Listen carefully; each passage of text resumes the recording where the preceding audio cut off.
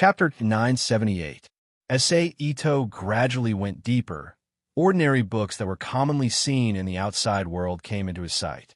But as he turned a corner, a large number of special items of different shapes that looked very abstract appeared in front of his eyes. The color of the cover was different, and the materials were different, but they were all protected by enchantments. Your goal is really here. Just as Sei Ito's eyes wandered around, several guards wearing onmyoji robes, ordinary white-collar suits, and various weapons poured out from the shadows. One of the men who looked like a leader said in a deep voice, "Speak. Who are you? Do you want to go against the History Compilation Committee?" Then the man pulled out the tiger skin and said loudly, "Since you asked so sincerely, then I will be merciful and tell you. My name is Sei Ito. Using a name that you are familiar with, you should call me King."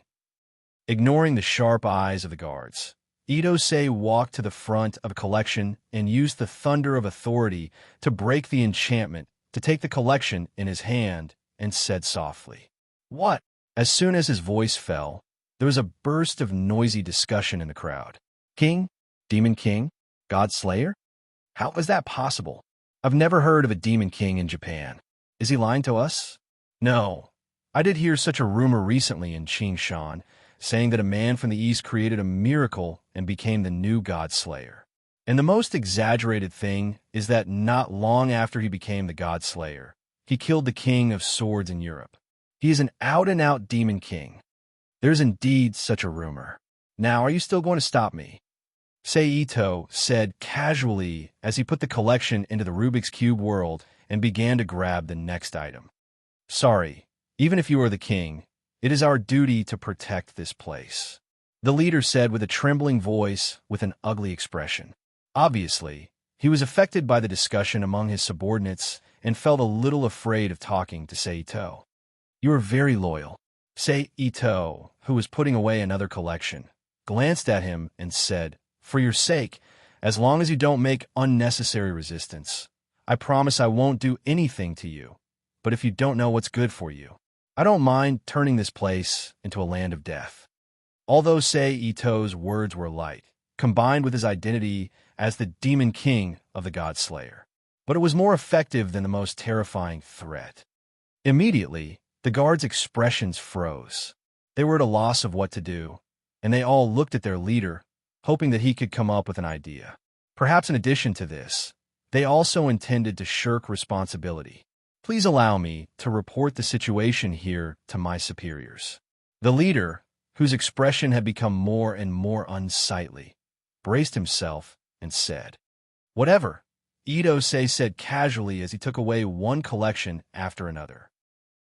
Of the God Slayer's worlds made it easy for the warriors to make, and the special spell that he created was a combination of return and summon, although it was very basic. But it did involve a certain amount of space magic. It could send items into an unknown space or a specific storage room, which allowed Sei Ito to use the Rubik's Cube world openly. He didn't have to worry about others thinking too much. In fact, even if this world didn't have such magic with his identity as the God Slayer, he wasn't afraid of others thinking too much. At most, they would classify this phenomenon as some kind of authority. After a while, the leader finished his call for instructions. "Put away your weapons and stand aside. Don't disturb the king's actions," the leader said loudly to his subordinates. The person in charge of the Tokyo branch of the History Compilation Committee is Kaori Seijiya of the Seijiya family. It really fits her personality of wanting to see the world in chaos. Sei Ito thought to himself as he continued to move the collection and magic books.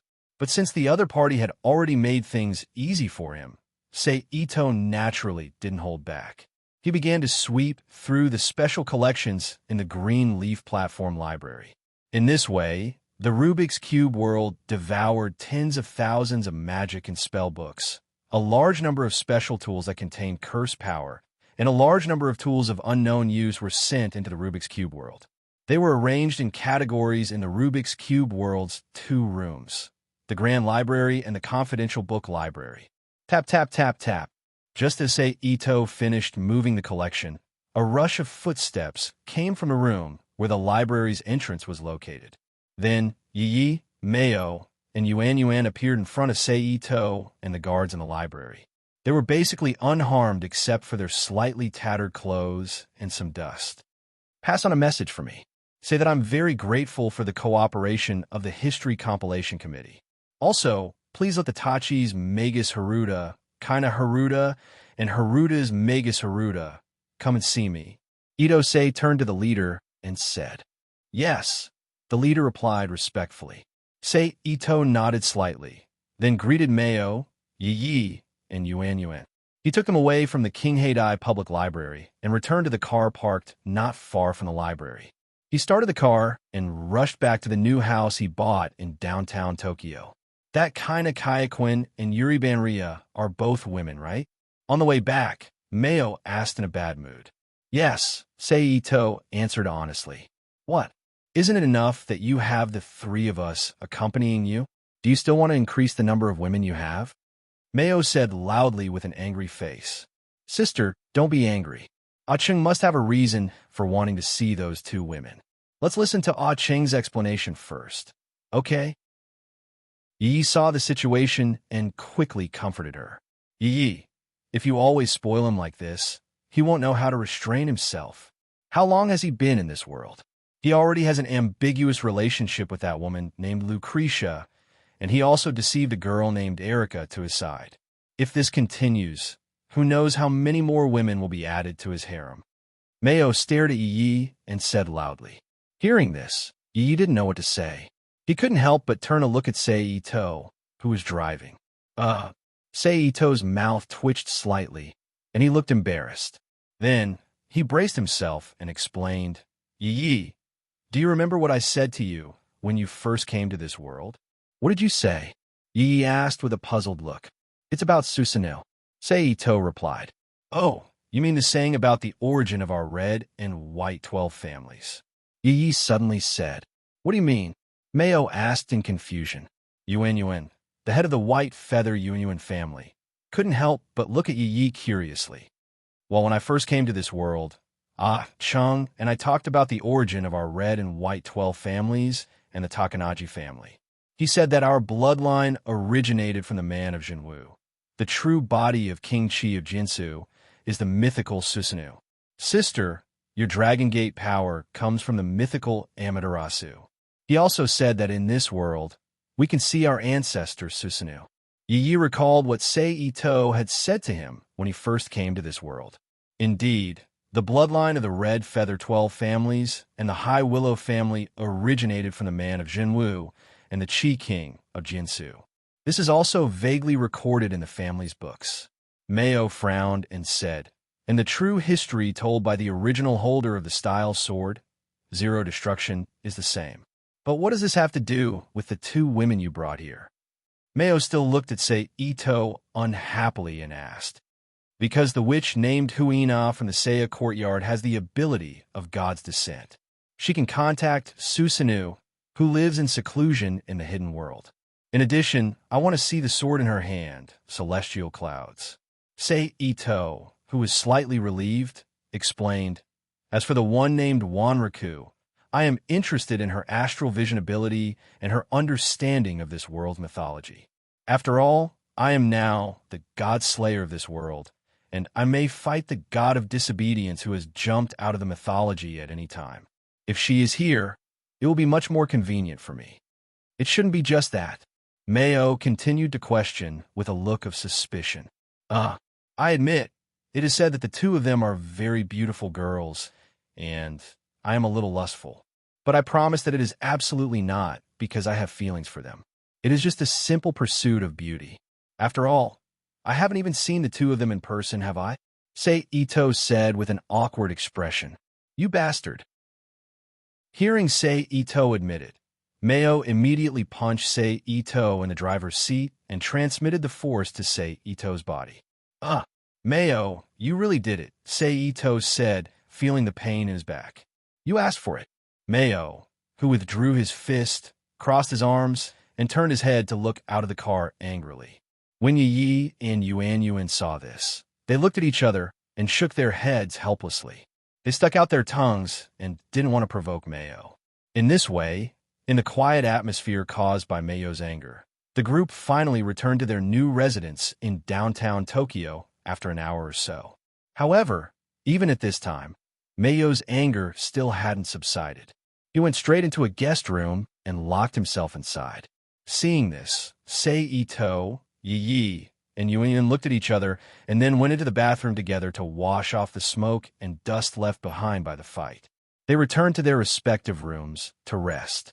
Naturally, as the legal wife, Yi slept with Sei Ito. In this world, the orders of the God Slayer, the Demon King, were carried out very quickly. In less than 3 days, one of the 2 witches that Sei Ito had requested to see, Wanrika Yuri, was sent to the door of Sei Ito's new residence by a spy, Gambai Dawn. Chapter 979. Good luck, Ms. Wanriku. A young man with messy hair was sitting in the driver's seat. He was about 1.7 meters tall and had a thin body. He was wearing a pair of square black-frame glasses, and he was about 1.6 meters tall.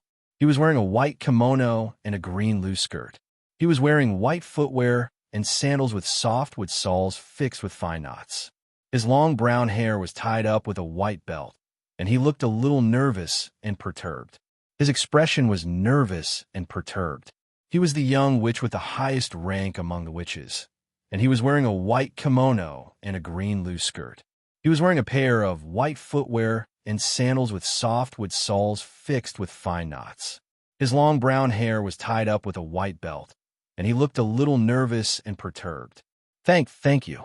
Yuri Banria bowed his head and thanked her with a stiff face. Ms. Wanriku, in fact, you don't have to be so nervous. From the information obtained by the witnesses in the Greenleaf Platform's library, this Demon King seems to be a very easygoing person. He is not as scary as the old Marquis. Gambai Dongma saw the situation and couldn't help but comfort her. As the head of the Tokyo branch of the History Compilation Committee, Kori Seijiya was trusted by Kori Seijiya in terms of status, strength, and talent. He knew the situation of Ms. Wanriku very well. He knew that she was fortunate, or more accurately, unfortunate to have contact with another ancient god slayer, Vobin Sasha de Janstel, and experienced a very terrifying event. Therefore, she still had the shadow of the existence of the god slayer in her heart. Is it?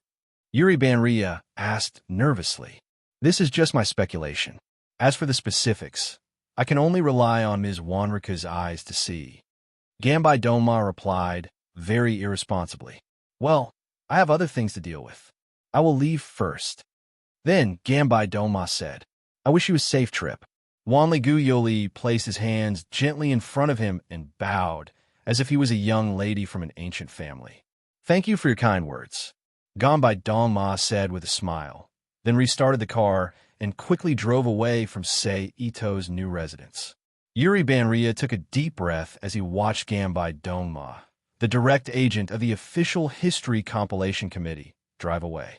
He turned around and walked to the door of his new residence.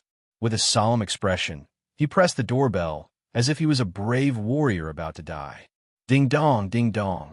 The crisp and melodious sound of the doorbell reverberated through the room. Cluck, soon. Yuan, the short-haired girl, appeared from behind the door. She was wearing a long dress or a one-piece dress because she had to hide her weapon under her skirt. Which? Come in. When Yuan saw Yuri Banria, she was stunned for a moment. Then, she opened the door and said to Yuri Banria, who was standing at the door cautiously, Yes, sorry to disturb you. Yuri Banria said nervously with a stiff body. Bang! Yuri Banria entered the room. Yuan closed the door behind her. When the sudden collision sounded, Yuri Banria was shocked. His face turned pale, and he looked flustered. Yuan saw this and looked at the flustered Yuri Banria with a strange expression. Then, she took off her shoes at the entrance and invited, Follow me. Okay.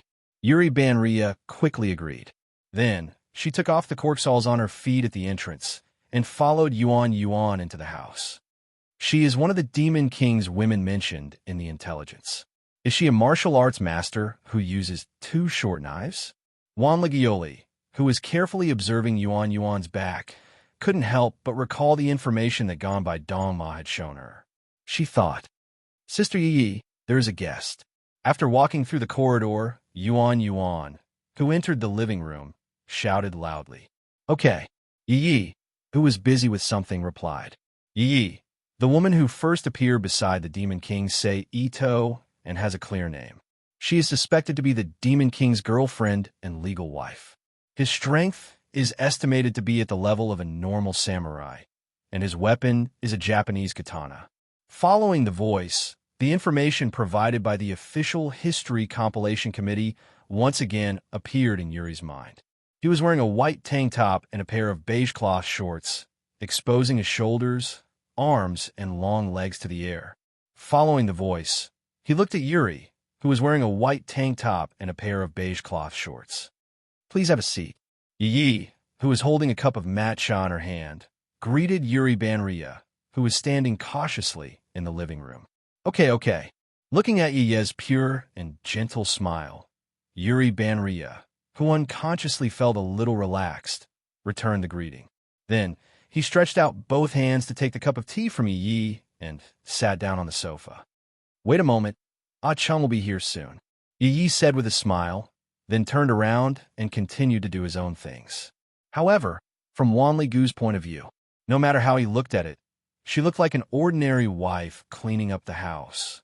Tap, tap, tap, tap. At this time, accompanied by light footsteps, Mayo, who was wearing a pair of soft black trousers and a light purple tank top, appeared in the living room. She had short purple hair and 2 strands of long hair that looked like insect antennae on her forehead, appeared in the living room. One of the Demon King's women. Her specific name is unknown. Her strength is estimated to be that of a normal-level samurai. She has a special spiritual skill that is suspected to be uprooting. Weapon used: Japanese katana. The official History Compilation Committee's information once again involuntarily appeared in Yuri Banria's mind. Uprooting. She has the same ability as Xiao Guang. Yuri Banria muttered in his heart. Mayo, who came to the living room, did not speak. She simply sized up Yuri Banria, then walked to the sofa and sat down. She picked up the remote control and turned on the TV, watching it in boredom. But even so, the power that she unconsciously emitted from her body still made Wanli Guyoli, who was a guest, feel uncomfortable all over. He couldn't wait to leave this room that made him uncomfortable. Fortunately, less than half a minute after Mayo came to the living room, Sei Ito's figure also appeared in the living room. Hello. I'm Yuri Banria. I've come to meet you at your invitation. Seeing Sei Ito appear, Yuri Banria hurriedly stood up from the sofa and bowed with a nervous expression. Sei Ito, who slowly walked to the sofa and sat down, looked at Yuri Banria and said with a smile, "You're indeed a very cute girl." Humph. As soon as his voice fell, Mayo immediately let out a cold snort, reminding a certain someone to pay attention.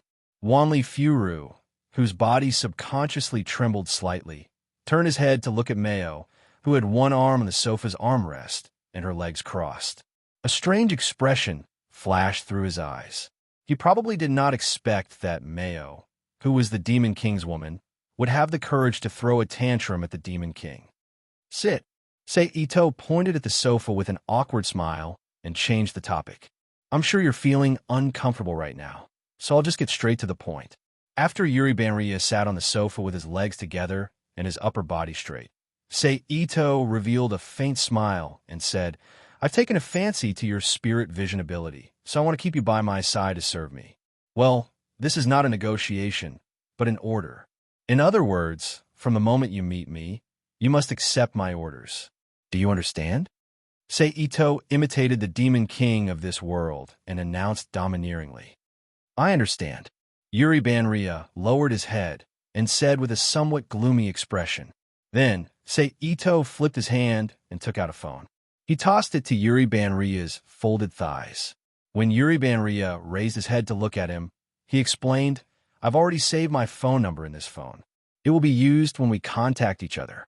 As for how to use it, you can learn from your sister, Wanli Furu. Okay.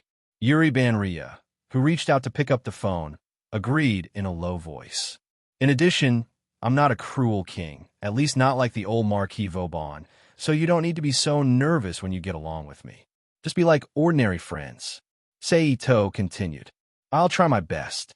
After such a domineering announcement, Yuri Banria, who didn't believe him at all, said in a low voice. Forget it, you'll understand this kind of thing when you get along for a while. Go back, so you won't feel uncomfortable here. Seito shook his head slightly and said, Yes, I'll take my leave. Hearing this, Yuri Banria quickly got up and bowed, as if he was granted amnesty. Then, he quickly walked out of the room with the phone Seito gave him and disappeared behind the closed door in a short while. After Yuri Banria left, Zhenyi snorted with an unhappy expression.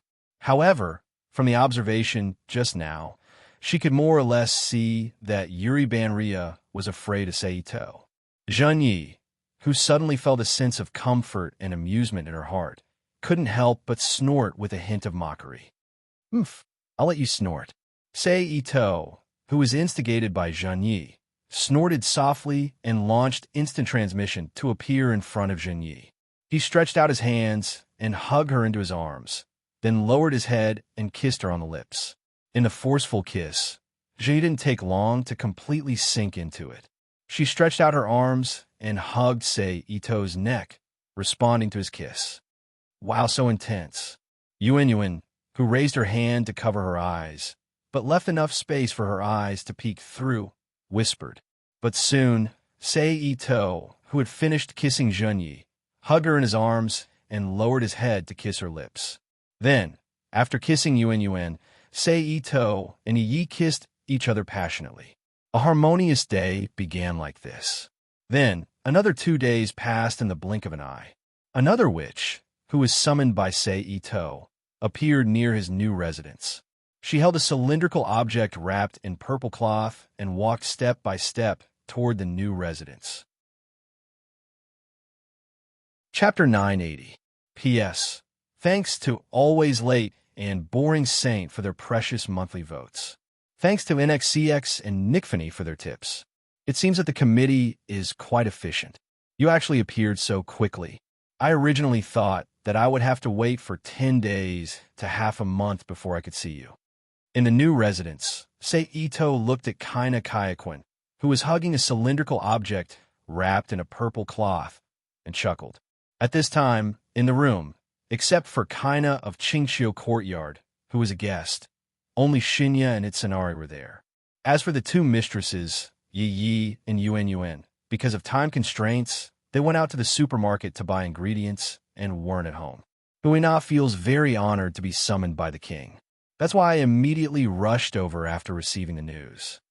Dressed in yellow and white, with a badge tattooed on the top of her right sleeve, Kayakuen was sitting on a chair very politely.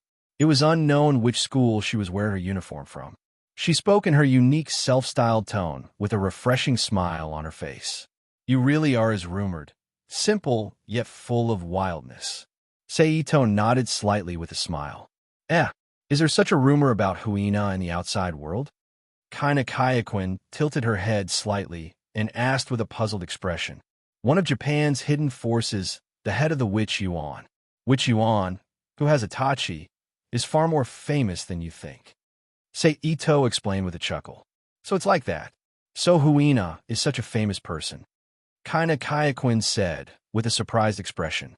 By the way, before you came, did the old man behind you have any special instructions? Seito glanced at Shinya, who was sitting on the side reading a magazine, and asked. Shinya, who felt Seito's gaze, raised his head and looked back at Seito and Kaina Kayakuen. Then he looked back at the magazine in his hand, ignoring Seito. Grandfather? There wasn't. Huina hasn't received any calls from Grandpa. Kaina Kayakuen shook her head and replied. Seito curled his lips and said, TSK, you cut off all ties with the world so cleanly. There's no reaction at all. How boring. Kaina Kayakuen blinked her eyes in confusion. He didn't understand. Forget it. Let's get down to business. Say Ito smiled at Kaina Kayakuen. Yes. Kaina Kayakuen sat up straight and replied, As the king, I now declare to you that you have been recruited by me. From this moment on, you will serve me as my sword. Do you understand? Say Ito calmed down and revealed a dignified expression that only a king could have. Oh, yes. Huina understands. Kaina Kayakuen froze for a moment. She immediately came back to her senses, lowered her head, and replied respectfully, Come with me. At this moment, Sei Ito suddenly stood up and said. Kaina Kayakuen immediately stood up from her chair and looked at Sei Ito, waiting for his instructions. Sei Ito walked to Kaina Kayakuen's side and put his hand on her shoulder. He then turned to look at Mayo, who was also looking at him, and extended his left hand in invitation. Mayo, who was invited, put down the magazine in her hand. She got up and walked to Sei Ito's side. Sei Ito immediately wrapped his arms around her waist and pulled her into his embrace. Sei Ito smiled at Mayo, who was rolling her eyes at him, and then used hyperspace perception to search for nearby space activity points. He then activated instant transmission and disappeared from the living room of the new residence. The next moment, in an open space at least tens of kilometers away from the new residence, Sei Ito, Mayo, and Kaina Kayakuen appeared on the ground paved with fine sand. Wow! Kaina Kayakuen, who saw the sudden change in environment, exclaimed in surprise. Now, I'm giving you my first order. Contact that old man and bring us to secluded world. Sei Ito ordered Kaina Kayakuen. King is really tough. Kaina Kayakuen whispered, but she still obeyed Sei Ito's order. She took out her phone, which had run out of battery some time ago, and contacted Susanoo, who was hiding in secluded world. Following Kaina Kayakuen's call, the originally clear sky suddenly became gloomy. At the same time, gusts of wind blew the thin branches of the trees, causing them to bend, and mixed with the cold rain, appeared in the field. At this time, Sei Ito's thoughts moved, and a telekinetic barrier appeared above and around him, Mayo, and Kaina Kayakuen. The barrier blocked the heavy rain that came with the wind, so that they wouldn't be drenched by the rain. Grandpa, King wants you to take us to secluded world, Kaina Kayakuen said to the phone. But King's order can't be disobeyed, so Grandpa, please help us. After all, this is the first time King gave Huina an order. If we don't perform well, Huina will lose face in front of King. Although no sound was heard from the phone, Huina, who seemed to have heard something, said coquettishly, Aya, Grandpa, please help Huina. Hee. Thank you, Grandpa. Kaina Kayakuen smiled and thanked him. Then she put away the phone in her hand. Along with this action of hers, the storm that suddenly came from the outside stopped abruptly and dissipated just like how it came. Grandpa has agreed. Kaina Kayakuen reported to Sei Ito. Sorry to trouble you. Sei Ito nodded slightly and thanked her sincerely. This is what Huina should do. After all, it's King's order. Kaina Kayakuen squatted down and wrote an incantation on the ground while answering in a clear voice. 8 clouds stand, layers of clouds gather, the mountain clouds clear the earth, 8 layers of walls. To enclose my wife here, I created the 8 layers of walls. The incantation on the ground wrote.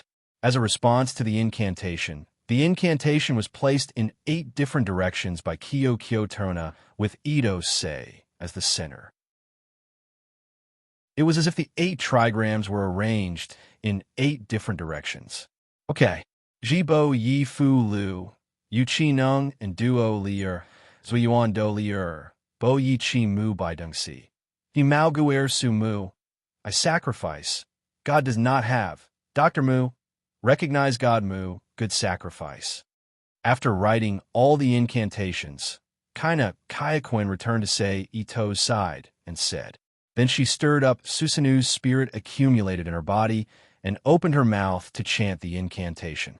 The moment the incantation ended, light was released from the 8 directions where the incantation was written. The ground in the center of the incantation immediately became dark and soft like a swamp, sucking in Sei Ito, Kaina Kayakuen, and Mayo, who were standing on the ground. In order to prevent the three of them from being separated in secluded world, Idose quickly opened his arms and wrapped them around the waists of Shinya and Sakura Courtyard's Kaina, hugging them tightly in his arms. The moment Sei Ito hugged the two of them, the three of them instantly disappeared into the distorted ground. After completing the teleportation mission, the entrance and exit began to shrink, and it didn't take long for it to return to the ground paved with fine yellow sand. This is an unknown mountain forest, where Sei Ito and the other two appeared after recovering their vision.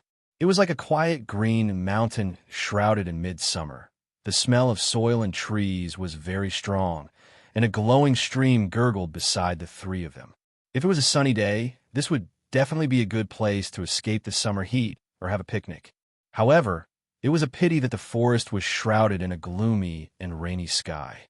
Large raindrops fell on their bodies. Fortunately, Sei Ito opened the telekinesis barrier the moment he came back to his senses, so the three of them didn't become a drowned rat except for a slight wet body. What a violent teleportation method, Sei Ito muttered as he looked at Yi, who was frowning in his arms. Then he raised his head. He looked around the mountain forest, and soon, a small wooden house upstream of the stream appeared in his eyes. Sei Ito immediately realized where this place was and who was inside. He immediately hugged Kaina Kayakuen, who didn't resist being hugged by a strange man, and Makino, who was used to being hugged by him, and walked up the stream bank. In less than a minute, the three of them arrived at the door of the small wooden house. It looked like a very simple wooden hut that would only appear in a period drama. She took a brief look at it. He knew that this house was definitely not a product of modern civilization. It was a house that only a legendary hermit would live in. The sliding door used to enter and exit was open. Sei Ito looked inside and saw an old man, who seemed to be the owner of the house, sitting cross-legged in front of an old-style fireplace in the center of the house during the Heian period. The man was over 8 meters tall, and he was very tall. He only wore a rough kimono, so it was obvious that he had a strong body that didn't match his age. The muscles all over his body were stronger than most of the young men. Under the gaze of the old man, who was holding a small wad of something that looked like alcohol, Sei Ito, who was hugging Kaina Kayakuen and Makino, walked into the house and sat down in front of the fireplace. Grandfather, Kaina Kayakuen, who slightly broke free from Sei Ito's embrace and sat down in a kneeling position, greeted him. Originally, I only wanted to borrow your power to transfer me to secluded world, but I didn't expect to be directly transferred to you. What? Did you change your mind and want to meet me? Susanoo. Sei Ito, who was sitting cross-legged in front of the fireplace, looked at the old man and said softly. Hearing how Sei Ito addressed the old man, Makino's eyes immediately widened, and he looked at the old man in shock. I already helped you enter secluded world. In that case, there's nothing surprising about me sending you here to meet you, right? Susanoo, who was the rough man, said calmly. And you even brought her here, so I want to see what's going on with this girl who has the blood of my elder sister and mine, Amaterasu. But it's really strange. Susanoo looked Makino up and down and muttered. Makino, who was being looked at by Susanoo, stiffened and didn't know what to do. After all, although the person in front of her wasn't the desolate king from her original world, he was indeed Susanoo from her clan. Seeing this ancestor with her own eyes, Makino couldn't help but feel a sense of pressure. Just this pressure alone made Yi feel a little uncomfortable. Forget it. I have nothing to worry about on the ground anyway, so let's just leave it at that. After a while, Susanoo withdrew his gaze and said, You're really carefree. Sei Ito chuckled. What? Do you still want to use her blood to get something from me? Susanoo tilted his head and looked at Sei Ito from the corner of his eyes. Of course not, and besides authority, there's nothing else I want from you. Idose shrugged his shoulders and spread out his hands. Well, I've already graduated from that boring game of the God of War. Susanoo said frivolously after finishing the wine in the small plate. Understood. Sei Ito nodded and said, Now that we've met and the greetings have been said, do you have anything else to say? As the demon king on the ground, will you listen to the words of an old man like me? Susanoo looked at Sei Ito with a smile that wasn't a smile. Of course not. Seito replied without hesitation. Hearing the answer he expected, Susanoo smiled slightly and continued to drink the wine in the small plate, ignoring Seito. In that case, I'll take my leave. Seito nodded and then stood up from the ground with one hand. Seeing Seito's action, Makino hurriedly bowed to Susanoo and stood up from the ground. Grandpa, Kuina, and King will take their leave, Kaina Kayakuen said with a very standard etiquette, then stood up from the ground and came to Seito's side. At this time, Seito again stretched out his arms and hugged Kaina Kayakuen and Makino's waist, then used Yoshi's movement method to instantly disappear in front of Susanoo. The moment he disappeared, a skinny monk wearing a black monk robe and a woman wearing a Heian period kimono appeared in Susanoo's room. She has long flaxen hair and glassy eyes, and she exudes the temperament of a princess. She is wearing a Heian period kimono, and she has a princess temperament. Of course, Seito didn't know all of this, or even if he knew, he wouldn't care too much. At this time, he, Kaina Kayakuen, and Makino appeared in a broken space with no one around. This place naturally belonged to Yoshi, because Secluded World was a vast and boundless world made up of many single-story dungeons.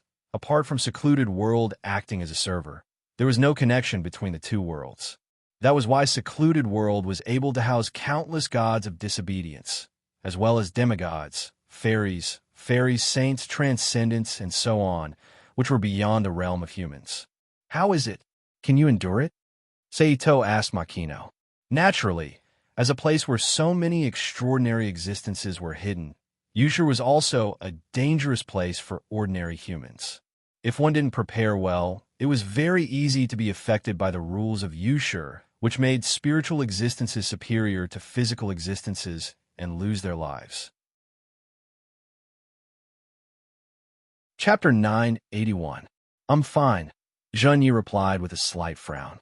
He was constantly circulating the energy in his body to resist the influence of the hidden world's laws. All right, then endure it for a little longer. We'll be done soon, Seito said gently. Zhenyi nodded and tactfully retreated to the side. Huina, I'm giving you a second order as your majesty. Draw out the celestial clouds and unleash your greatest power to break through the limit to fight me. Seito ordered Kaina Kayakuen. Can I? Kaina Kayakuen asked in surprise. Yes, I permit you to draw your sword against me. Seito confirmed with a nod. Huina understands. Kaina Kayakuen replied in a soft tone. She then placed the purple cloth she had been hugging in her arms on the ground and untied the knot on one end of the cloth, pulling out the item inside. It was a 1 meter 3.5 inches long, as wide as an adult's palm. The blade was perfectly straight, with only the tip of the blade slightly curved. It was pitch black and emitted a powerful fluctuation of curse energy. In terms of appearance, it did not match Kaina Kayakuen's petite figure at all. As the long sword named Celestial Clouds was drawn out, the curse energy in Kaina Kayakuen's body began to weaken at an exaggerated rate. However, the moment Kaina Kayakuen's body was emptied of curse energy, something that could be called God's power, which had yet to be completely assimilated by Seito's body and still had some residual fluctuations of curse energy, surged into Kaina Kayakuen's body, filling up her empty body. My Majesty, we can begin, Kaina Kayakuen said. Do I need to stimulate the berserk soul in celestial clouds through battle before breaking through to the limit? Seito asked with a slight frown. Yes, because Huina's consciousness will become an obstacle. I need to fight with Wang Ning to release the ambition in the depths of my heart, Kaina Kayakuen replied. All right, I understand. However, your current level is not suitable to fight with me. Seito shook his head slightly. He then turned to Zhenyi and said, I'll leave it to you, Zhenyi. You only know how to find trouble for me, Zhenyi said with an unhappy expression. Because you are my woman. With a flip of his hand, Itangqing summoned the weapon that Zhenyi had used when attacking the Green Leaf Platform's library and handed it over. While speaking, Zhenyi curled his lips and reached out to take the weapon handed over by Ito Mori. He pulled out his katana and walked towards Kia. Are you going to fight with His Majesty's woman? Although he had heard from Xin that this older sister was very strong, Huina's current strength was at the level of breaking the rules. If he wasn't careful, he would be injured by Huina. Is that okay, His Majesty? Kainakayaquin tilted her head and looked past Yi at Sei Ito, who was standing to the side. Just do it. I won't let her get hurt. Ito Sei's tone was full of confidence. Since His Majesty says so, Huina will begin, Kainakayaquin said with a smile. Then, her expression changed, and she looked like the wildest fighter, her face full of excitement. Holding the sword of celestial clouds, which didn't match her figure at all, she rushed toward Yi. Looks like I've been underestimated. Yi, who was casually waving his long sword, muttered in a low voice. Then he immediately stepped on the ground and activated the ground shrinking technique, rushing toward Kainakayaquin. Clang! The two reappeared, and their weapons clashed without any fancy moves. Kacha! Immediately afterward, a crisp cracking sound came from the long sword in Zhenye's hand. Hey, bastard, are you sure the sword you gave me was carefully maintained and forged? Zhenyi raised his foot to kick Kainakayaquin, but she immediately dodged. Zhenyi, who was quickly distancing himself from Kainakayaquin, shouted at Seito. Well, it's not that the weapon I gave you isn't good enough. It's just that the sword Celestial Clouds is too sharp. Just make do with it. Seito sighed helplessly. Damn it. Zhenye's expression was full of displeasure as he cursed loudly. Then, he began to move around and attack Kainakayaquin, whose body was gradually stiffening, but whose speed and reflexes were becoming faster and faster. Clang, clang, clang, clang. The crisp sounds of metal clashing echoed from time to time as the two people's bodies gradually turned into afterimages. At that moment, Kainakayaquin, who had suddenly retreated, said with a stiff expression, His Majesty, Huina is about to lose control. I know, Seito said loudly. Then, he turned his head and said to Zhenyi, whose weapon had already turned into an irregular set of shark teeth. If he hadn't used his ki to maintain it, the long sword would have broken at any time. Leave the rest to me. Phew! Zhenyi let out a long sigh when he heard this. Although he had appeared calm before, compared to Kainakayaquin, who had celestial clouds help to resist hidden world corrosion, he had to resist hidden world's influence, fight Kainakayaquin, and use his ki to keep his weapon from breaking. It was like fighting on three fronts, so Zhenyi was under a lot of pressure. If it weren't for the fact that the Tenzo Dragon Gate on his body could resist celestial clouds' devouring power to a certain extent, he would have exhausted all of his ki and lost the battle. Sort of celestial clouds, I am willing to offer myself as a sacrifice. Please calm the spirit of frenzy. Seeing Sei Ito enter the arena in place of Zhenyi, Kainakayaquin loudly chanted the spirit of speech that would completely release the power of the sword of celestial clouds. Almost instantly, Kainakayaquin's expression changed. She had originally been a wild swordswoman who enjoyed the fun of battle, but now her expression was fierce and murderous. Her expression and body were stiff, as if she was a puppet being controlled by someone. She raised her head and looked at Seito. Thousand leaves break, God's Igaraki hair, you can surpass, today my name, pity none. The puppet Kainakayaquin once again chanted the spirit of speech mechanically. As soon as she was done speaking, a strong suction force came out of the sword of celestial clouds. It pulled the curse power that was naturally released from Sei Ito's body and devoured it into the sword. However, as the God Slayer, Sei Ito's curse power was so powerful that it was nothing to him. Moreover, Sei Ito did not need to rely on the curse power to resist Dark World invasion. Therefore, as soon as the curse power that was naturally released was completely absorbed, Sei Ito immediately sealed the pores on his body with the absolute skill to prevent his curse power from leaking out too much. Subsequently, Sei Ito took out the Longina spear and began confronting Kainakayaquin. What a surprise! I can't believe the God Slayer has a god relic. Kainakayaquin, or rather, Celestial Clouds, said, compared to you who's in Huina's possession, it's still a little inferior. Seito chuckled softly. I'll show you how I'm going to break such an inferior god relic. Celestial Cloud said. She then controlled Kaina Kaiquin's body and charged towards Seito at lightning speed. She then swung her sword at Seito. He knew that, although the Longina's spear in his hand contained the fragments of a real spear and had been reforged with alchemy materials and transformed with a magic spiritual equipment, and had absorbed the god's blood of the two disobedient gods in 2 battles, it was still a weapon made by humans. Compared to the sword of Celestial Clouds, which was made with a part of Susanu's power, it was still inferior. Therefore, in order to prevent the Longina's spear from being broken, Seito followed Junye's footwork and avoided Celestial Clouds' attack skillfully. He then collided with the Celestial Clouds from the side that was not affected by the force. Clang! A crisp sound immediately reverberated from the center of the collision. Subsequently, Seito, who was holding the Longina's spear, and Kaina Kaiquin, who was being controlled by Celestial Clouds, began fighting in the secluded world. And this battle lasted for about 5 minutes. If we stay in the secluded world, it'll hurt my body. It's wise to start over.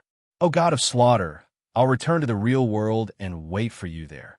Celestial Clouds said to Seito as she suddenly jumped away.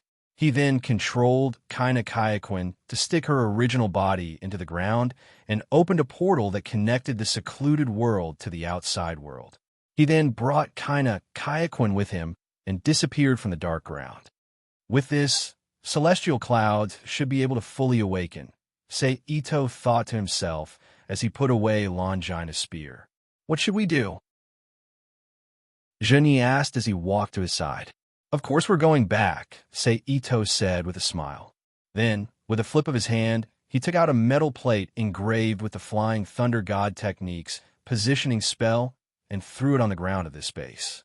He stretched out his arms and hugged Zen Knight, using his thoughts to lock onto the other fragment in the new residence and prevent it from activating the Flying Thunder God technique and disappearing from secluded world. The next moment, Seito and Junyi appeared in a room in the new residence. Well, Yi and Yuanyuan aren't back yet. Should we take advantage of this time to do something? Seito lowered his head and joked with Junyi as he listened to the sounds in the new residence. He didn't discover anyone else's presence. Don't you need to take care of your little lover? She doesn't seem to be in a good state right now. She looks just like when Yi was controlled by Zero Destruction. If she stays like this for too long, she might even die, Junyi said as she rolled her eyes at Seito. Are you saying that you want me to hurry up and save her? Seito asked with a smile. That's the trouble you caused. I can't be bothered to take care of you, Junyi said as she curled her lips. You're really cute when you're angry, Junyi, Seito said with a smile. Then, he lowered his head and kissed Junye's lips. He stuck out his tongue and tangled it with hers. Okay, I'm going to save the little lover you're talking about, Seito said with a laugh as he reached out and pinched Junye's ample breasts. After saying that, he activated instant transmission and disappeared from the room. He appeared in the sky above the new residence and carefully sensed with his eyes closed. Chapter 982.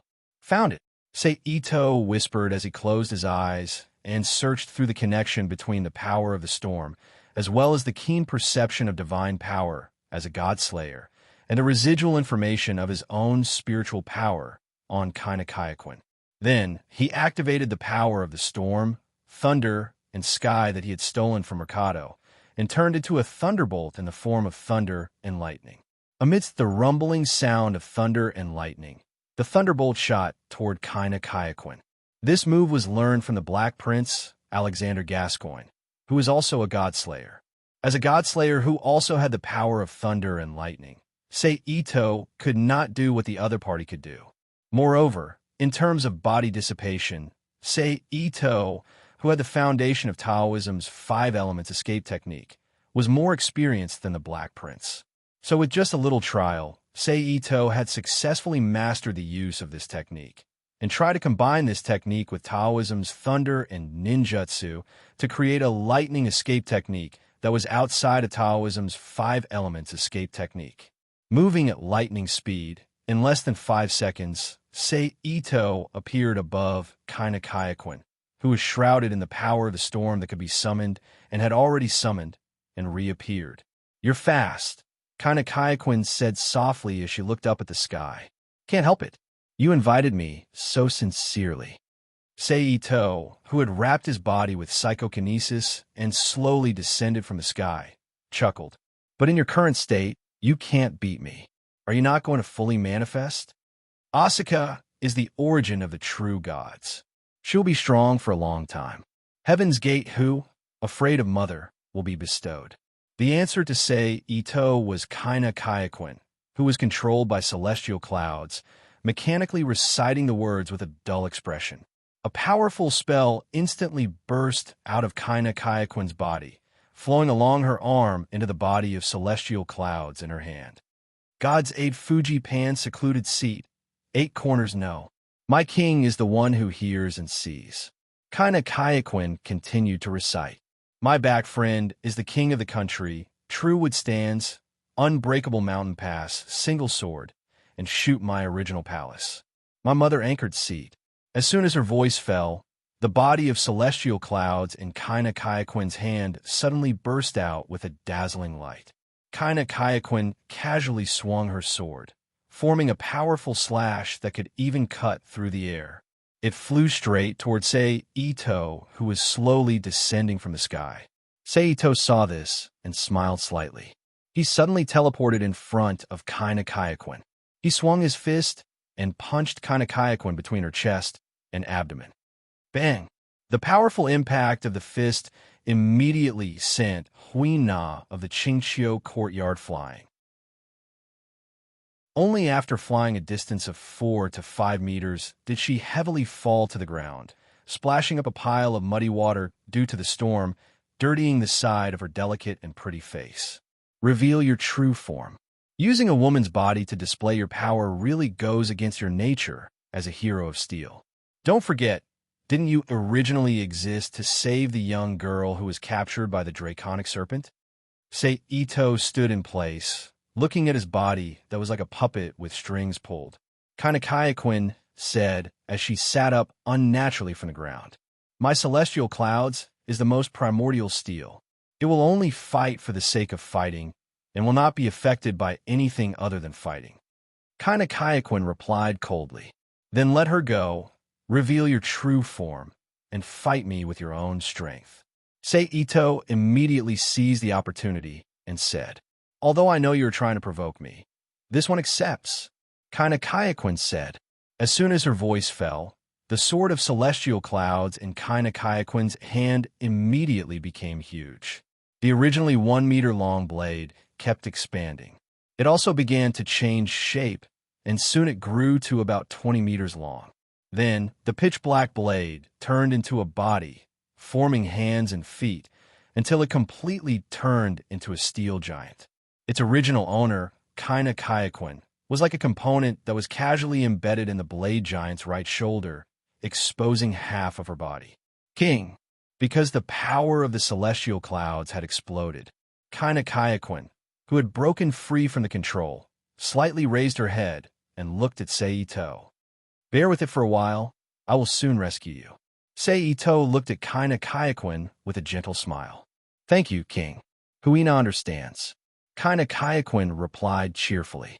At this moment, Tian Tsongyun, who had transformed into a blade giant, waved his arm. His arm, which looked like a gorilla, extended to the ground and slashed towards Ito Sei's body. Sei Ito lightly jumped and dodged the blade giant's attack by a hair's breadth. He landed on the cross-section of the blade giant's arm and quickly ran up the blade giant's arm.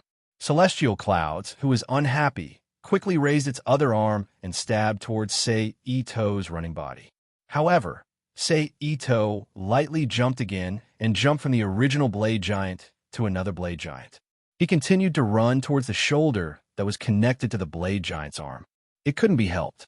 Compared to the small and nimble Sei Ito, the giant Celestial Clouds was too clumsy. After only 2 rounds, Sei Ito had already smoothly arrived at the blade giant's right shoulder that Kaina Kayakuen was embedded in. He stretched out his arms under her armpits and forcefully dragged Kaina Kayakuen out of the blade giant's body. After dragging Kaina Kayakuen out, Ito's figure flashed and teleported to a flat area about 500 meters away from the blade giant. He then placed the weak Kaina Kayakuen on the ground. Now it's time to break you and plunder you. After a simple inspection of Kaina Kayakuen's body, Ito found that there was nothing wrong with her other than her body being weak. He stood up and smiled at the blade giant. However, Ito didn't know how sinister his smile was at that moment. Shatter its back, dig out its tendons, bones, hair, and brain, and trample on its blood and dirt. If I can't get close to you, then I'll follow the Lord's words and destroy you. Ito chanted the words that summoned the wild boar. As soon as he finished speaking, a huge shadow suddenly appeared in the storm-shrouded sky. Then, a ferocious wild boar with a body as large as a small mountain fell out of the pitch-black space. It heavily trampled on the blade giant that was transformed from the celestial cloud's sword and stomped on it. Rumble. A series of loud noises, as if an earthquake of magnitude 5 or 6 on the Richter scale, reverberated throughout the entire space. Under the wild boar stomp, the blade giant that was over 20 meters tall was completely trampled into a pile of useless metal fragments in less than a minute. However, the wild boar wasn't satisfied after completing its attack. It opened its mouth and howled excitedly as it charged into the distance. Wind turned into a storm that can tear everything apart and shatter that giant beast. Seeing this, Ito hurriedly activated Mercado's power to summon a tornado that swept the wild boar from the ground into the sky and tore it into pieces. I'm probably the only person in the world who would use his own power to destroy his own. After a moment, seeing the storm and the wild boar dissipate at the same time, and the sky was clear again, Ito couldn't help but laugh at himself.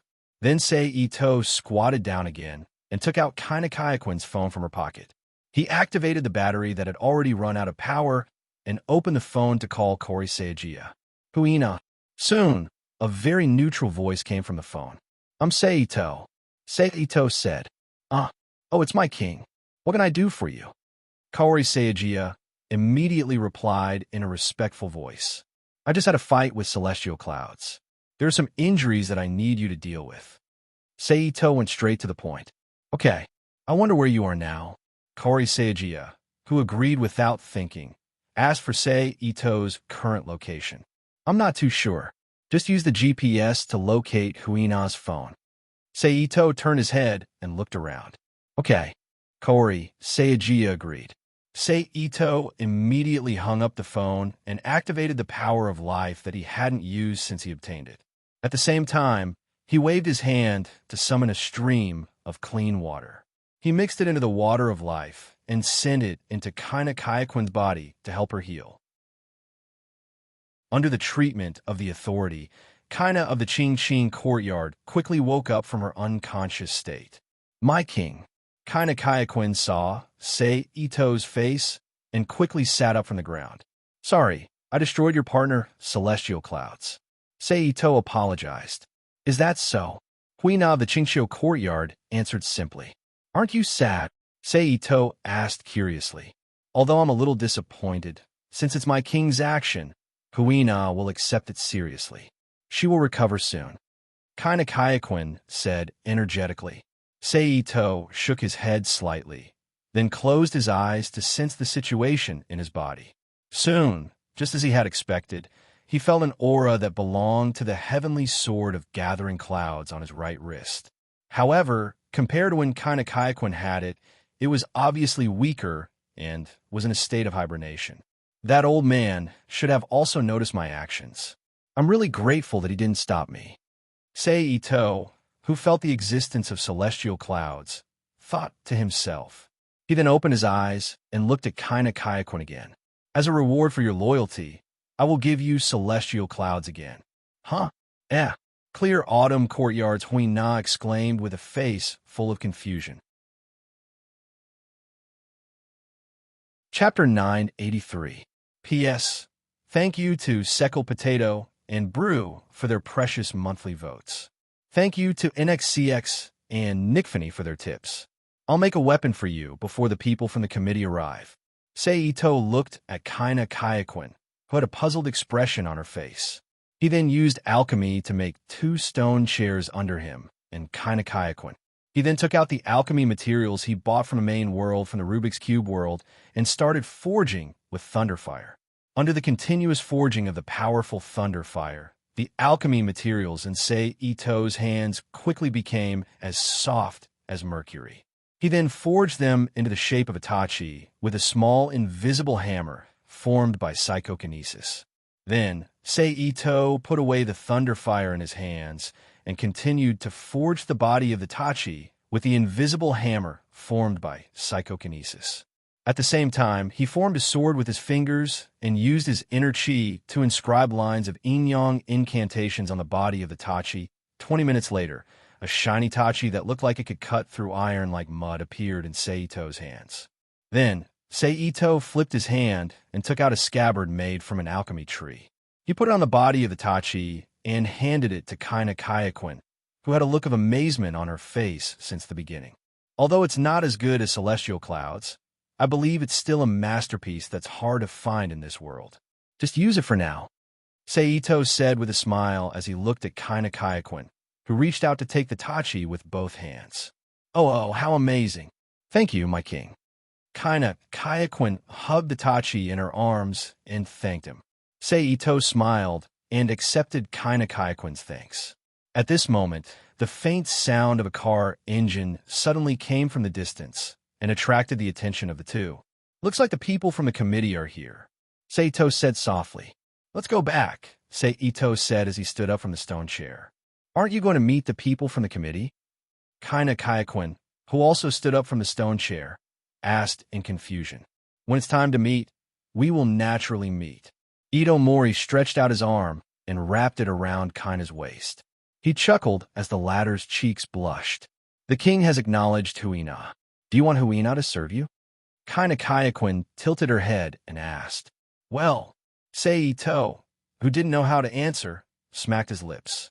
Then, he activated the flying thunder god Jutsu and disappeared from the scene of the battle with Kaina Kyaquin, returning to their new residence in downtown Tokyo. You're really hopeless. You actually brought your new lover back. As soon as Seito and Kaina Kyaquin appeared, Shinya's sour voice sounded in their ears. Sister, don't worry. The king hasn't decided to let Huina serve him. But if the king needs it, Huina is also willing. Kaina Kyaquin replied in her unique and innocent voice. Humph. Shinya, whose gaze swept over Kaina Kyaquin and finally fell on Seito, coldly snorted and stood up from the bed. He walked around Seito and Kaina Kyaquin to the door, opened it, and walked out. Did Huina say something wrong? Kaina Kyaquin turned to look at Seito and asked. Well, let's go down. Seito, who raised his hand and gently patted Kaina Kyaquin's, but shook his head and smiled bitterly.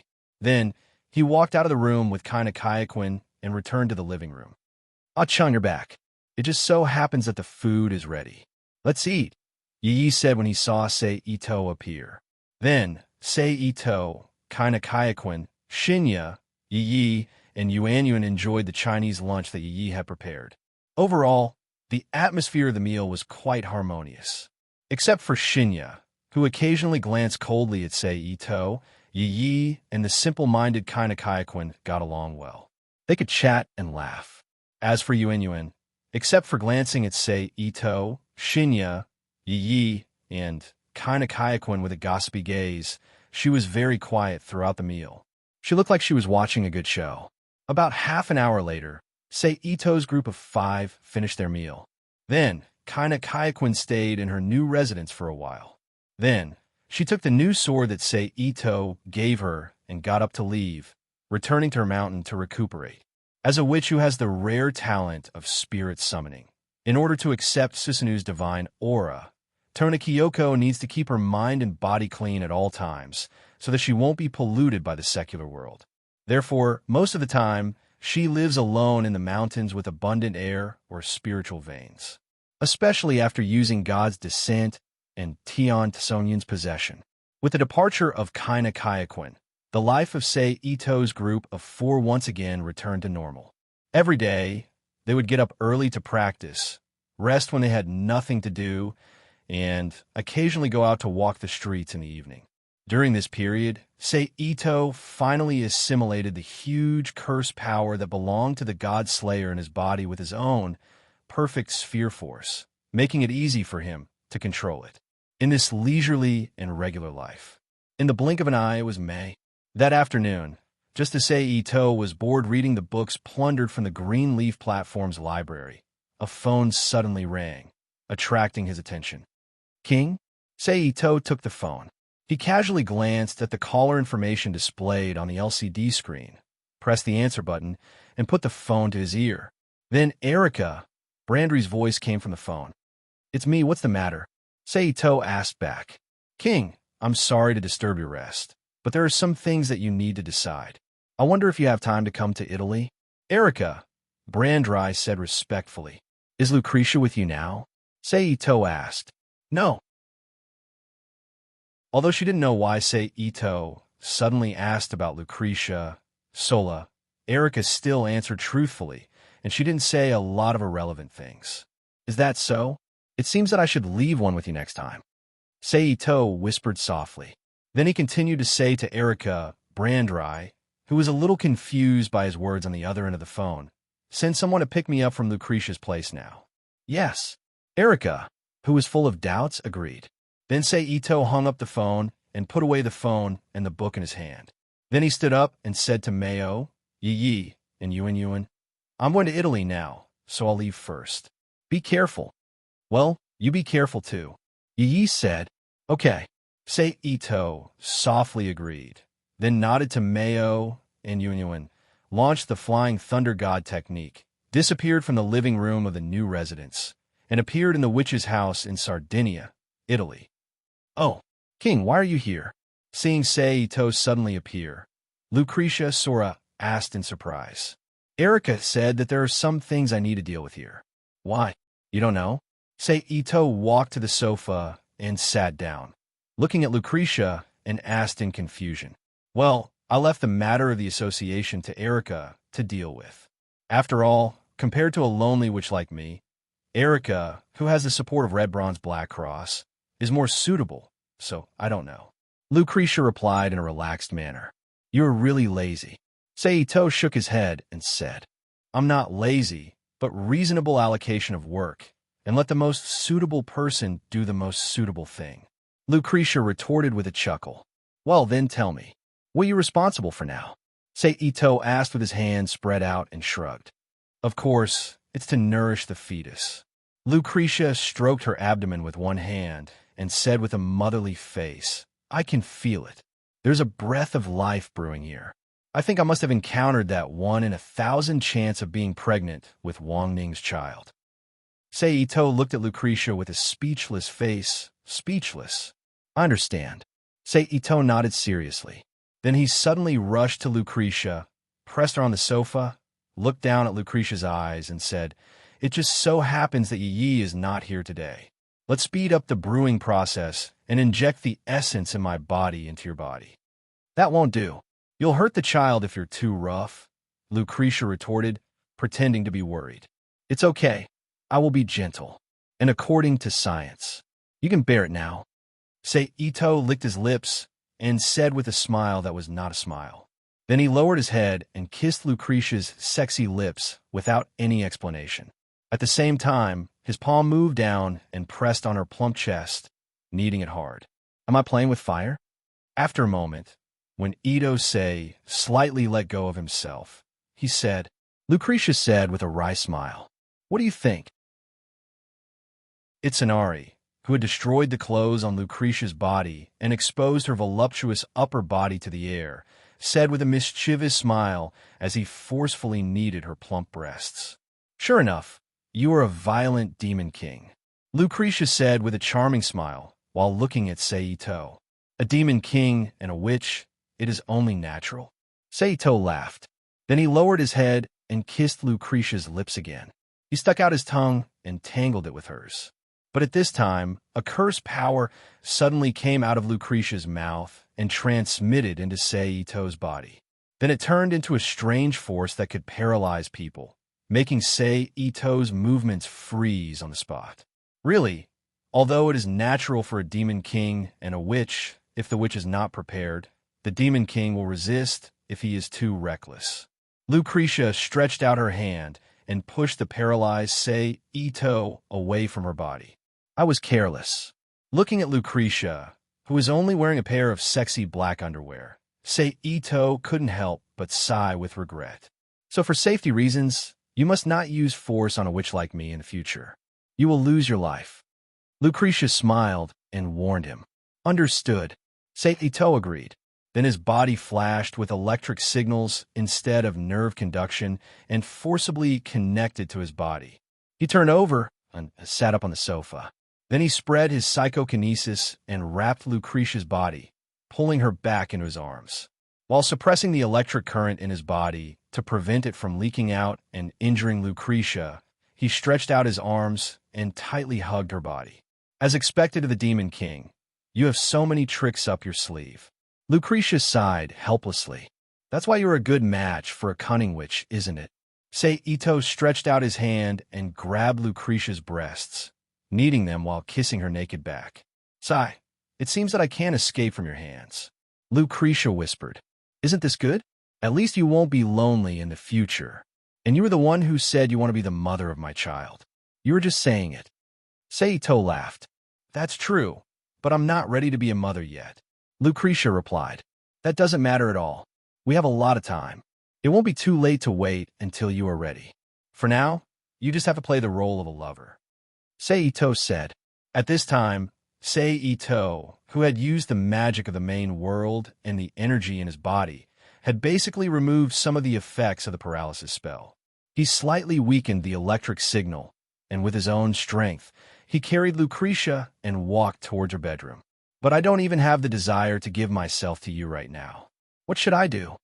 Lucretia said pitifully as she wrapped her arms around Seito's neck. What else can we do? Let's just do it. You are such a harmful fairy. Seito stopped halfway and sighed helplessly.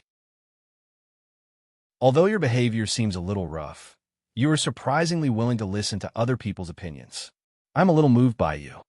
Lucretia reached out and stroked Seito's cheek with a smile. Oomph. Seito snorted to express his displeasure. Then Seito carried Lucretia back to the living room and bent over to put her back on the sofa. He flipped his hand and took out a black dress that suited the style of the Mediterranean and handed it to Lucretia. Lucretia smiled and reached out to take the dress. She put on in front of Seito. Hurry up and teach me some magic to distract me. I don't like this situation. Seito curled his lips and said, Okay. After putting on the dress, Lucretia smiled and sat down next to Seito. She began to teach Seito some magic spells that were not part of the inheritance of the witch of this world. One taught diligently, and the other learned with a good attitude. Soon, the two gradually got into the mood and temporarily put aside the flirting from before.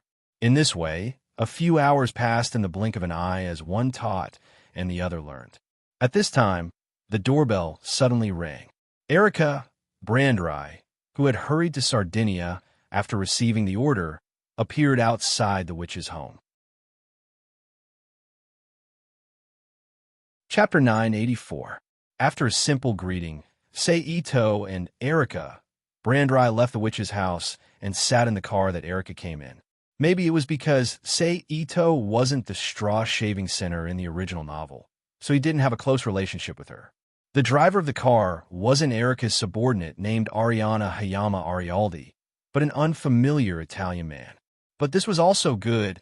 He didn't have to experience the dangerous ride that was not much different from fighting with God. Why did you call me this time? On the way to the airport, Seito asked Erica, who was sitting next to him. It's like this, my king. With your prestige and the influence of the Red Copper Black Cross, we have basically completed the integration of the magic associations in Southern Europe led by the former Salbalay. But in order to better make those associations loyal, we need Wang Ning to personally accept their loyalty. Erica turned slightly, lowered her head, and replied in a respectful tone. I should indeed meet with those people and let them remember my face. Seito nodded slightly. In addition, I'm sorry, my king. I have to fulfill your request. Then, Erica lowered her head even more and said in a low voice, What? Seito raised his eyebrows and asked Erica next to him. That day, according to your instructions when you left, I contacted Andre on the same day and asked him for the Book of David's Merit in his hands.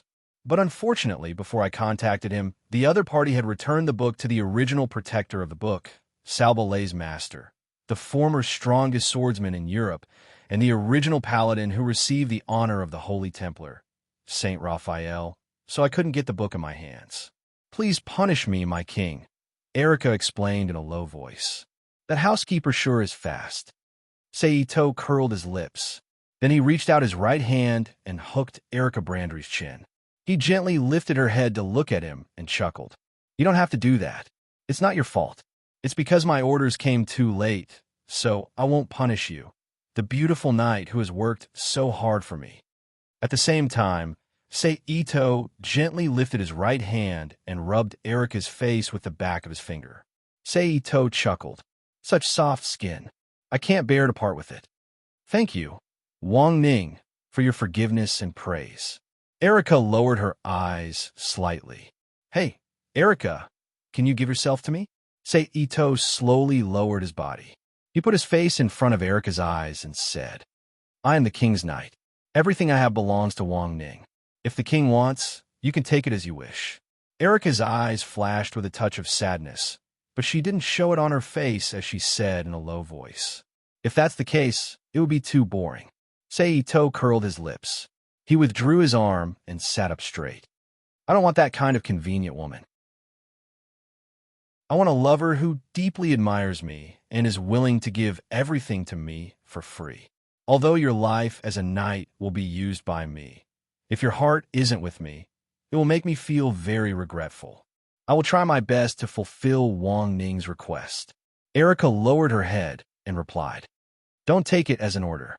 Let nature take its course. Seito shook his head slightly and said, But you have to be mentally prepared. I may also need you to sacrifice the chastity of your lips. As your sword, I have already prepared to sacrifice everything. Erica said in a sonorous tone, Oh, right. In order to let you get along better with me, I am now officially giving you an order. In the future, you don't have to be so respectful and formal. Just treat me normally. Seito ordered with a light smile on his face. I'll try my best, Erica said hesitantly. Then Seito ignored Erica. He closed his eyes and leaned back on the chair to rest. At the same time, he browsed through the contents of the big library in the Rubik's Cube world, especially the secret library. A few hours later, when the sky of Italy was also occupied by stars, Seito and Erica arrived in Milan and checked into a high-class hotel under the Black Cross Society. As the founder of the world's earliest banking industry, the Black Cross Society of Copper and Black Cross Society of Holy Knights was not only a secret magic society with great influence, power, and strength, but also a very famous corporation with many excellent enterprises under its name. At this time, the high-class hotel Seito checked into was just a subsidiary hotel of a subsidiary company. After sending Erica out of the room, Seito closed the door and immediately summoned Reika Kitami, Shiroki Rika, and Zubo Keiho. He stripped them naked and threw them on the bed while venting the anger accumulated from Lucretia. At the same time, he studied sex magic with the three of them. Of course, as substitutes, Takashiro Kanko and the other two Magic Society girls who sacrificed themselves with Zubo Keiho also practiced this kind of magic. Currently, the one who could cooperate with him the best in this kind of magic was Shiroki Rika, who was willing to devote herself to him, followed by Reika Kitami, who was proficient in black magic, Takashiro Kanko, who changed to white magic midway, and finally, Zubo Keiho, who had a fanatical pursuit of magic. After a night of studying, the four of them interacted with each other, and unknowingly, it was morning again. Seito, who withdrew from the state of cultivation, sat up from the entanglement of the three girls and sent them back to the Rubik's Cube world. He got out of bed and went into the bathroom to wash up. Then he left the hotel with Erica, who came to greet him after 10 o'clock, and went to the headquarters of the Black Cross Society to meet the leaders of the magic societies in Southern Europe who were willing to pledge their loyalty to him. The location of the hotel was very close to the headquarters of the Black Cross Society. 10 minutes later, the two of them arrived at the headquarters of the Black Cross Society. They took the elevator to the banquet hall located on the top floor of the building. Creak! With a soft sound, 30 to 40 old men and women, who were basically in their 40s, appeared from behind the door opened by Erica and were reflected in Seito's eyes. At this time, Erica's incarnation led Seito to introduce the names of the people in the banquet hall one by one, as well as the name of the society they belonged to, the scope of the society, the scale of power, and other information. Since you're willing to work for me, I'll say the ugly words first. After a while, Seito, who had gotten to know everyone, walked up to the rostrum. He looked at the men and women below and said lightly, "My orders are absolute. No one can resist. If anyone resists, I will take their life, destroy their society, destroy their family property, and make them disappear from this land." Hearing Seito's domineering declaration, the expressions of several of the society leaders below changed slightly, but they immediately hid it and listened obediently. "I'm now issuing the first order." After a pause, Seito released his psychic energy and formed a pressure with his gaze. He said to the people below, "Hand over all the books about magic and martial arts in your hands." The moment this order was given, the faces of all the people in charge changed, and they looked up at Seito in shock. Of course, it doesn't have to be the original, but it has to be a copy that can be cultivated successfully, Seito added softly. Hearing this, some of the leaders of the magic societies were slightly relieved, but they still couldn't help but frown. They were probably thinking that the Demon King wasn't going to use their family assets to train his close subordinates and then set up another organization, right? At the thought of this, most of the leaders of the magic societies looked at the higher-ups of the Red Cross and Black Cross with gloating eyes. However, in the next moment, Seito's declaration completely shattered their filthy fantasies. As the price for these books, I promise not to form my own magic society, and I won't let these secret books to anyone other than those who are related to me. At the same time, it also provided them with new hope. What was a related person? The scope was very broad. Simply put, anyone who was recognized by the Demon King was a related person, and they would have the opportunity to read those secret books. In this way, all the members present would have the opportunity to see if they could perform well enough to satisfy the Demon King in the future. When the time came, not only would they be able to read those secret books, but they would also be able to develop their own societies in the name of being related to the Demon King. Even if they couldn't surpass the Red Cross and Black Cross, which were closely related to the Demon King, it would definitely be a great improvement. Erica, you'll be in charge of this matter. As for the secret books, you'll also be in charge of their storage. Seito ignored the fervent gazes of the leaders of the magic societies and turned to Erica, who was standing guard beside him. Yes. Erica lowered her head and accepted the order. Okay, let's disperse. Itsunari waved his hand and said after finishing his words. Just as Seito was about to leave, Erica hurried forward and said softly, "Your Majesty, please come with me. There's another matter that requires your decision." Seito nodded and followed Erica out of the banquet hall to another conference room. At the same time, two elderly men, one tall and one fat, and a young man dressed as a knight walked out of the banquet hall and headed to the conference room. "What's the matter?" Seito, who was sitting in the main seat of the conference room, asked the two leaders of Old Lady and Female Wolf, the young leader of City of Lilies, and Erica of Red Cross and Black Cross. Old Lady, Female Wolf, City of Lilies, Red Cross and Black Cross, Sky Vulture, and were collectively known as the Seven Sisters in Europe. They were famous families with a long history. Chapter 985. The three men, two old and one young, looked at each other, and then their eyes fell on Erica Brandrye, who was wearing a red and black checkered dress, light pink stockings, and her long blonde hair scattered naturally behind her head. "It's like this, Wong." Erica sighed helplessly. She took out a round obsidian badge about the size of an adult's palm and engraved with the head of a woman with a head full of snakes. She handed it to Ito-sei and said, "This is an item that our organization's subordinates unearthed in a ruin in North Africa some time ago, Gorgon stone. It looks similar to the Prometheus scrolls." Seito said as he took the Gorgon stone. "Yes. However, unlike Prometheus, which is a grimoire that records the wisdom of God, it's a symbol of the ancient Mother Earth. It's a guidepost that can lead the goddesses to the Mother Earth who doesn't obey," Erica explained. "That is to say, as long as it is here, there will be disobedient gods coming to our door," Seito said as he played with the Gorgon stone in his hand. "Exactly." Erica nodded in confirmation. "That is to say, you're going to entrust this to me, right?" Seito looked at the three commanders of Female Wolf, Old Lady, and Yuri City with a half-smile. "As you thought, we really don't know any other choice other than to hand it to you, so we can only take the liberty of handing it to you. Please forgive our selfishness, Wang Ning." The commander of Old Lady, who was a little uncomfortable under Ito's teasing gaze, bowed her head and said respectfully, "Well, I was just worried that I have a lot of free time recently, and I don't know what to do," Ito said as he looked back at the Gorgon stone in his hand. "If that's the case, we'll wish you all the best," said the commander of Female Wolf. "We won't disturb Wang Ning, and we'll take our leave first," the young commander of Lily City said. "You may leave," Ito said as he glanced at the three of them. The three men hurriedly stood up from their chairs, as if they had just been granted amnesty. They saluted Ito in a knight's salute before turning around and quietly exiting the conference room. Erica was left in the conference room to accompany the terrifying devil in their eyes. "Looks like I'll need your help, Erica."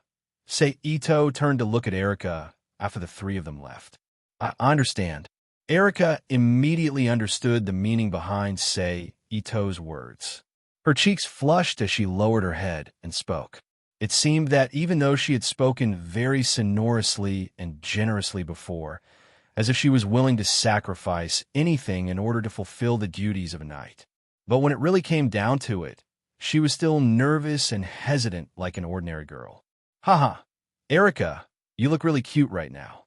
He got up and walked toward Erica, stretched out his right index finger, hooked her chin, and gently lifted her head.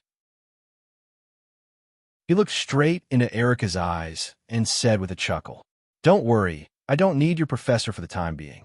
When the god of disobedience really arrives, give it to me." Ito-sei raised his arm and gently stroked Erica's soft lips that were smeared with light red lip gloss with his thumb as he spoke. It tastes good."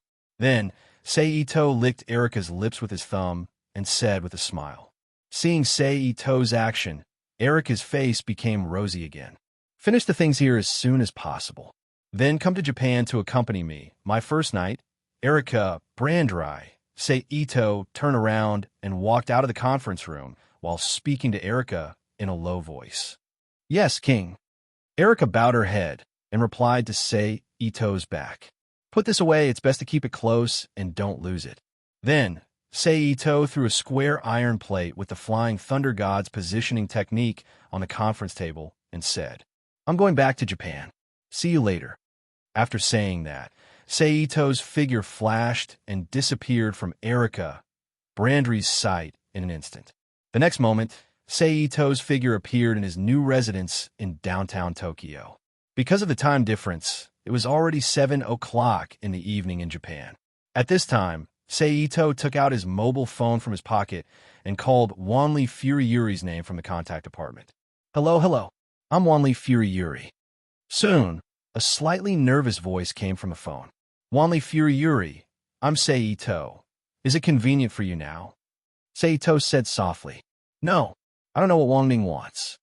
Hearing Ito's name, Wanli Furiyuri's voice on the phone immediately became more nervous and asked carefully, with a trembling voice. Well, I just brought back a god relic from Italy. It said that it can attract the disobedient god. So just in case, I want you to stay by my side. Is that okay? Seito asked gently. King, do you want me to sleep with you? I can promise you that. But I beg you, my king, to not harm innocent people for fun. Only showing mercy and tolerance is the demeanor of a benevolent and virtuous king. As for how you want to torture and play with me, I'm willing to listen to you. Wanli Furiyuri, who had no idea what Seito meant, said to himself as he was immersed in his own world. I really don't know what to do with you. Tell me where you are now. Seito sighed, feeling speechless. I'm at XXXXX. Wanli Furiyuri told Seito his home address in detail. After getting Wanli Furiyuri's home address, Seito hung up the phone immediately.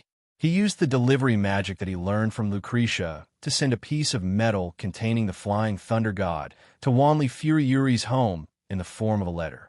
He then closed his eyes to lock on the last position of the piece of metal and activated the flying thunder god to appear in front of Wanli Furiyuri, who was holding the piece of metal. King, why are you here? Wanli Furiyuri exclaimed when he saw Seito, who appeared before him all of a sudden. I responded to your call and came here to torture you. Seito looked at Wanli Furiyuri with a strange smile on his face. Is that so? Wanli Furiyuri's face turned pale when he heard that. He closed his eyes and put on a brave warrior's expression as he said, If I can exchange my body for Wang Ning's tolerance to the people, Wang Ning can do whatever you want. Idiot, Seito said as he flicked Wanli Furiyuri's forehead. Feeling the pain from her forehead, Wanli Furiyuri looked up at Seito in confusion. Seito smiled at Wanli Furiyuri and sat next to her. He took out the Gorgon stone that he brought back from Italy and handed it to Wanli Furiyuri, who was blushing. Here, this is the relic that I mentioned on the phone before. It can summon the god of disobedience. Wanli Furiyuri forgot her shyness the moment she saw the Gorgon stone. She stared at the Gorgon stone that was lying quietly in Seito's hand in surprise.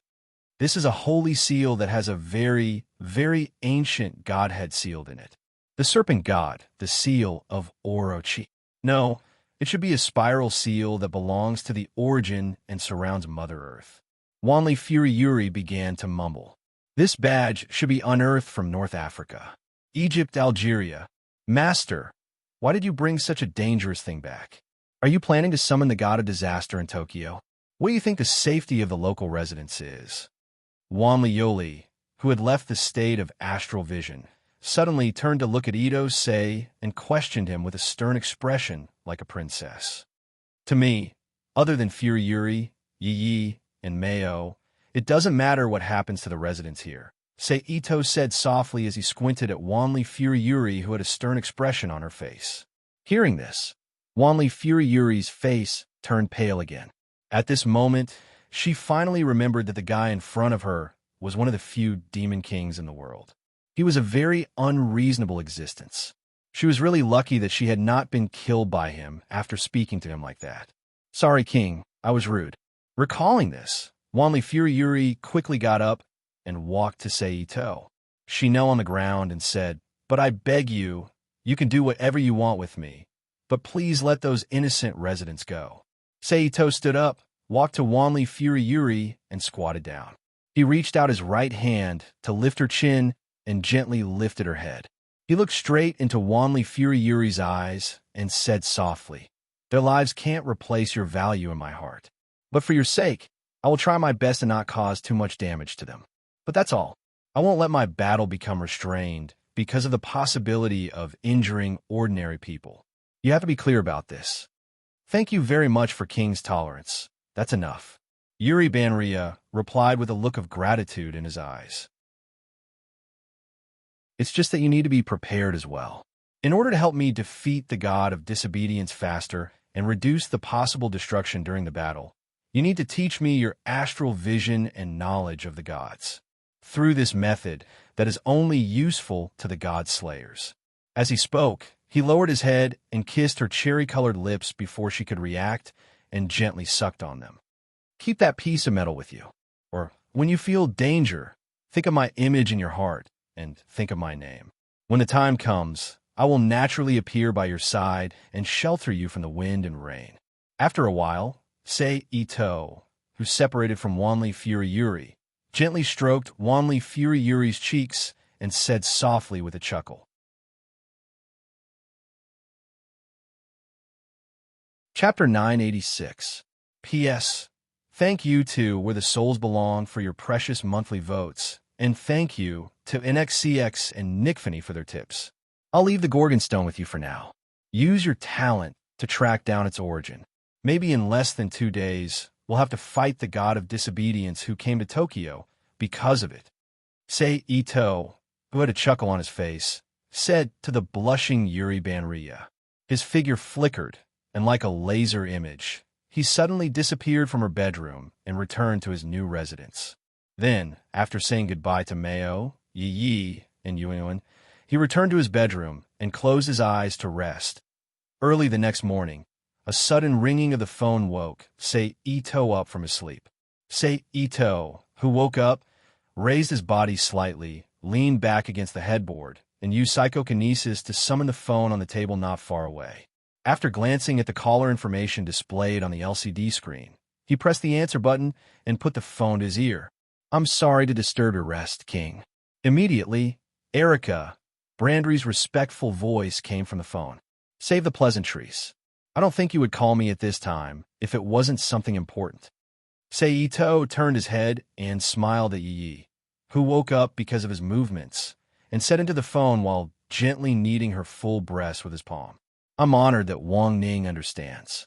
Erica replied, and then continued in a solemn voice, "King, the appearance of the god of disobedience has been observed in Italy." "Oh." Sei Ito raised his voice slightly, indicating that he was beginning to be interested. According to the reports from the members of the lower organization, the other party is a female god of disobedience who is 12 or 13 years old. Judging from the time of her appearance, it is likely that she is one of the pillars of the mother goddess attracted by the Gorgon stone, and her latest movements have confirmed this speculation. Erica stated in a serious tone, "According to the latest information, we suspect that the pillar of the god of disobedience is heading to your country. Do you have any guesses about the identity of the god of disobedience?" Sei Ito asked. "Sorry, King, because we haven't found any relevant clues from the other party, we can't speculate the true identity of the pillar goddess." Erica replied apologetically in a low voice. "Is that so? Forget it. You continue to work on the task I assigned in Italy. As for this pillar of the god of disobedience, I will deal with it."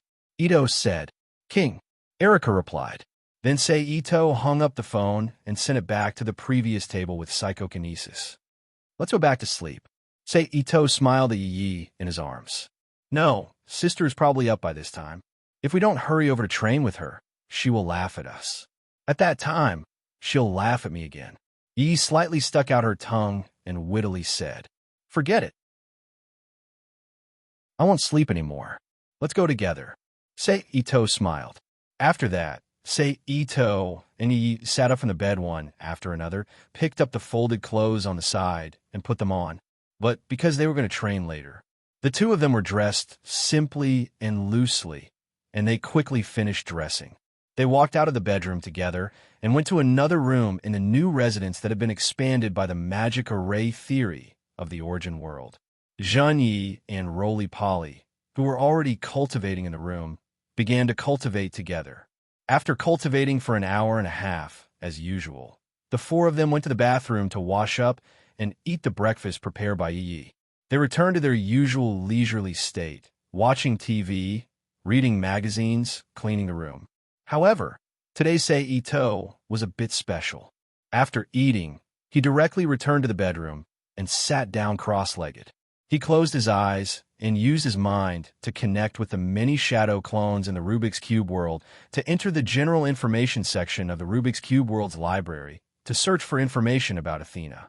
And in order to facilitate the inquiry, he also summoned some folklore authorities in the ecological city and the spirit-eating continent to his side to ask for answers.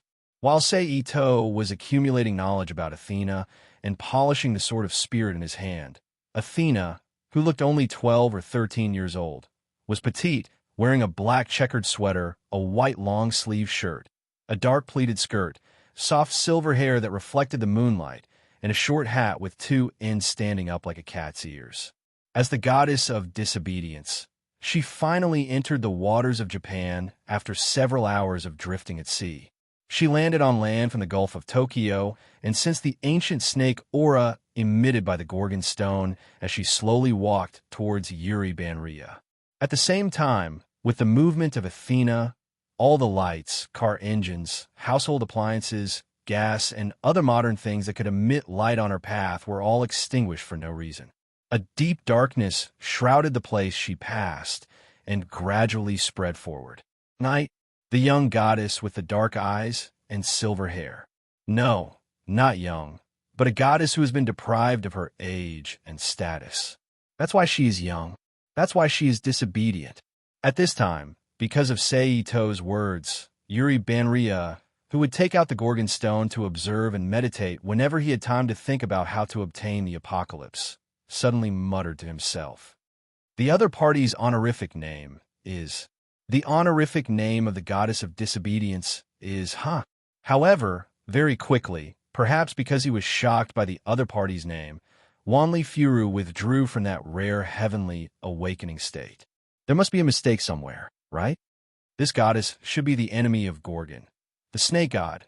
Why is her name there? Yuri Banria muttered to himself in surprise. Ring, ring, ring. At this moment, an old-fashioned telephone rang, interrupting Yuri Banria's thoughts. Putting aside the matter of the Gorgon stone for the time being, Yuri Banria stood up, left the bedroom, and walked into the living room. He picked up the landline placed in front of the wall and put it to his ear. Hello, this is Wanli Gu's home. Yuri Banria asked politely. Miss Wanli Gu, it's great to be able to contact you. On the phone, a slightly frivolous male voice came. Mr. Gambai? Yuri Banria asked in confusion. It's me, the frivolous male voice replied, and then hurriedly informed Yuri Banria of the reason for the call. Miss Wanli Gu, can you please contact His Highness the Demon King immediately? I can. Thinking of Ito's appearance, Yuri Banria said hesitantly. Is that really okay? That's great. Gambai ignored the hesitation in Yuri Banria's words and hurriedly continued. Tokyo is now under the influence of the god of disobedience, and His Highness is needed to solve this incident personally. So please. Miss Wanli Gu, the god of disobedience? Yuri Banria was surprised. Don't you know? The unknown god of disobedience that landed in Tokyo Bay is moving into the inner area. All modern facilities in the places it passes are not working properly. The sky is dark, and now people are in panic. Gambai said with a slightly surprised tone, and then strangely said to himself, but it's strange. Except for this. This unknown god of disobedience did not cause any destruction along the way. And the route has not changed. It looks like it is pursuing something. Hearing this, Yuri Banria's heart trembled. She suddenly remembered the Gorgon stone that she put on the bed in the bedroom. I see, I'll contact His Highness. Yuri Banria said quickly. Sorry to trouble you, Miss Wanli Gu. In addition, if possible, please move quickly. Based on the route of the god of disobedience, the location of your home happens to be on the route. Gone by Dong Ma kindly reminded him, which was rare for him to be so kind. Thank you for your advice. I know what to do. I wish you safety. Yuri Banria replied politely. Then she put the microphone back, turned and ran back to the room, and picked up the Gorgon stone on the bed.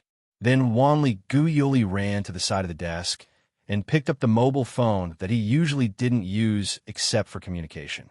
He opened the communication department and found the name of his only contact, Ito Sei, and pressed the dial button to call him. Yuri? Soon, Seito's voice came from the phone. Wang, I'm sorry to disturb you, but the situation is urgent now. Please forgive me for being blunt. Yuri Banria took a deep breath and said with a stern and oppressive tone, there is a god of disobedience in Yodo, and you need to deal with it. I thought it would come later. I didn't expect it to appear today. Should I say that it is the speed of a god? At first, the voice came from the phone, but in the next moment, the voice came directly from behind her, startling Yuri Banria. My king. Wanli Gu Yuli hurriedly bowed like a young miss. You are very obedient and carry that thing with you at all times. Otherwise, it would be difficult to leave and appear by your side. Seito put away the phone and reached for the Gorgon stone in his hand. He looked at Yuri Banria and smiled. Is Wang Ning talking about this thing? Yuri Banria asked as he took out the iron piece with the flying thunder god's positioning technique from his pocket. Yes. So in the future, carry it with you like now. Seito chuckled. Yes, I will follow your order. Wanli Gu Yoli replied with a firm expression. Seito smiled at Wanli Gu, raised the Gorgon stone in his hand, and asked, So, from your spirit vision, did you see the information about the god of disobedience in this stone? I saw some, but the name was too surprising, so I'm not sure if what I observed was correct. Yuri Banria looked at the Gorgon stone and shook his head. Then the name you saw is? Seito asked. The Greek god of wisdom and war, Athena. Yuri Banria replied. It's good to have a name. Seito nodded with a smile, then stepped forward to Yuri Banria, and when she instinctively wanted to step back, he wrapped his arms around her body and whispered to the blushing Yuri Banria. Now let's go meet the god of disobedience and see who she is. With that said, he used instant transmission to disappear from Yuri Banria's bedroom and appeared in the sky above her house. Then he wrapped the two of them with psychokinesis and flew quickly in the direction of Athena. The two of them quickly met in midair. In an instant, the modern girl like Athena was reflected in the eyes of Seito and the blushing Yuri Banria. Disobedient, Athena. At such a close distance, Yuri Banria's spirit vision once again played its role and saw through Athena's nature. Here was the last descendant of Mother Earth, the dark dominator of death and darkness, the fallen queen who ruled the sky, earth, and darkness. The ancient snake, I've finally found it. This way, I can turn back into the Athena of the past, the disobedient Athena. The petite Athena said softly with a slight smile. Then she looked up at Seito, who was also suspended in midair, and said, Foreign God Slayer, are you here to stop me? Of course, God and God Slayer. Isn't that our fate? Seito chuckled. Indeed, thou and I are irreconcilable enemies. Athena agreed. Then tell me your name. I am the god with the divine name of Athena. You must remember it in your heart in the future. Then, as if declaring war, Athena said, Foreign God Slayer, tell me your name. Before we bet on the battle of the ancient snake, we need to know each other's names. I am Seito, and this is also a name that you will remember for the rest of your life. Influenced by the fighting spirit of the God Slayer, Seito did not back down and replied, My king, I beg you, please change the battlefield to another place. If we fight here, the innocent people below will be sacrificed. At this moment, Yuri Banria suddenly turned his head to look at the ground below and pleaded. Directly below, the two people and one god, was a city road full of stopped vehicles. A large number of people who felt uneasy due to the influence of darkness wandered the streets. And don't you remember what you promised me? You are willing to reduce the harm to the innocent for me. Does Wang Ning want to go back on your word? Yuri Banria's cheeks were slightly red, but he looked up at Seito with a stern expression. Chapter 987. As you can see, my Miko advised me to change the venue of the battle, and I'm not going to disappoint her. So, Athena, how about we change to a more spacious place to start the battle? Seito first smiled at Yuri Banria in his arms, then looked up at Athena and said, The high-quality update is here. Okay. Athena didn't even look at Yuri Banria and directly agreed. Good, please follow me. Seito nodded and said, then carried Yuri Banria in his arms and flew at high speed in the direction of Tokyo Bay. Behind them, Athena also leisurely followed step by step. Thank you. During the flight, Yuri Banria thanked him in a low voice with a red face. If you want to thank me, then tell me what you know about Athena. Use the method I told you the other day. Ito looked down at Yuri Banria and chuckled. That's too immoral. Yuri Banria recalled the situation that night, and his face became even redder. But if you don't do that, it will be very troublesome to fight with Athena. Ito whispered. But since Wang Ning fulfilled his promise to me, as a reward for the advice, it's okay to do that kind of thing. Yuri Banria turned his head and said in a low voice, very embarrassed. So, you agree? Ito looked at Yuri Banria and said with a smile. Yes. Yuri Banria replied in a low voice. Good. Let's speed up and get there first. Then we'll complete the most basic ritual. Ito laughed heartily. Then he increased his flying speed and turned into a black shadow, rushing towards Tokyo Bay at high speed. 2 to 3 minutes later, Ito and Yuri Banria landed on an uninhabited artificial island near Tokyo Bay. Then I'll start, Ito said softly to Yuri Banria, who was hiding in his arms. Yes. The high-quality update is coming. Yuri Banria replied in a low voice, his face red. Seeing this, Ito didn't hesitate. He lowered his head and gently kissed Yuri Banria's lips. He used his skillful kissing techniques to gently pry open Yuri Banria's cherry lips and pearly white teeth, allowing his tongue to smoothly enter her mouth and entangle with Yuri Banria's clumsy tongue. Yuri Banria, who had never been stimulated like this, immediately let out a low moan in her throat. Come on, pass on the knowledge to me. Halfway through, he let go of Yuri Banria to give her a breather. Ito said softly in her ear as he nibbled on her earlobe. Okay. Yuri Banria, with a look of intoxication in her eyes, murmured. Ito, who turned his head again, kissed Yuri Banria's lips again and held her tightly in his arms. Their tongues entangled frequently. Fortunately, this time, Yuri Banria still remembered to pass on the knowledge.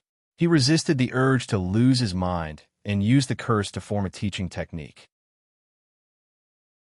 He used the astral vision content that he obtained from the Gorgon Stone and Athena's real body, as well as his own mythological knowledge through the entanglement of tongues. And the transmission of saliva was sent into Ito's body. Soon, the rich knowledge about Athena suddenly appeared in Ito's mind, and mixed with the messy knowledge that he quickly learned in the Rubik's Cube world during the day with the Shadow Clone, forming a systematic knowledge network that merged into the warrior's authority, creating a sharp sword of words. Continue. Ito, who was separated for a short while again, said softly. Okay. Yuri Banria instinctively replied. Then, the two kissed again, entangled with each other, and passed on the knowledge about Athena. And so, until a few minutes later, wait for me here, I'll go and settle the matter with Athena.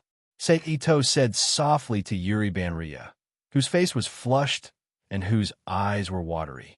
The high-quality update is here. Okay. Yuri Banria replied.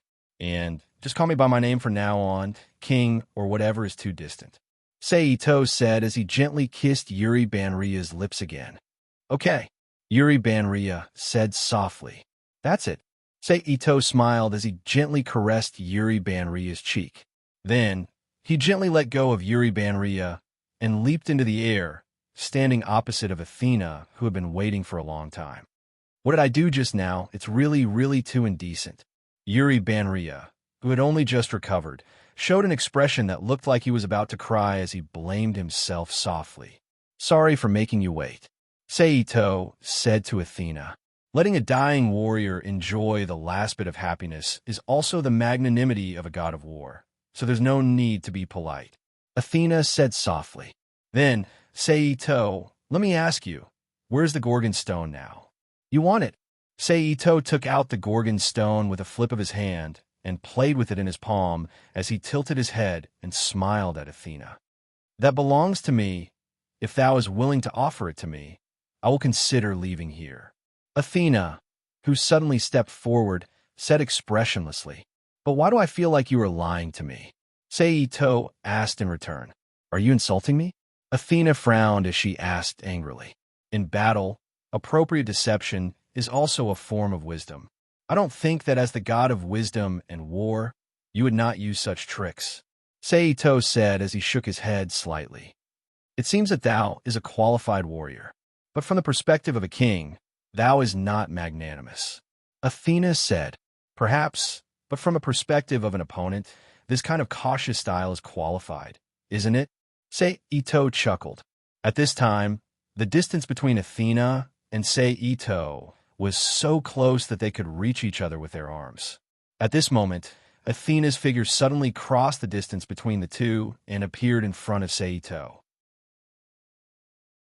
She tiptoed, wrapped her arms around Seito's neck, and kissed Seito's lips.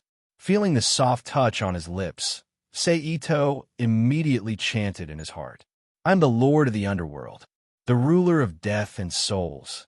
All ends that are not willed by me shall not come to fruition." The moment he finished chanting, a cold, deathly curse power came out of Athena's mouth and was sent into Seito's body. But then under the influence of Seito's power, it turned back into pure curse power and was exhaled through Seito's breath. What I want is the stone of Gorgon. Give it up, Seito. Your breath, your life will be taken away by me, and you will walk alone into the dark underground, the cold wilderness of the underworld. At the same time, Athena's voice also sounded in Seito's mind. Sorry to disappoint you. Seito raised his arms and hugged Athena's petite body tightly, and took the initiative to kiss her back, and said to Athena through telepathy. Athena's eyes widened slightly, and pushed Seito's body with her arms, and the enormous force instantly sent Seito's body flying more than 10 meters away before Seito stopped him with his telekinesis. I underestimated thee, Athena said expressionlessly. Likewise. Seito stuck out his tongue and licked his lips and chuckled as if he was savoring the aftertaste. But in return for tasting the kiss of the goddess, I'll return this to you. With that, Seito threw the stone of Gorgon in his hand at Athena. Pa! Athena looked up and caught the stone of Gorgon and looked at Seito with a frown. Are you insulting me? From the perspective of the actions before and after, kissing someone first and then giving a reward is really a bit insulting. At least, this kind of situation would only appear in some strange circumstances. For example, somewhere that everyone knows. I said before, my name will be remembered by you for the rest of your life. So in order to achieve this goal, defeating you in your complete state is also necessary. So this is not an insult. It's just a simple action to fulfill my previous wish. Seito ignored Athena's anger and explained with a relaxed expression. Good. Since thou hast made such a declaration, as the god of battle, it would be against my status if I do not respond. I accept thy invitation. Athena, who quietly watched Seito for 2 or 3 seconds, said. Then, Athena began to chant the words of the spirit. I sing the hymn of the Trinity of goddesses. Connecting the sky, the earth, and the darkness is reincarnation and wisdom. I sing the song of the degraded goddess. As a queen, I am regarded as a forbidden snake is the sigh of the queen. I sing the poem of the goddess whose body and mind are torn apart. Being humiliated by a noble father is the humiliation of a loving mother. My name is Athena, the daughter of Zeus, the patron saint of Athens, and an eternal virgin. In the past, the mother of all things. In the past, the lord of the underworld who controls the darkness. In the past, the wise queen who knows the scattered wisdom of the heavens. I swear, Athena will soon return to the original Athena. Following the hymn from Athena's mouth, Athena's body began to change. First, she began to grow taller, her arms and legs began to grow longer, and the childishness on her face quickly faded. Soon, she changed from her original appearance to that of a 17 or 18-year-old girl. At the same time, her clothes also changed from modern clothes to an ancient Greek-style white robe. Then, with Athena as the center, the surrounding temperature began to rapidly drop. Soon, it went from the scorching summer to the temperature of early spring, and a bone-chilling cold spread out.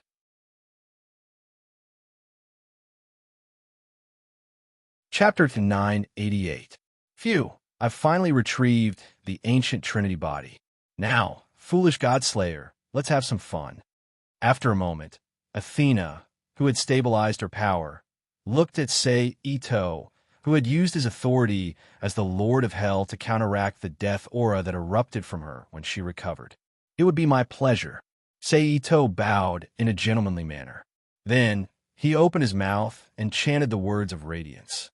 With the power of my words, let the justice of the world appear. This incantation is powerful and eloquent. It is the sword of wisdom that calls for victory. As soon as he finished speaking, a huge radiant weapon that had the shape of Damascus and was emitting a golden radiance appeared in Ito's hand. Very good. Then let's see who's stronger here, Godslayer. Athena, who had elf-like ears and a face that did not belong to the mortal world, said with a joyful expression. Then she waved her arm, and dozens of owls flew out from the depths of the darkness. At the same time, dozens of snakes also appeared out of nowhere and crawled towards Ito. All evil things, fear me. The unrighteous who possess power cannot suppress me. I am the strongest, the one who can break all obstacles. Looking at the hundreds of summoned beasts, Ito, who did not dodge at all, continued to chant his words. Almost instantly, the golden sword in Ito's hand flashed, and the approaching summoned beasts of Athena were all beheaded and turned back into dust.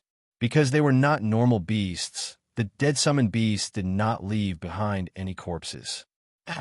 As expected, there is a hidden weapon that can split and sever. That should be a sword. The words of a sword, you have quite the taste. Athena, who had her summoned beasts killed, said with her unique wisdom. Then, I will play with you again. Take this. Following Athena's shout, a huge bulge suddenly appeared on the hard artificial island below her. The bulge then turned into a sickle-like shape, and then turned into a huge stone snake made of sand and stone. It supported Athena, who was slowly descending on the head of the stone snake. He looked straight at Ito. Go, my fangs. Crush the Godslayer into meat paste. Athena ordered loudly. In an instant, the huge stone snake, which was about 20 to 30 meters long, stretched out its head and bit at Ito. Ito smiled at Athena, who was approaching along with the head of the stone serpent. He quickly retreated a dozen meters, and after dodging the stone serpent's bite, he once again chanted the spirit sword word. The snake is the symbol of your power, or rather, your essence. You have always been a goddess associated with snakes. And then there's the owl, which has a deep relationship with birds. Oh, it's Sanari. Have you investigated the origin of this concubine? Athena asked with a slightly interested look on her face. Of course.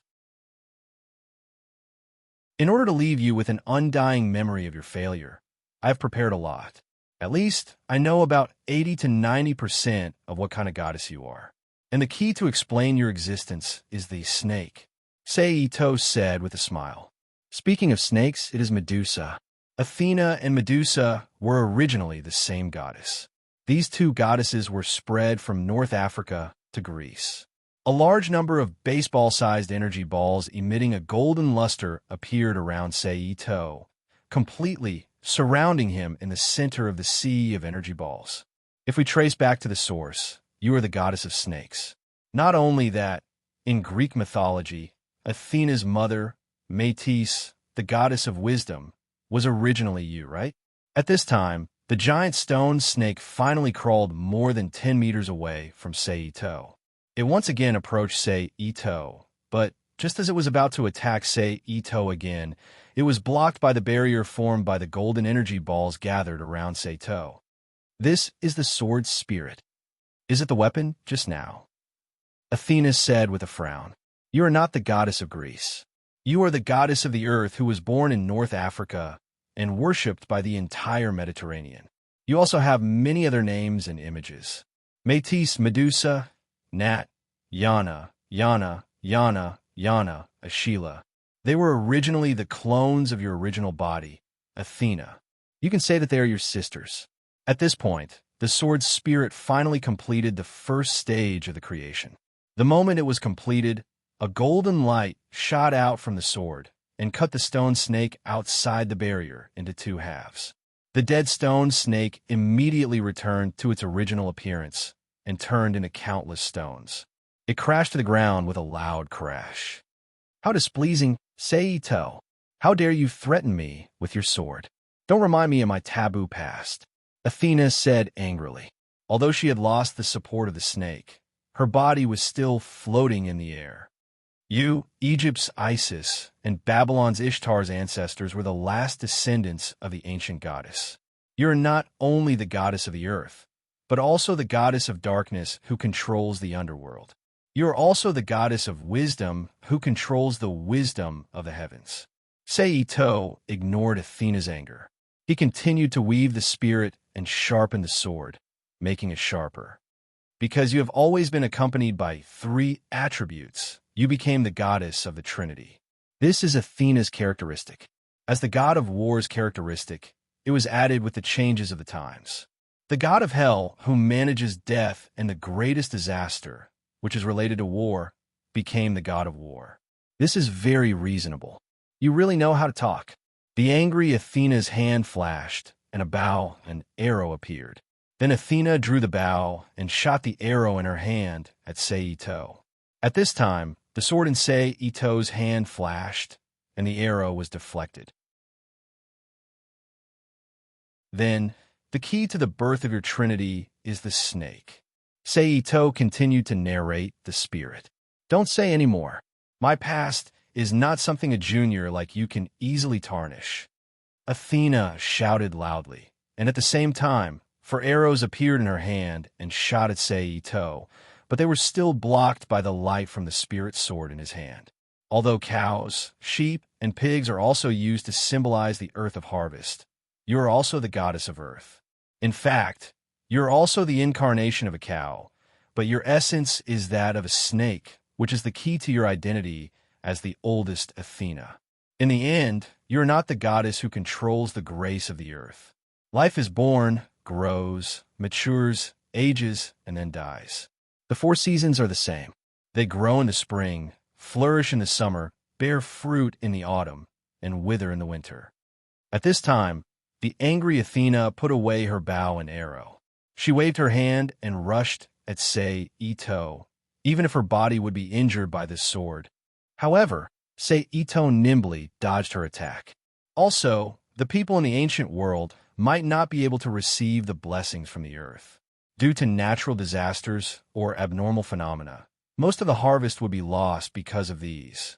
Therefore, the Mother Earth did not only bestow blessings, she also took away lives in winter. She was a fierce goddess who brought disaster when she was in a bad mood. If not, it would be illogical. Seito weaved the spirit words while swinging his sword at Athena. As the god of disobedience, Athena, as soon as she appeared, she gained the power of the top of the world. Therefore, although Ito's slash was much sharper than the average person's, it wasn't enough. Athena was still able to dodge the fatal sword attack by a hair's breadth. Therefore, it is a snake. After several molts, a snake that hibernates and wakes up in a cycle. It is a creature that symbolizes the cycle of death and rebirth. Compared to the cow that symbolizes harvest and love, the snake that symbolizes both the grace of life and the death of disaster is the true god. For the ancient people, a creature that was strange and mysterious like a snake was very rare. It would constantly molt and shed its outer shell. In the winter, it would hibernate for a long time and then wake up in the spring as if it was resurrected from the dead. It could easily cross the gap between winter and spring. It was an immortal god. Winter was the god that brought death. At the same time, it was the god of nature and the underworld. This was Athena and the snake. It was also the reason why she was the goddess of the earth, but also the god of the underworld. And the underworld that the ancient people imagined basically existed in the dark underground. A world of winter shrouded in darkness. Similarly, the time dominated by darkness. Night was probably a part of the underworld. So Athena was also the goddess of darkness. Seito, I underestimated you, Athena said in a deep voice as she pulled away from Seito again. Urislagna. The god you killed was Urislagna, wasn't it? The god of conquest that had a close relationship with Indra in the distant east and my friend Hercules. The god of disobedience that served the new god and used his spear to defeat the ancient gods. Then, Athena used her wisdom to analyze the origin of the sword of spiritual speech and said, that god of war was the crusader of the ancient gods. If he can kill Euryslagna, then it is not unreasonable for him to be able to use the sword of spiritual speech. But it's not just that, right? Euryslagna was not only the god of victory, but also the guardian of the royal power and the people. He was the personal guard of the Persian goddess Mitra. Mitra was the incarnation of the sun. So Euryslagna was also related to the sun. Although I don't know how much of Euryslagna's power you can control, you should have some divine power related to the sun. If you want to expel the darkness in me, the most effective way is sunlight. Athena narrowed her eyes as she stared at the sword in Saito's hand. It is a filthy and terrifying sword, but you are using it too blatantly. You're probably trying to anger me and take the opportunity to find a flaw, right? Saito, I have already seen through your tricks, Athena declared with a face full of confidence. Then, Athena opened her eyes again. Similar to Yeyes' dragon eyes, golden, beastly eyes that exuded a wild aura appeared. Wherever this pair of eyes looked at, no matter if it was a living or dead thing, it would be petrified. When Saito saw this, he immediately retreated to avoid the petrification effect. Snake goddess Medusa with the evil eye. This is the best proof that you have a close relationship with birds. Saito, who had temporarily dodged, began to weave words again. The three snake-haired Banshee sisters, including Medusa, not only have snake hair, they also have golden wings on their backs. The second sister, Euryale, means someone who can fly far away, and the youngest sister, Medusa, is the mother of the winged horse, Pegasus. What connects you and the bird is the earth and the underworld. You are the god who rules the two worlds.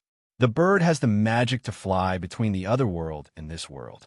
In ancient times, our ancestors thought so. The souls of the dead will turn into birds and fly into the sky, or be guided into the underworld by birds. After this sentence was completed, the petrification effect in front of Saito suddenly stopped. It had been blocked by the golden sword light. So, in order to travel between the earth and the underworld, it is natural that Athena and birds become one. Your essence is a snake, a winged snake. You want to hurt and humiliate me, and you want me to lose my cool. I won't fall for it. Athena, who had activated the spell to strengthen the petrification effect, shouted loudly as she approached Saito. In your original form, you were a winged snake.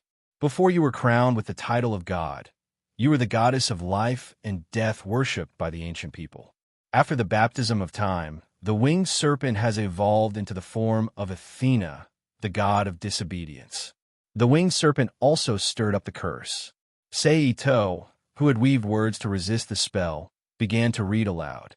The snake goddess who rules over the earth and the underworld and controls the wisdom of the heavens. She is undoubtedly the highest existence among the gods. No one can compare to her. She is the god of the gods and has the highest authority. She is the queen of the gods. Once upon a time, you were a woman who ruled over the ancient world. It was the queen's responsibility to serve the gods and rule over mankind. Therefore, the leader of the gods was also the goddess, the winged snake goddess. But the time for them to be driven down from the highest throne came. The men who held the power began to rebel, and the feminist society ended. The era of the queen ended, and the era of the king began. At the same time, the supreme god, the mother of the earth, became the father of the gods. Starting from Zeus, the king of gods was born. The oldest Athena and her clones fell and became the god king's wife, sister, or daughter. They lost the glory of the past. Just like that, the myth was tampered with. Shut up. Athena, who had been hit where it hurt, shouted angrily.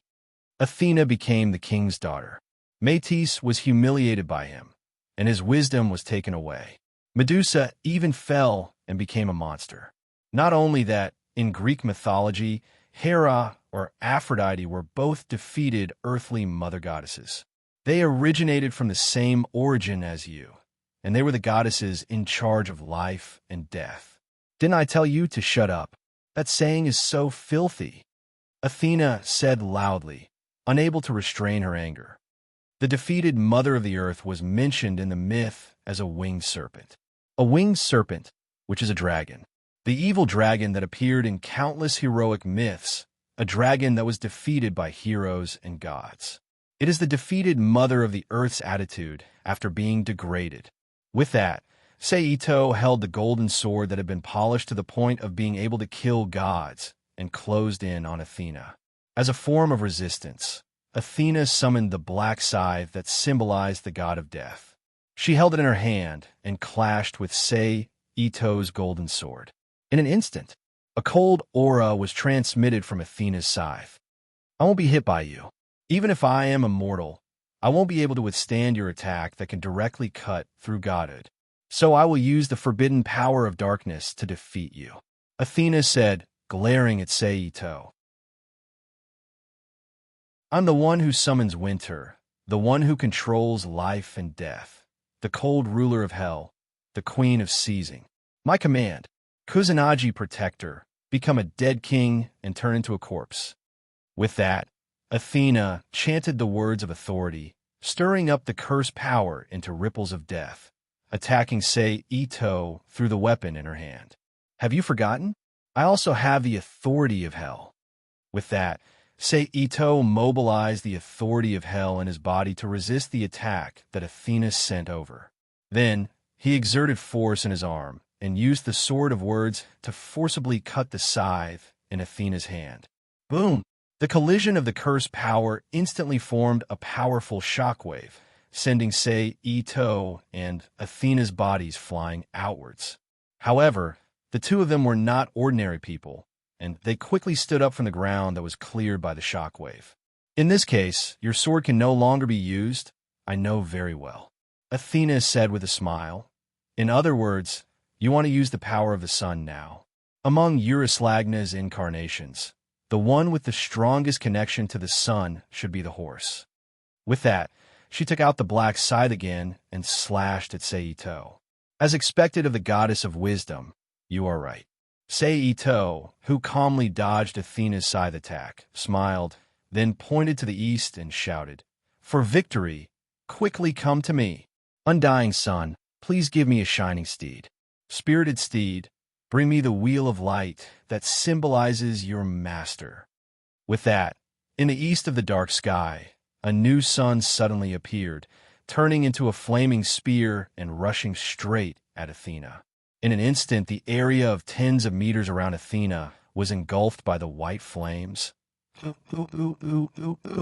Athena, who was burned by the flames, cried out in pain. Now, remember this failure in your undying life. At this moment, Seito, who was standing outside the flames, summoned the Longina spear and made a throwing posture as he spoke to Athena, who was in the flames.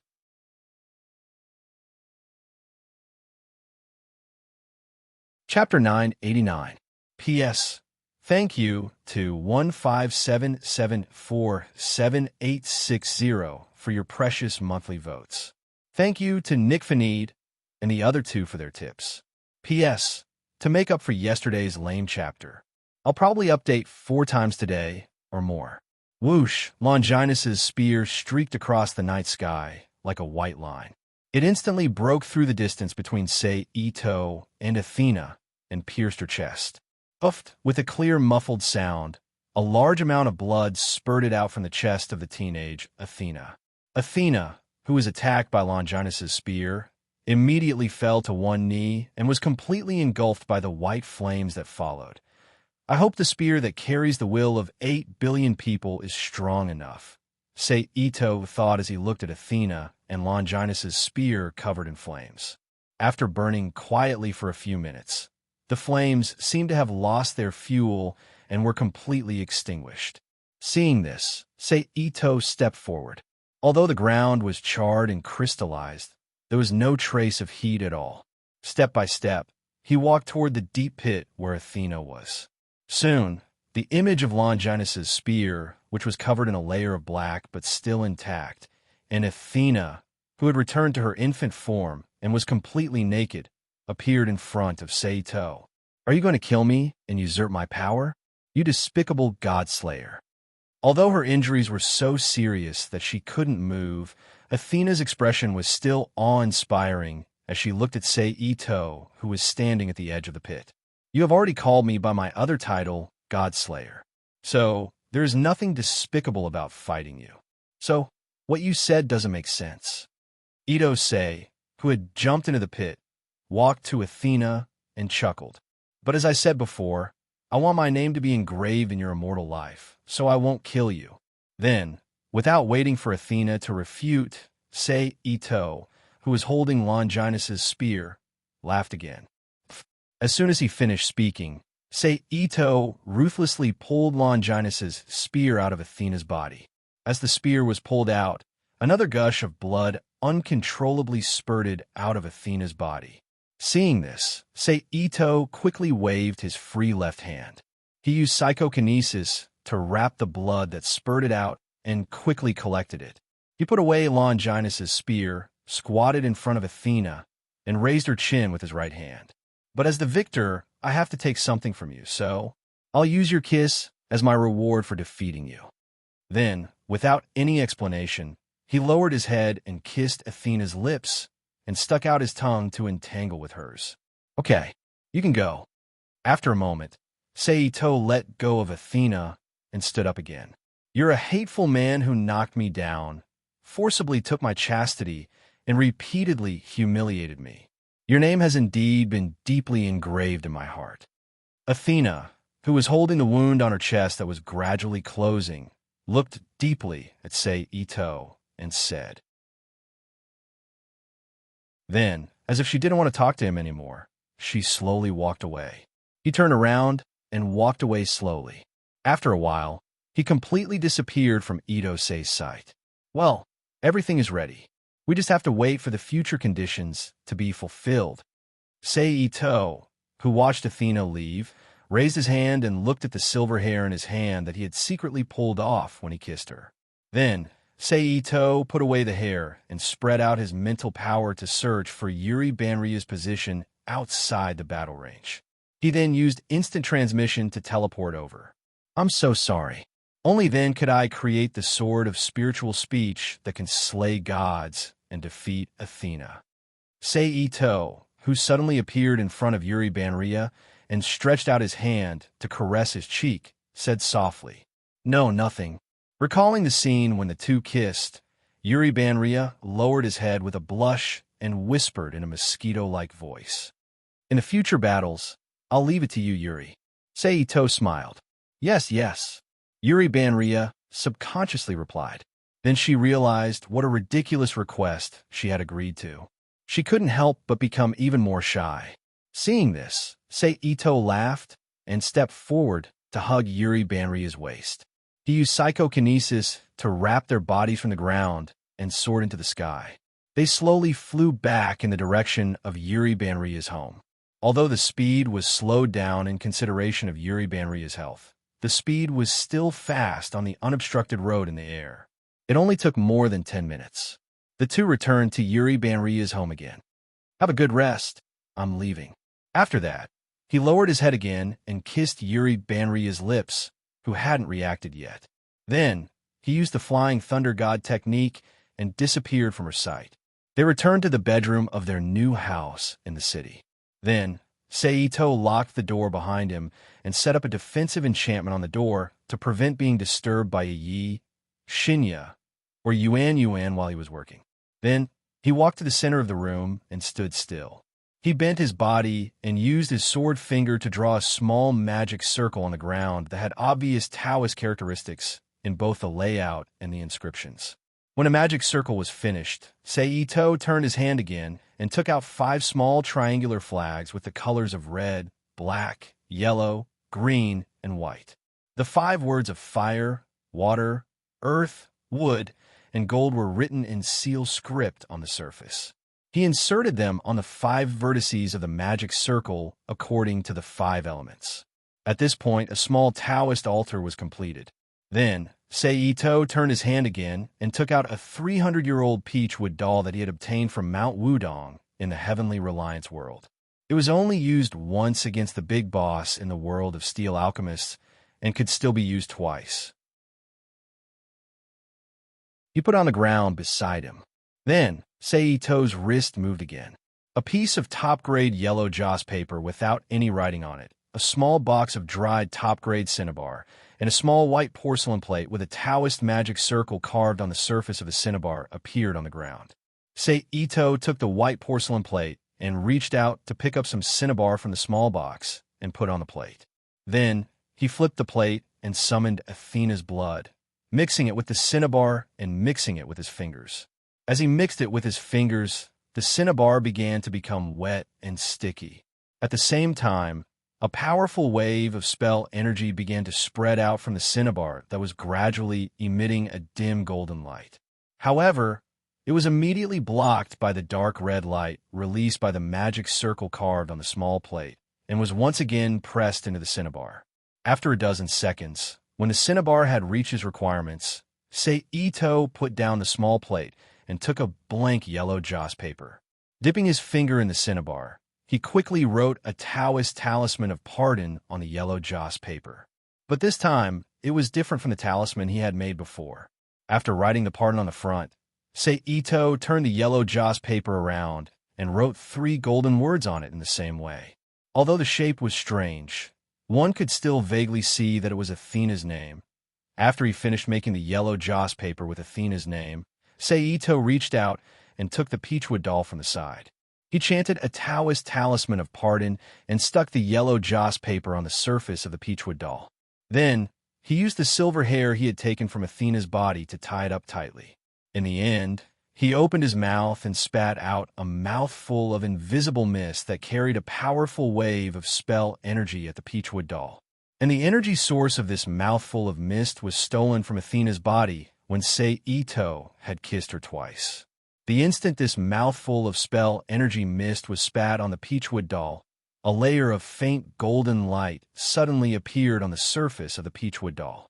It was like a mirage that constantly changed between Athena's appearance and the golden light. At this time, Seito quickly placed the peachwood doll in his hand into the center of the spell formation he had made before. He put away the small cinnabar plate and stood up. He used the profound-handled dipper steps and chanted a Taoist talisman of pardon while walking around the spell formation. As Seito walked away with the dipper steps, the 5 small flags around the spell formation began to tremble without any wind. They were like 5 points of gravity that sucked in the surrounding air, forming a small air vortex that was formed by the converging spell energy above the spell formation. Then, under the influence of the spell energy, the spell formation began to emit a faint red light. It climbed up the flagpoles of the 5 small flags and merged into the seals on the flags. It emitted a red, yellow, black, green, and white light that shone on the peachwood doll that was placed in the center of the spell formation. The image of Athena on the surface was becoming clearer and clearer. Under the penetration of the 5 elemental energy that could form the foundation of the world, the image of Athena on the surface of the peachwood doll finally stabilized and became clear. It gradually imprinted itself on the peachwood doll, changing the faceless image of the peachwood doll into the image of Athena. This change lasted for more than 10 minutes before the peachwood doll's image finally completely changed into the cute image of Athena. "Pardon." Seito saw this and changed his hand seals as he shouted in a low voice. As soon as his voice fell, a burst of chi suddenly broke through the bedroom window and merged into the figure of Athena. "Done," Seito said with a light smile as he waved his hand to put away the spell formation equipment and summoned the peachwood doll back into his hand. At this time, the peachwood doll had long lost its original appearance and had become like the real Athena. Its skin was snow white and tender, but compared to the real Athena, its expression was stiff and lifeless. Then Seito put away the peachwood doll in the image of Athena and used alchemy to restore the ground to its original state. He tore off the defensive enchantment on the door, opened the door, and returned to the living room. He met up with Yi, Shinya, and Yuan and chatted with them. Just as Ito finished making the figure of Athena, who was wandering in an unknown country and city, frowned. She felt as if something had been taken away from her, and this feeling continued until Ito sent the Peachwood doll into the Rubik's Cube world. Then, she could no longer feel it. It seems that I have been schemed against by someone. Was it that hateful god-slayer? Athena muttered to herself as she speculated on the possibility of the incident with the wisdom of the god of wisdom. The god-slayer who engraved the shame on me. I will get back all the shame from you sooner or later. With that, Athena once again embarked on her journey with no destination in mind.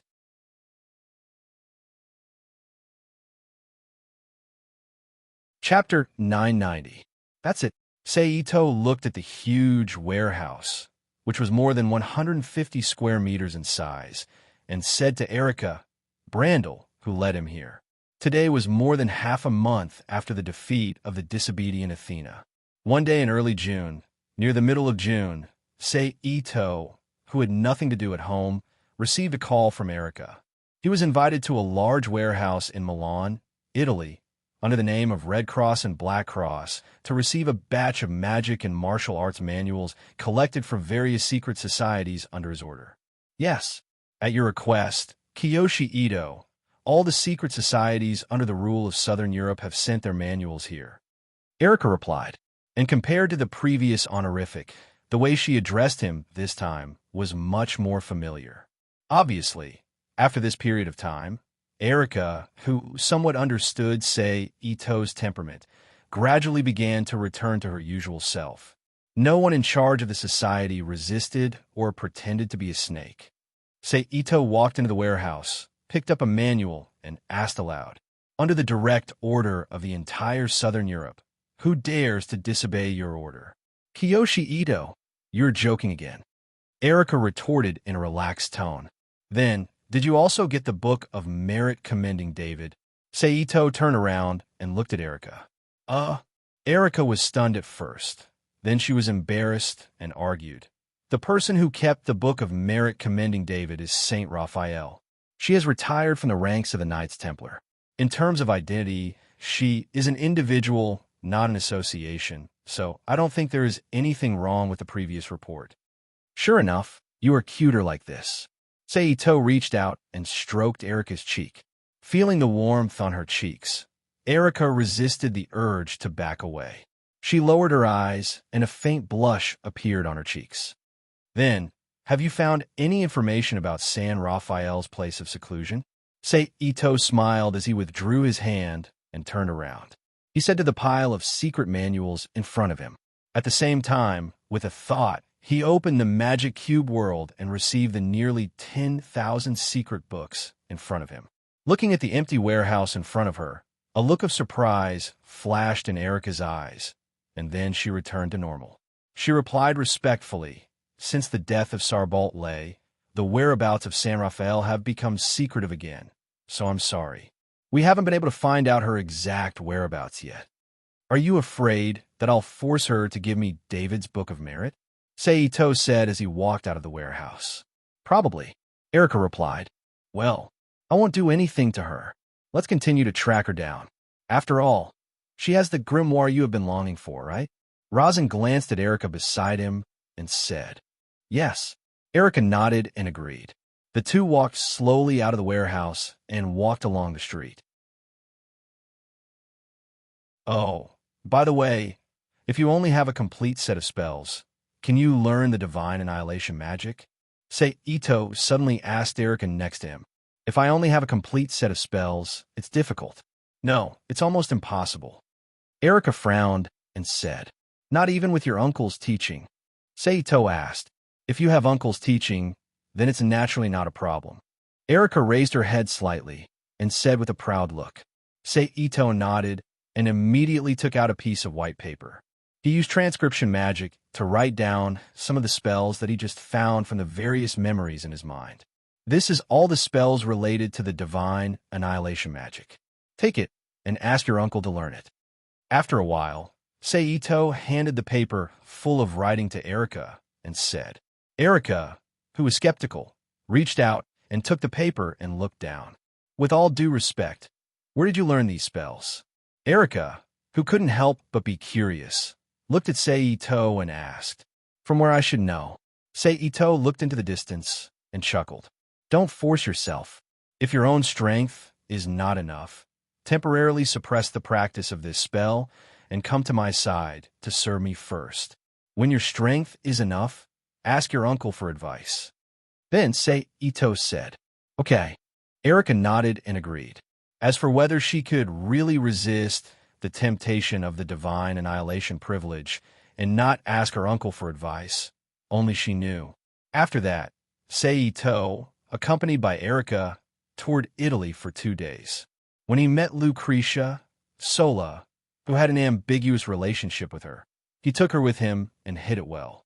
But Erica, who still looked a little sad and had faint dark circles under her eyes, and her new Japanese female servant, Ariana Hawayama Arialdi, boarded the plane and returned to Yodo. But after arriving in Yodo, Erica and her maid did not return to the new house with Seito. Instead, they went directly to the house that they had purchased in another street near Seito's new house in Italy. They settled down there and began to collect information. Seito did not object to this. He shrugged and returned to the new house alone. He continued to be a knowledgeable otaku, flipping through the secret books that he had plundered in this world. In this way, half a month passed in the blink of an eye, and it was the end of June. During this time, Erica used her amazing communication skills to establish a friendly relationship with the troublesome Mayo, the simple Yi, and the gossipy Yuan. She could freely enter and leave Seito's new house and continue her work as a knight. Ding dong. On this day, when Seito, Mayo, Yi, Yuan, and Erica, who was a guest, were sitting around a round table and eating, the doorbell that had not rung for a long time suddenly rang. I'll go open the door. Yuan diligently put down the bowl and chopsticks. While speaking, he got up and walked to the door. Excuse me, you are? Soon, Yuan's slightly puzzled voice came from the entrance. This humble one is Gambai Danma, a staff member of the official history compilation committee. I apologize for taking the liberty to visit without notifying you, but the matter is urgent. Is His Highness Seito at home? Gambai Danma asked politely outside the door. Yuan, let him in, Seito said loudly. Come in. Yuan turned sideways and let the sloppy young man whose clothes were wet from the rain enter the room. Sorry to disturb you, the sloppy young man said politely. He then took off his shoes at the entrance and followed Yuan into the living room. What's the matter? Seito looked at Gambai Danma, who walked in and asked straightforwardly. It's like this. Your Highness, one of your personal witches, Miss Wanligu, has been kidnapped. Gambai Danma, who didn't expect Seito to be so direct, was taken aback at first. Then he immediately replied. The prisoner is the god slayer who has the same identity as you, Deong Stark Vauban. Do you know? Marquis Vauban? This news is really hard to believe. If he went to China where his enemy, sect leader Luo Hao, is located, it would be possible. But isn't it strange that he would come to this farthest east island country? And what reason does he have to kidnap Wanligu? Before Seito could speak, Erica took the lead and asked in a contemptuous tone. Because of Seito's intervention, Erica hasn't met Wanligu yet. Naturally, she didn't know who Wanligu was. She even heard that Wanligu was Seito's personal witch for the first time. When it comes to reasons, there are actually many things that can be mentioned, and that young lady has known Marquis Vauban for a long time. Many things have happened in the past, Gambai Danma explained. Seito raised his hand and interrupted Gambai Danma's words. Then he got up and said softly, You don't have to say any more. Just take us to the old Marquis. He actually came to my territory quietly and kidnapped my witch. How bold of him. As Seito got up, Yi and Shinya also put down their bowls and chopsticks and stood up from their chairs. Your Highness, it's great that you can understand. Gambai Danma said with an exaggerated, relaxed expression. Then he turned sideways and spread his arms in an inviting gesture. Everyone, please follow me. After saying that, he took the lead and walked to the door. Seito, Shinya, Yi, Yuan, and Erika, who also got up, quickly walked to the entrance, put on their shoes, and walked out of their new residence. They squeezed into Gambai Dama's car and drove in the direction of De Yong, Starkvobon. It was crowded because Gambai Dama's car was a small car that could only fit 5 people at most. But now there were 6 people here, so Gambai Dama, who was the driver, occupied the driver's seat. Shinya, Yi, and Erika squeezed into the back seat. Seito sat in the front passenger seat with Yuan in his arms. I hope we don't get caught by the traffic police.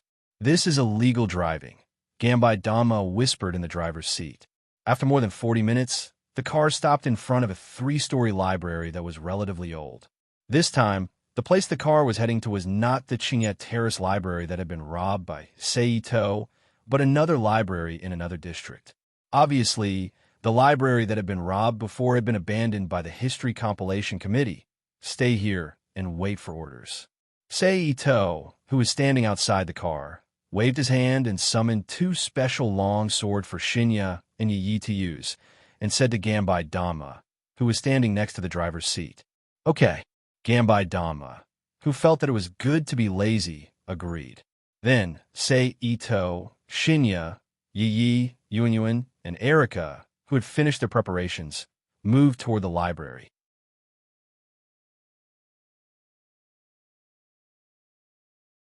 Chapter 991.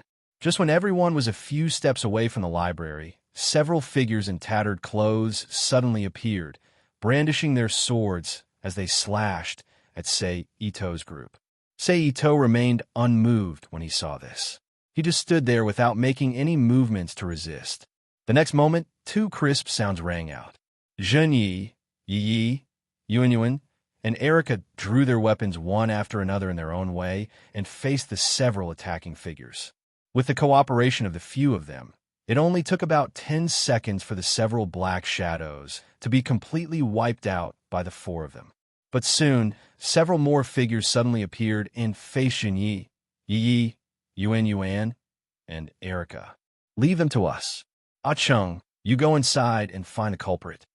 Zhenyi said to Seito, who was still standing on the spot, as he took a breather after killing one of the figures with his sword. Okay, you guys be careful. Ito, nodded, and then said to the 4 of them, and rushed into the library in an instant with a flash of lightning.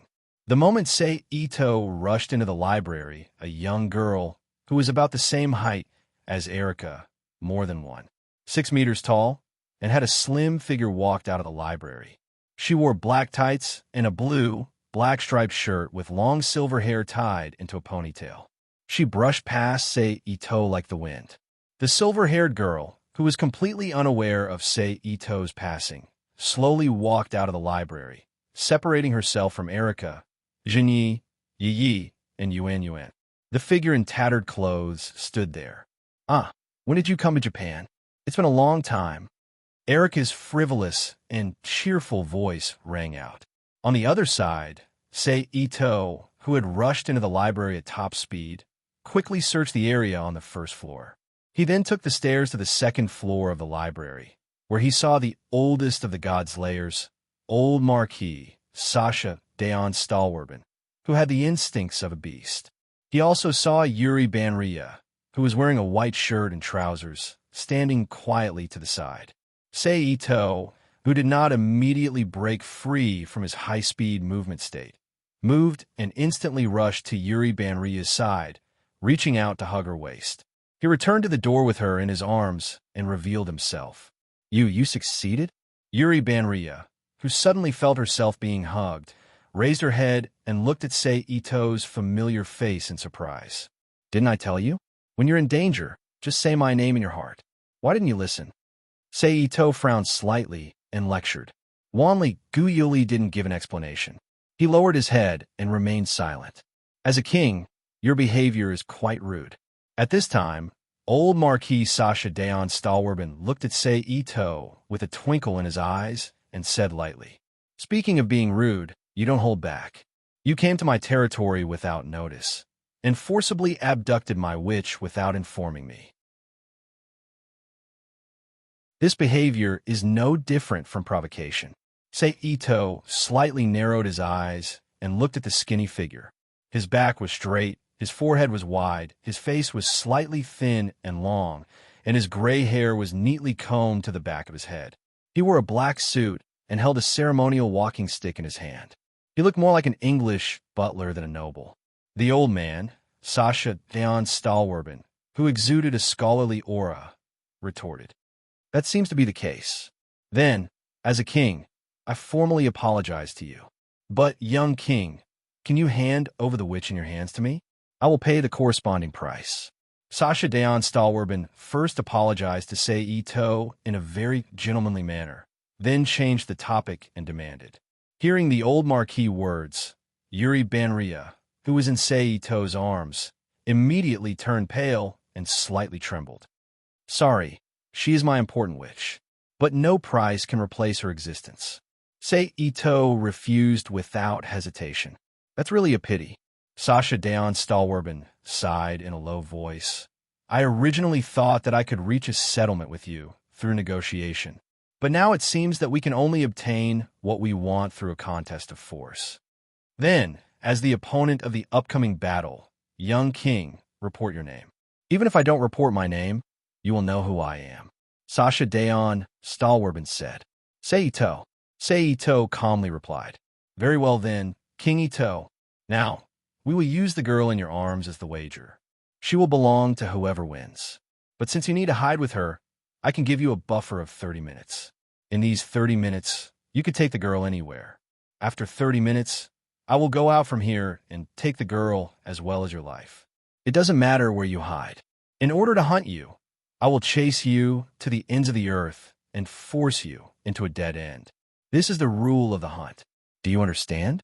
Sasha Daon Stalwarbin proudly and confidently said, "You will regret underestimating the enemy." Sei Ito's lips curled up slightly, revealing a sinister smile that even he himself didn't know, and retorted, "Just like another one of our kind. That brat Salbar Dani. I look forward to it.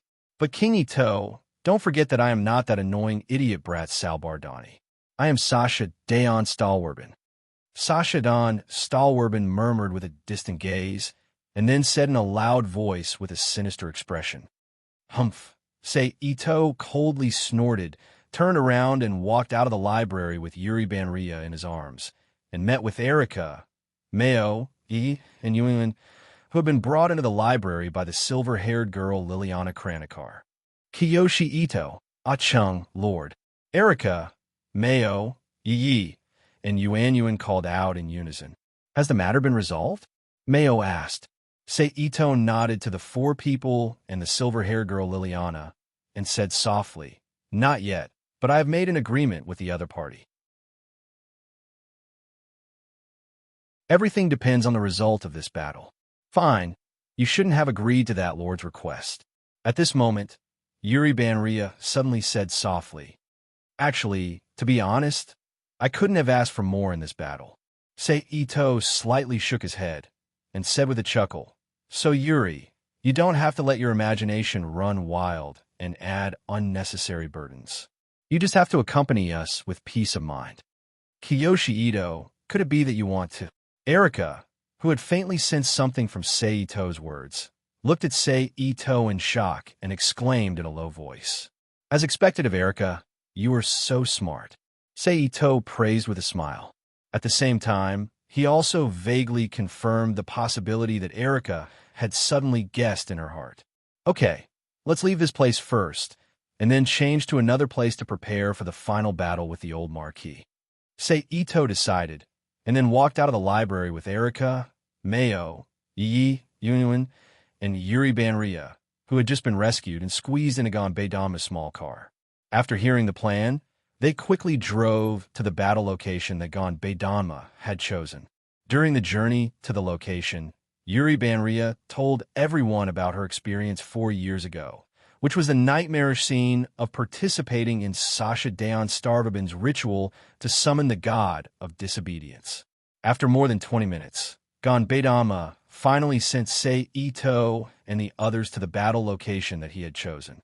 It was an empty construction site that was still under construction, and there weren't many people in the surroundings.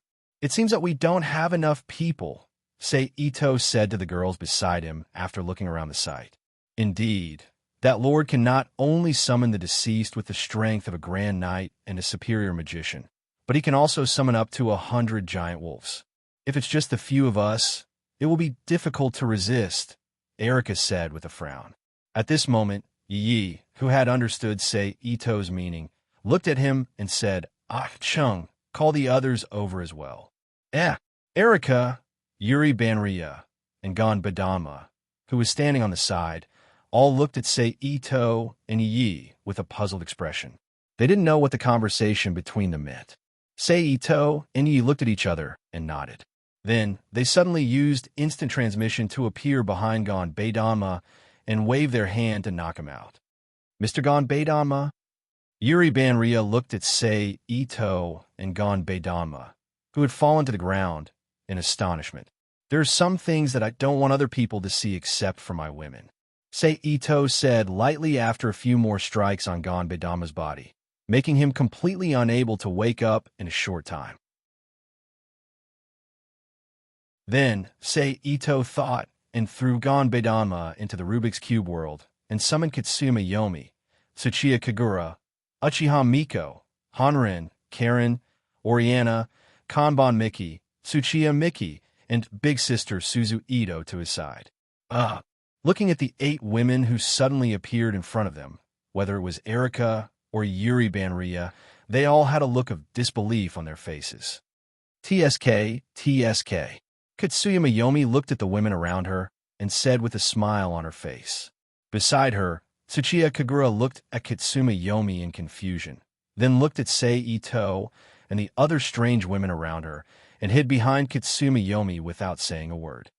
"Senpai, Uchiha Miki and Hanren, 2 ninjas from the Naruto world, bowed their heads and saluted with one knee on the ground. Oh, it's really lively." Oriana looked at the others with interest and smiled ambiguously. "Achung." Karen frowned slightly and called out. Kanban Miki, one of the original 9 Kage Fist, and Tsuchiya Miki, an archer of the Dark Weapon group, stood quietly on the side, watching the development of the situation as if it had nothing to do with them. Finally, big sister Suzu Ito walked to Sei Ito's side and whispered in his ear, "Let's see how you deal with this."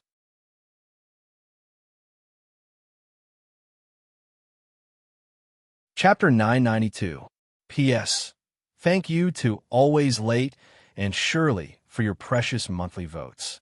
Ahem, since there's still some time, let me introduce everyone to each other. Sei Ito ignored his big sister's expression, coughed lightly to attract everyone's attention, and said, "First, this person next to me." Sei Ito pointed to Suzu Ito and introduced, "This is my big sister, Suzu Ito. This is Yi." Then, he pointed to Yi and introduced him. "This is Yi's big sister, Mayo. Mayo and Yi are from the same clan, Yuenuan. Kanzanyama, Yama Kagura, Tsuchiya Kagura. This is Uchiha Miko, Hanrun, Karen, Oriana, Kane Miyun, Tsuchiya Terumi, Erica, and Yuri Banria." Then, Sei Ito pointed out everyone's names one by one. Then, without waiting for others to ask questions or react, he immediately said, "I summoned everyone this time mainly because there will be a relatively harsh battle later, so I need everyone's cooperation." Then, he flipped his hand and took out the ceremonial dagger he had snatched from the spirit-eating world's curse-past successor, Akino Setsuna, and threw it to Mayo. "Mayo, inject your spiritual power into the dagger." Sei Ito looked at Mayo and said. Mayo, who knew that now wasn't the time to expose him, obeyed and injected the spiritual power in his body into the dagger. In an instant, a huge spirit beast with a square head that looked like a whale appeared beside Mayo. "This is the spirit beast, Thunder Beast Haizunu. If you need it later, summon it," Sei Ito instructed. Mayo nodded, dispersed the spiritual power that was maintaining the dagger, and sealed Hyzena back into the dagger. Then, Ito flipped his hands again. Two guan foxes with white fur and slender bodies appeared in his hands. They had ancient numbers written on their foreheads. "It's Guanhu from the G family," Sudamaya Kagura reflexively exclaimed. "Yoli, these two management foxes are yours to use." Ito nodded to Tsutomu Kagura and handed the two piped foxes to Yuri Banria, who was still in a state of shock and confusion. This is the method of Imperial censors. Without waiting for Yuri Banria's reaction, Ito placed his right index finger on Yuri Banria's forehead. Through telepathy, he taught Yuri Banria how to control Guanhu. At this point, Ito's actions didn't stop. He flipped his hand again and took out more than 10 arrows with strange runes engraved on them, and handed them to the expressionless Sudamaya Kagura. "These are demon-piercing arrows engraved with demon-piercing runes. Use them as you see fit," Ito explained. Sudamaya Kagura expressionlessly took the demon-piercing arrows and put them into a slender quiver that she carried with her. "It's almost time, Oriana.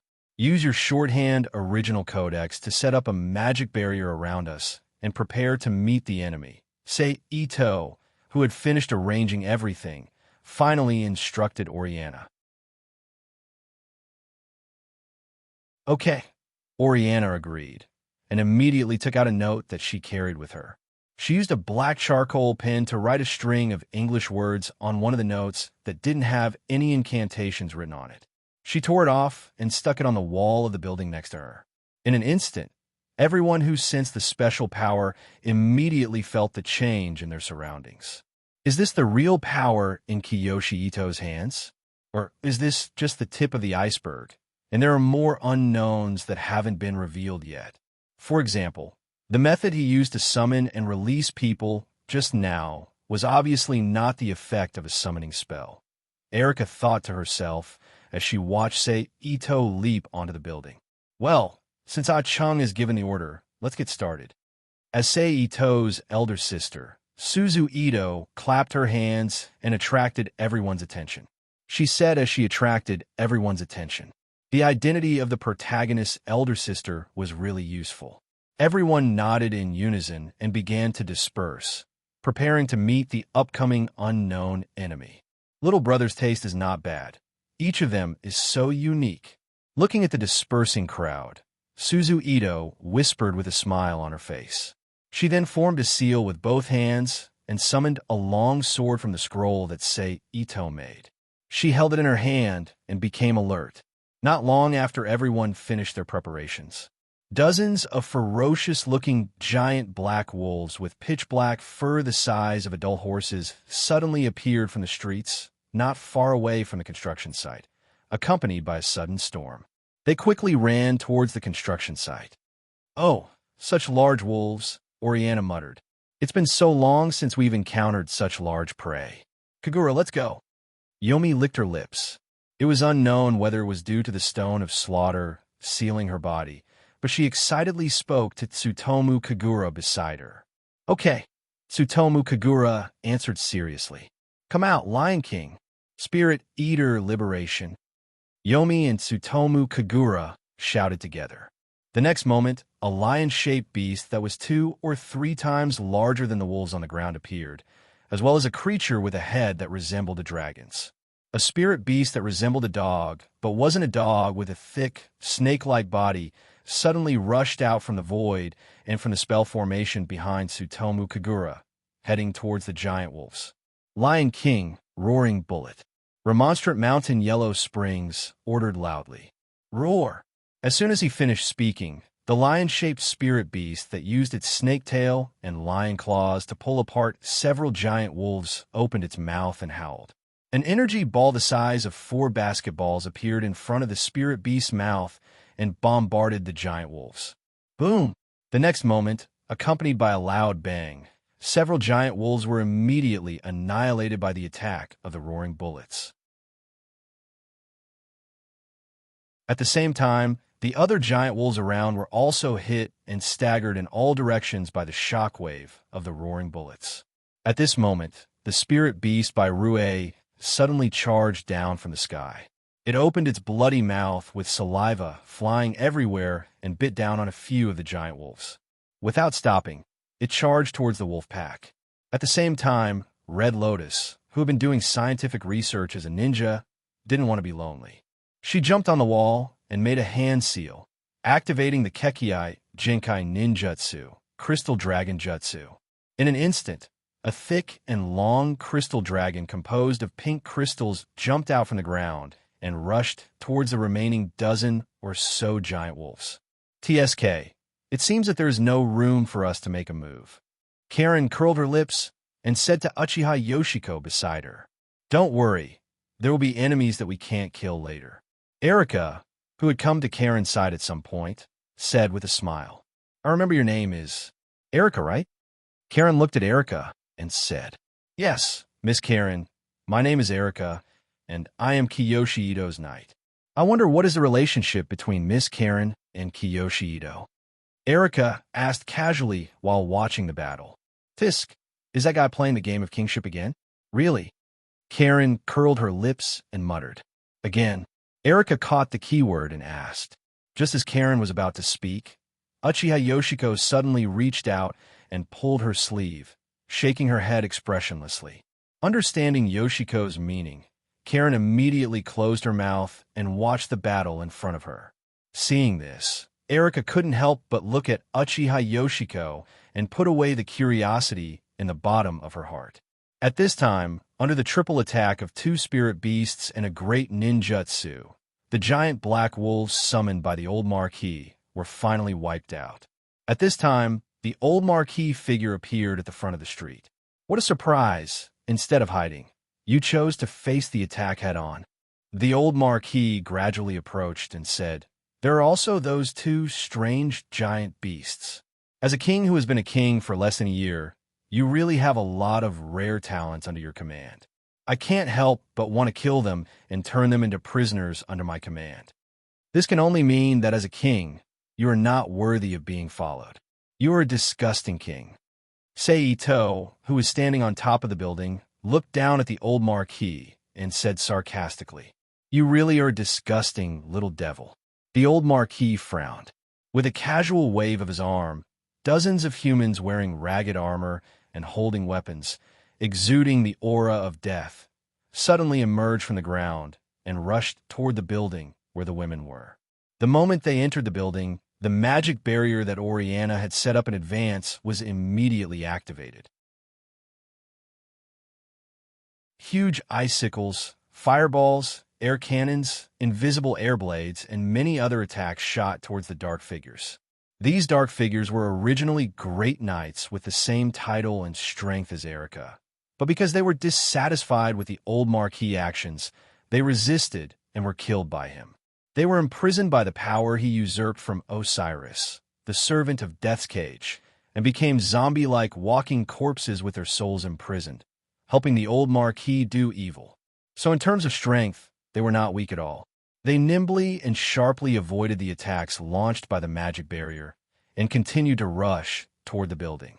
However, what greeted them was not the magic barrier arranged by Oriana, nor the arrows shot by Tsuki Miri, nor the ninjutsu attacks launched by Uchiha Yoshiko and Kuroto. Under these three attacks, several pitch-black figures were immediately blasted by the attacks, dispersing in a black mist and disappearing. Even if the dark figures avoided the three attacks and broke through the barrier and came to the building, they were immediately blocked by the attacks of Tanabe Miyomo, Karen, Erika, and others who had not yet made a move, making them unable to move forward. Old Marquis, don't expect your toys to cause trouble. Now let's have a direct confrontation between kings. Seito said in a high voice. Very well, Sasha Stark-Vorben said calmly. Then, the old Marquis raised his head and let out an inhuman roar. Along with this roar, Sasha Daon Starwarben's body immediately swelled up. In the blink of an eye, he turned into a huge Leakin with a height of 30 meters. His eyes flickered with a ferocious green light as he stared at Ito, who was standing at the top of the building.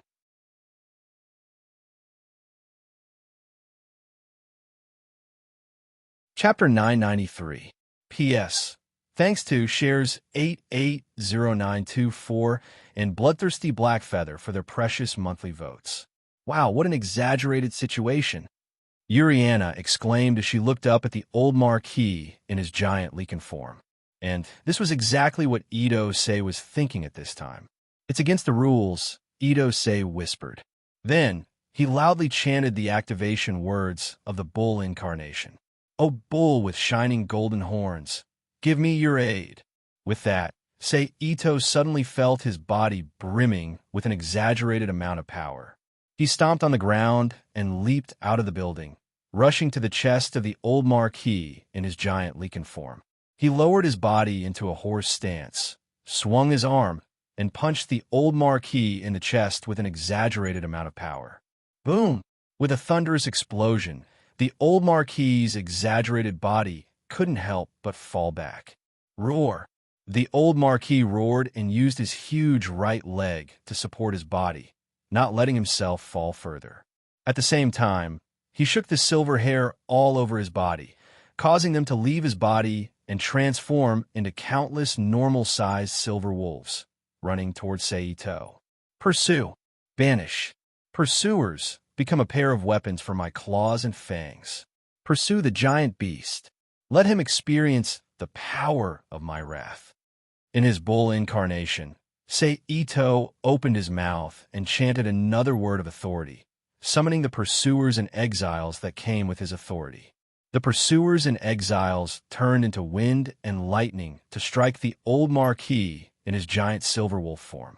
At the same time, Sei Ito wrapped his body with psychokinesis and stood in the air, punching and kicking the charging silver wolves into nothingness one by one. As a counterattack, the old Marquis in his giant wolf form swung his massive arms, engaging in a melee with the pursuers and exiles summoned by Sei Ito. But Sei Ito didn't have much time to fight, chase, and exile before the old Marquis's hairy wolf beasts were blown apart by Sei Ito's punches and kicks.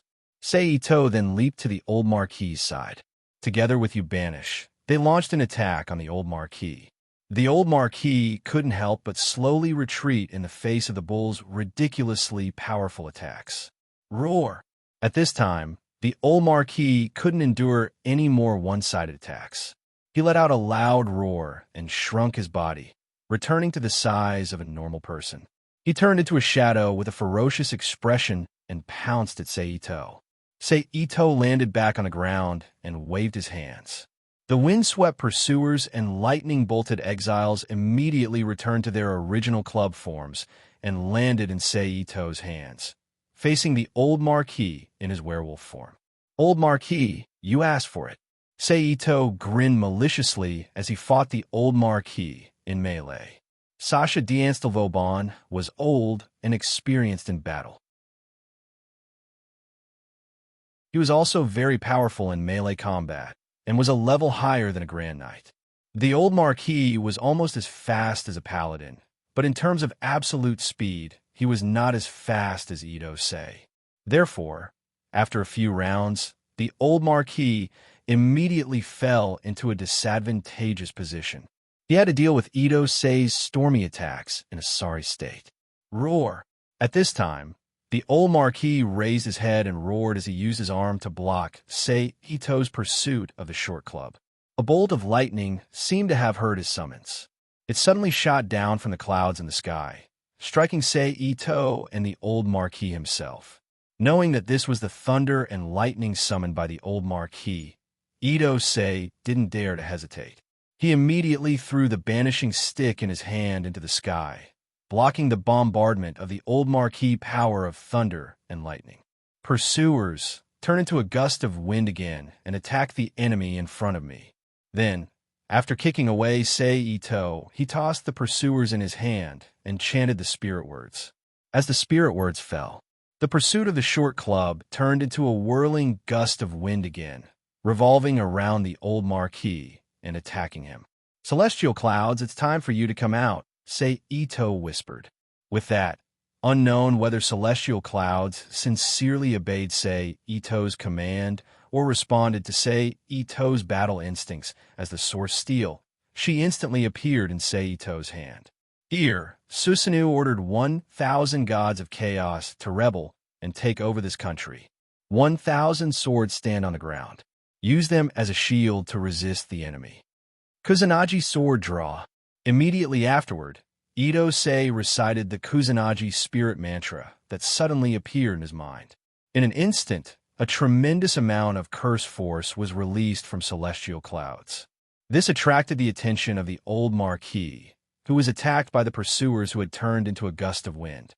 "I didn't expect you to have such a weapon," the old Marquis said in a dignified tone. Sei Ito, who used ground shrink to rush to the front of the old Marquis, said while brandishing his sword, "In fact, I still have many weapons to deal with you, but due to certain circumstances, I haven't had the time to forge them yet.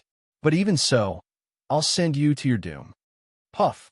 Under the pincer attack of the pursuers and celestial clouds, a long and narrow sword wound appeared on the old Marquis' chest, and a large amount of blood instantly gushed out from the open wound. Curses turned into salt. Feeling the great pain in his chest, the old Marquis suddenly roared, and his eyes flickered with green light as he looked at Sei Ito and said. Almost instinctively, Sei Ito immediately used substitution technique, which he hadn't used for who knows how long, and disappeared from the old Marquis line of sight, leaving behind a wooden stake that quickly turned into salt, fell to the ground, and shattered into white crystal granules. Immediately afterward, Sei Ito, who used instant transmission to appear behind the old Marquis again, stabbed celestial clouds into the old Marquis' chest. But with the Godslayer's powerful senses, the old Marquis narrowly avoided a fatal blow, turning the fatal wound into a grievous one. Then, the old Marquis' body suddenly transformed into a four-legged wolf. He broke free from Celestial Cloud's blade and turned to bite at Sei Ito's leg. Bang! With this muffled sound, the old Marquis' wolf-shaped jaw was heavily kicked by Ito Sei, and his body was sent flying backwards. Thunder the heavens, become the sword in my hand. Show the enemy my wrath. At this moment, Sei Ito once again loudly called out Mikado's divine authority of the skies, controlling the leaping lightning in the sky and striking down at the old Marquis in wolf form. Even though he was in midair, the old Marquis still mustered his curses to mobilize the stormwind and raging waves from Count of the Winds, Lord of the Rain, and Lord of Thunder to forcibly distort the path of the lightning that was about to land on his body and strike the ground on either side of him. But just as the old Marquis regained his footing, Sei Ito, who had used a shrinking technique to quickly rush in front of him, stabbed down with celestial clouds at the old Marquis' long and narrow, beastly mouth, nailing his head to the asphalt road. Then, he spun his blade and increased the damage to the old Marquis and the resulting pain. He strode to the old Marquis' side and summoned Longina's spear with his free left hand. He didn't hesitate to stab the old Marquis' head with the spear. Puffed! A crisp, muffled sound immediately rang in Sei Ito's ears. Just as the old Marquis was about to breathe his last, Sei Ito whispered in his ear, "Well, I know you have the authority to resurrect, so I will guard your corpse until you can no longer resurrect." Hearing Sei Ito's words, the old Marquis' eyes suddenly widened, and then lost all their luster as he breathed his last. With his death, the rain of lightning in the sky, as well as the army of the dead and the behemoth wolves that were restraining Yi, Mayo, and the other girls, all dissipated into nothingness on the spot, leaving behind only a messy battlefield. Kiyoshi Ito, Cha my lord. More than 10 seconds later, Erika, Mayo, and the others called out to Sei Ito, who was guarding the corpse. But this time, there was one more person in the team. It was Liliana Cranekiel with her silver ponytail. "You all go back first. I will guard the corpse here and completely eliminate this old man," Sei Ito said to everyone with a smile. Hearing Sei Ito's decision, Erika, Liliana, and Yuri Banria, who were quite familiar with the position of the Godslayer in this world, immediately revealed a speechless and shocked expression. They stared blankly at the old Marquis corpse, which had returned to its original appearance due to death. By the way, I remember your name is Liliana, right? Seito turned to look at the silver-haired girl. Yes, your majesty. Do you have any orders for me? Liliana hurriedly said respectfully. Go and guard the old Marquis property. I want to take them over, Seito said calmly. Yes, your majesty, Liliana replied respectfully. At that moment, a strong aura of life instantly erupted from the old Marquis corpse. In the blink of an eye, it reached its peak, announcing the old Marquis resurrection. But just as he was about to open his eyes, Seito did not hesitate to slash the celestial clouds between his eyes. It was to prevent him from suddenly using the eyes of Sodom to harm others, and also to send him back to the underworld. Seeing Seito's straightforward and bloody actions, not to mention Liliana and Yuri Banria, even Erica's expression became somewhat unnatural. From the looks of it, his cursed power can at most support his resurrection once or twice. Of course, the premise is that he has that much of the authority of immortality. Seito said calmly. He then turned to Liliana and Erica and said, do as I say and organize the old Marquis property. Erica will assist you in this matter. Lily, please take care of me. Erica turned to look at Liliana and teased her when she heard that. Yes, Liliana replied in a low voice with an unsightly expression. Liliana and Erica then greeted Seito and activated their magic leap to leave the scene to carry out Seito's orders.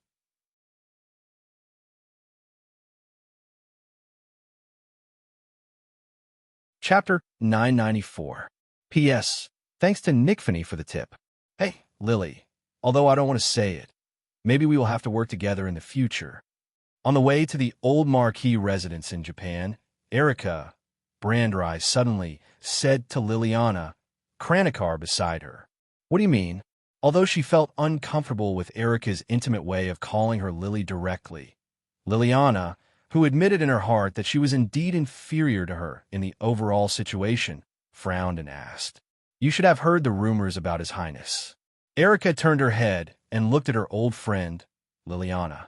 The rumor about his fondness for women. Liliana replied in a low voice.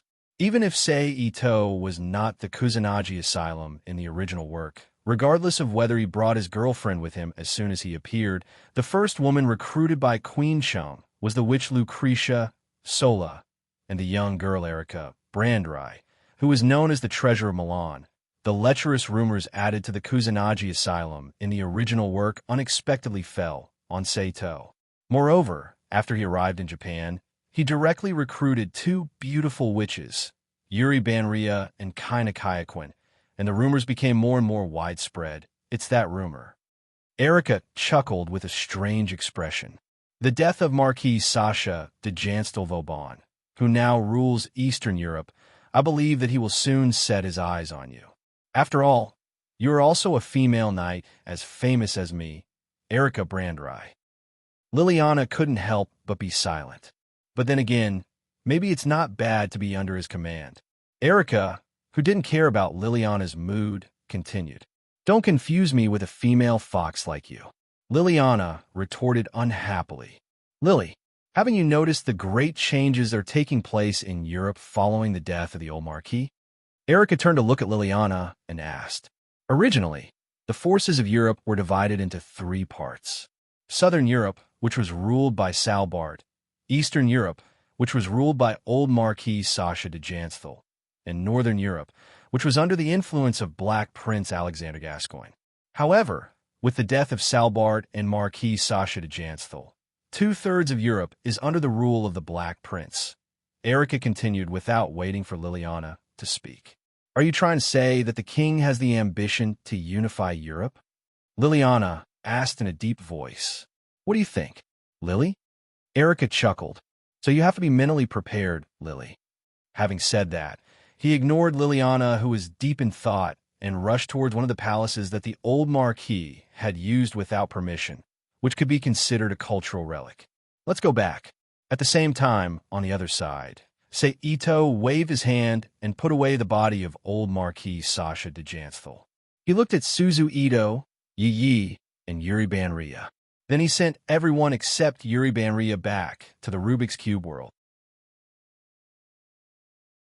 He placed a shadow clone beside each of them and accompanied them to chat and stroll around, adjusting everyone's mood.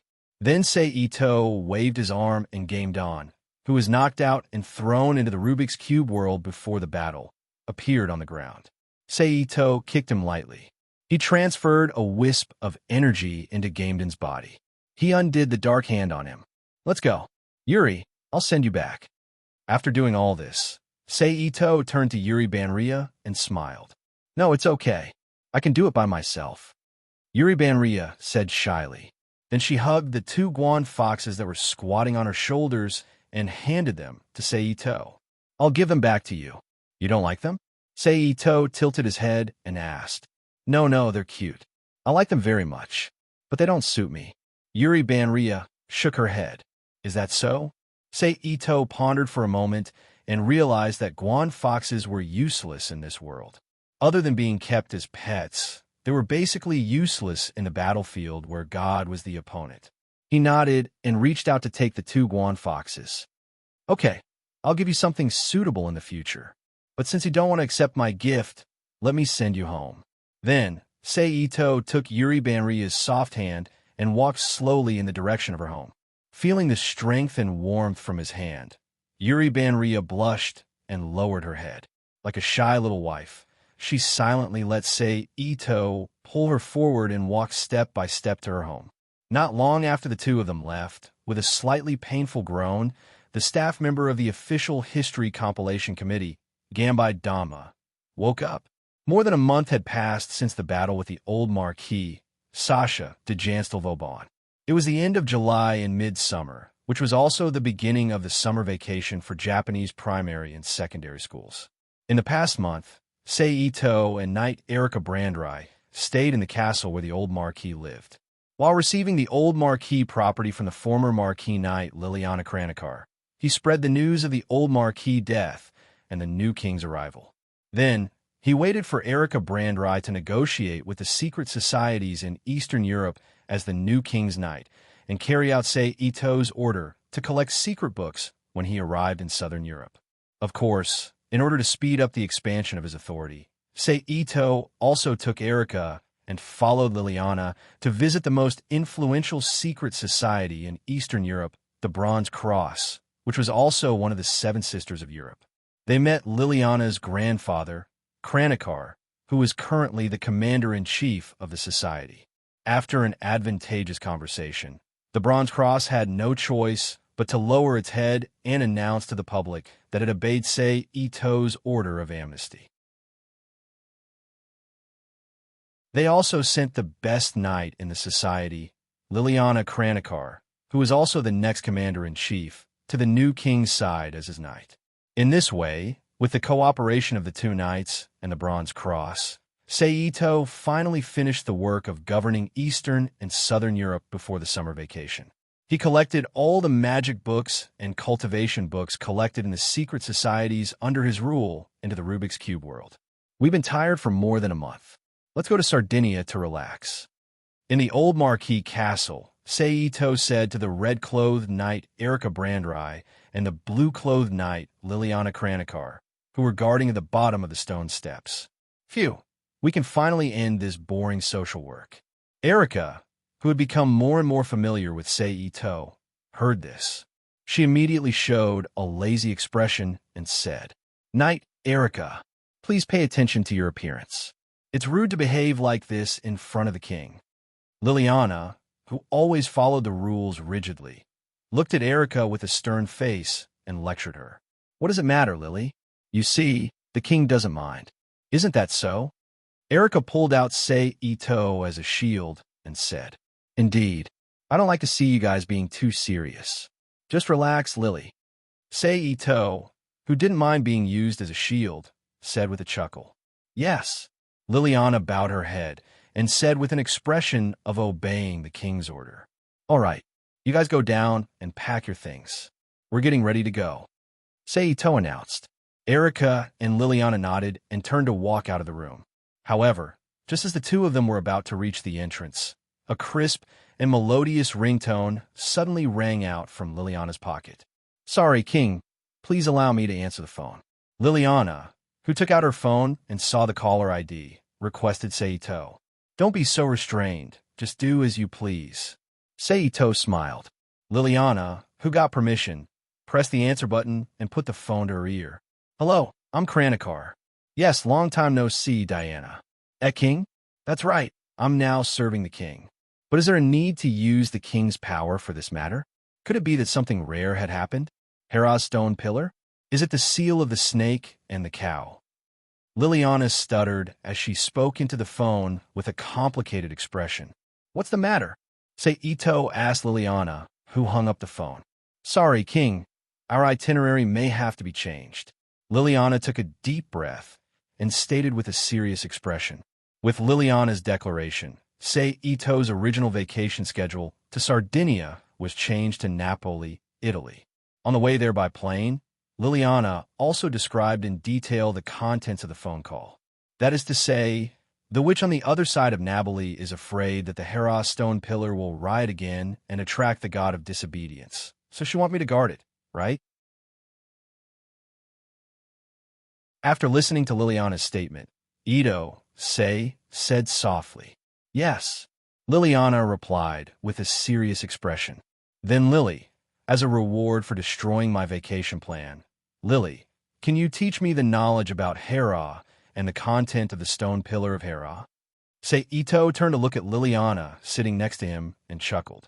"Kiyoshi Ito, you really know how to find opportunities." Erica on the side immediately showed a gloating smile when she heard this. "What? Do you want to teach me in place of Lily?" Seito turned to look at Erica, sitting on the other side of him, and joked. "This is an order issued by Wang Ning on a whim. How could I be so ignorant as to disturb your mood? Please continue to carry out the order according to your wishes." Erica made an understanding look and refused. Then she leaned out to look at Liliana and joked, "Lily, you should know how to impart knowledge to the king, right?" "Erica, are you underestimating my strength as a witch?" Liliana asked angrily. No, Lily, I'm just reminding you out of kindness, really. Don't forget, as the king of the God Slayers, he has the characteristic of being immune to any external curse damage. If you use the normal way to impart magic to the king, it won't work." Erica explained with a look of kindness. "So to make the magic effect work, you need to use some special methods, such as mucosal contact." "Mucosal contact?" Liliana, who didn't immediately think in that direction, frowned. It's kissing." Erica, who seemed to be anxious, kindly reminded her. Then she stopped talking and sat aside, revealing an expression of waiting to watch a good show. "Kiss, kiss." Liliana immediately blushed and stuttered. "My king, you didn't mean that before, did you?" Liliana quickly turned to look at Seito and asked. "I'm sorry, that's what I meant," Seito said with a shrug. But, even if it's Wang Ning's order, this kind of order is too difficult for a pure girl. Please forgive me for not being able to comply." Liliana loudly retorted as if she was ready to sacrifice herself for a righteous cause. Fortunately, this private plane was prepared by Seito using his privilege as the king. The entire plane only had him, Erica, and Liliana, the three passengers, so they didn't have to worry about being too loud and attracting attention. As for the flight attendants on the plane, they were already instructed to hide in the cabin and couldn't come out unless summoned. "Lily, this doesn't seem like the serious you. Normally, you would have agreed with a firm tone and wholeheartedly carry out the king's order. Could it be that everything you've done before was just an act?" Erica said, half jokingly, half intentionally. Even if she and Liliana were old friends and childhood sweethearts, they belonged to two opposing factions. In order to better gain the king's favor and gain benefits for her faction, Erica definitely wouldn't miss an opportunity to trip Liliana up. "Erica, don't talk nonsense," Liliana angrily said. She then took a deep breath and looked at Seito with a serious expression. "If the king really wants to do this, even if I'm unwilling, I will do my best to carry out the king's order." Then I'll have to trouble you, Lily. Say Ito stretched out his arm and smiled as he placed it on Liliana's shoulder. Feeling the touch from her shoulder, Liliana's body immediately tensed up, her face turned red, and her breathing became rapid. However, in order to not be teased by her old friend and rival, Erica, Liliana suppressed the shyness in her heart. She closed her eyes and prepared her magic, waiting for Seito's kiss. Fortunately, this torture didn't last long. Soon, Liliana felt her lips being kissed. Then a wet and slippery tongue stuck out her lips and invaded her mouth, chasing after her tongue.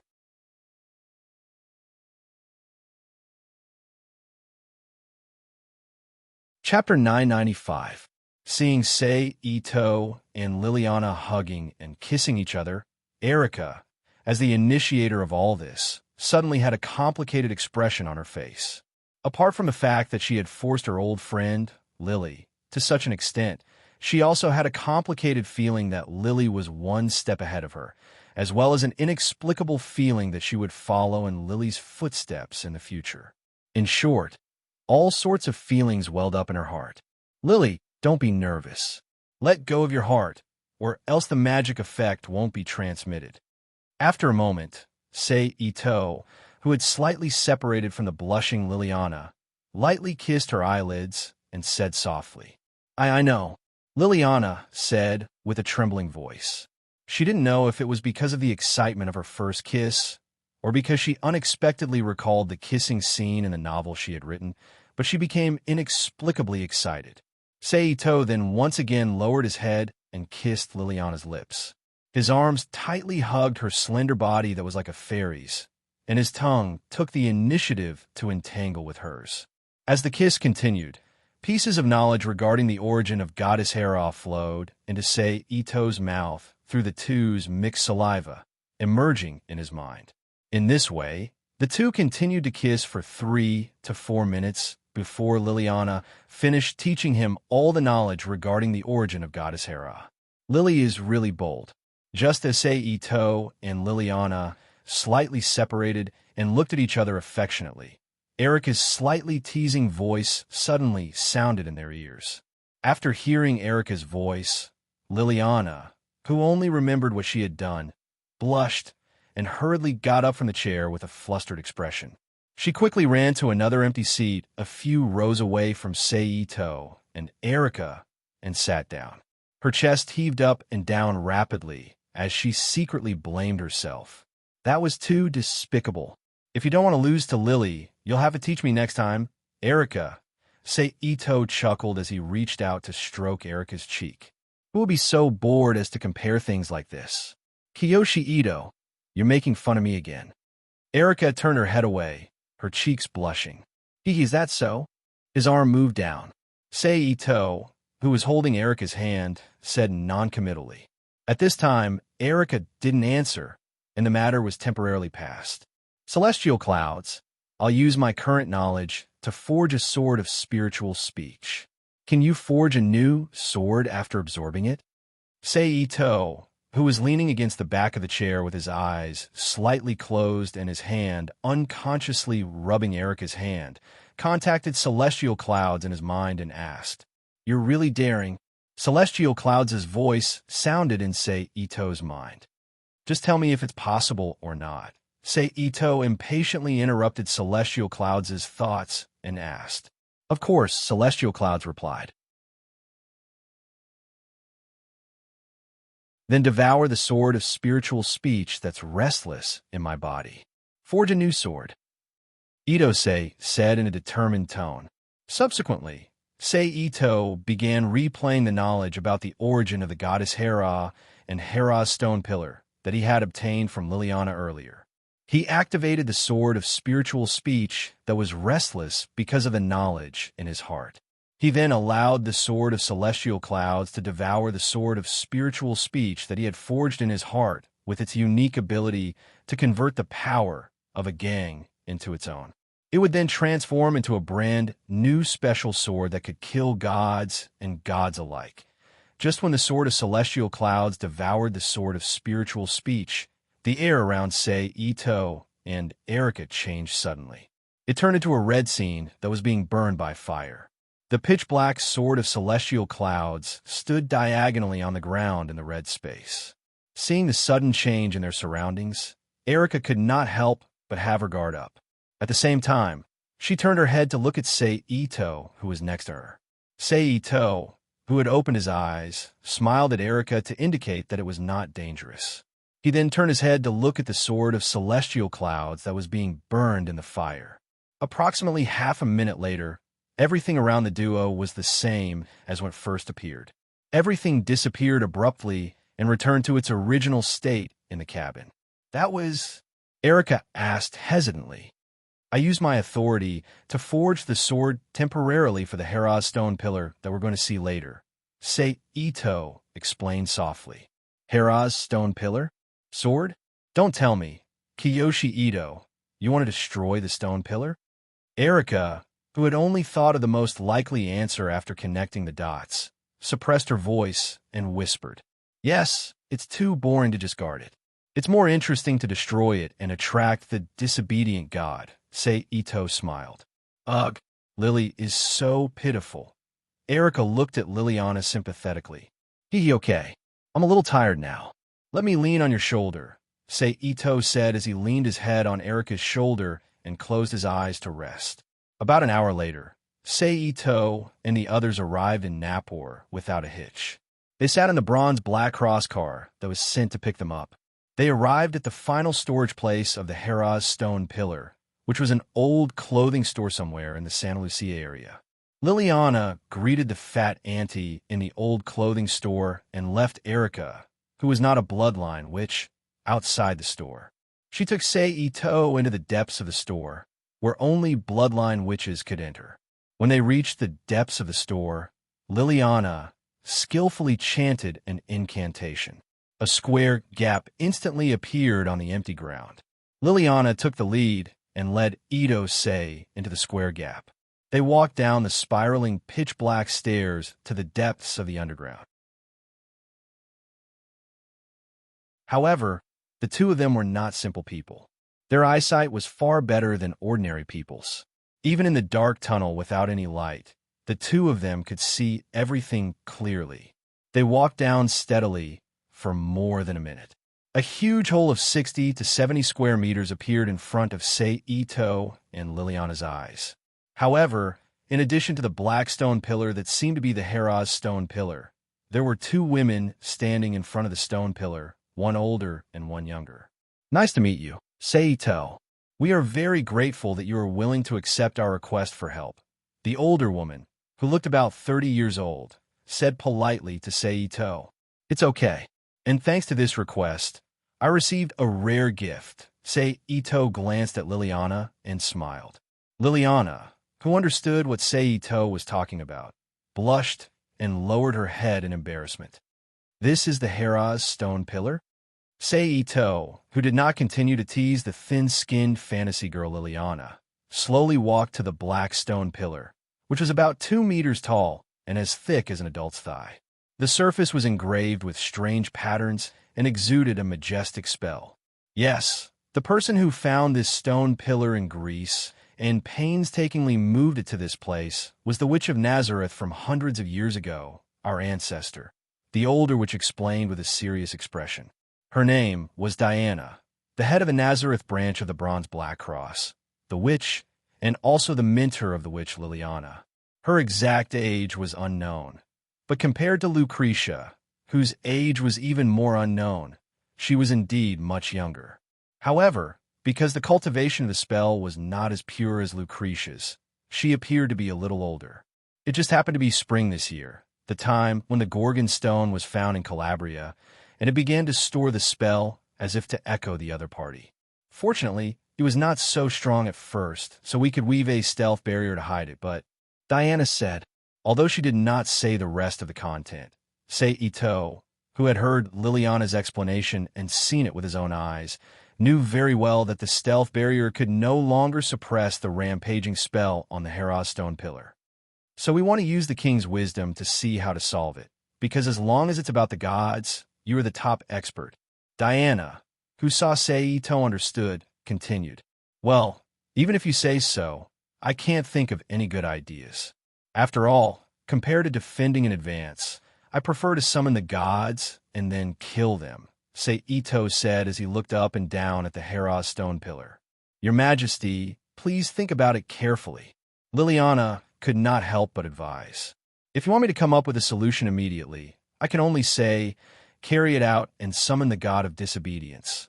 Ito turned to the three witches standing in the space, spread his hands and shrugged. So everyone go back and rest first. It's useless to stay here anyway, isn't it? Ito continued. Okay.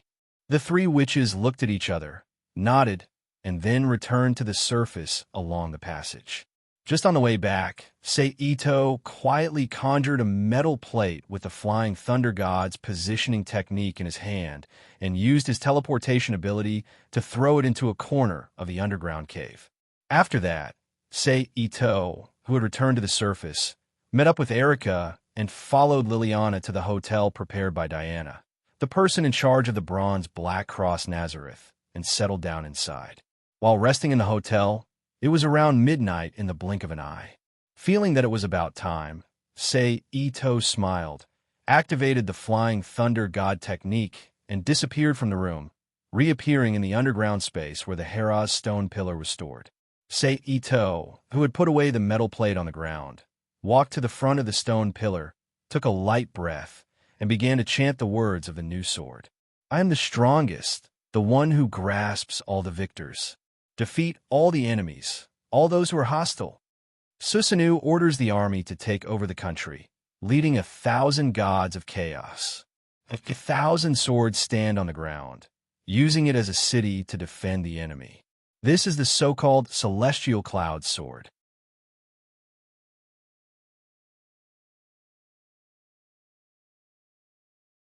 Chapter 996.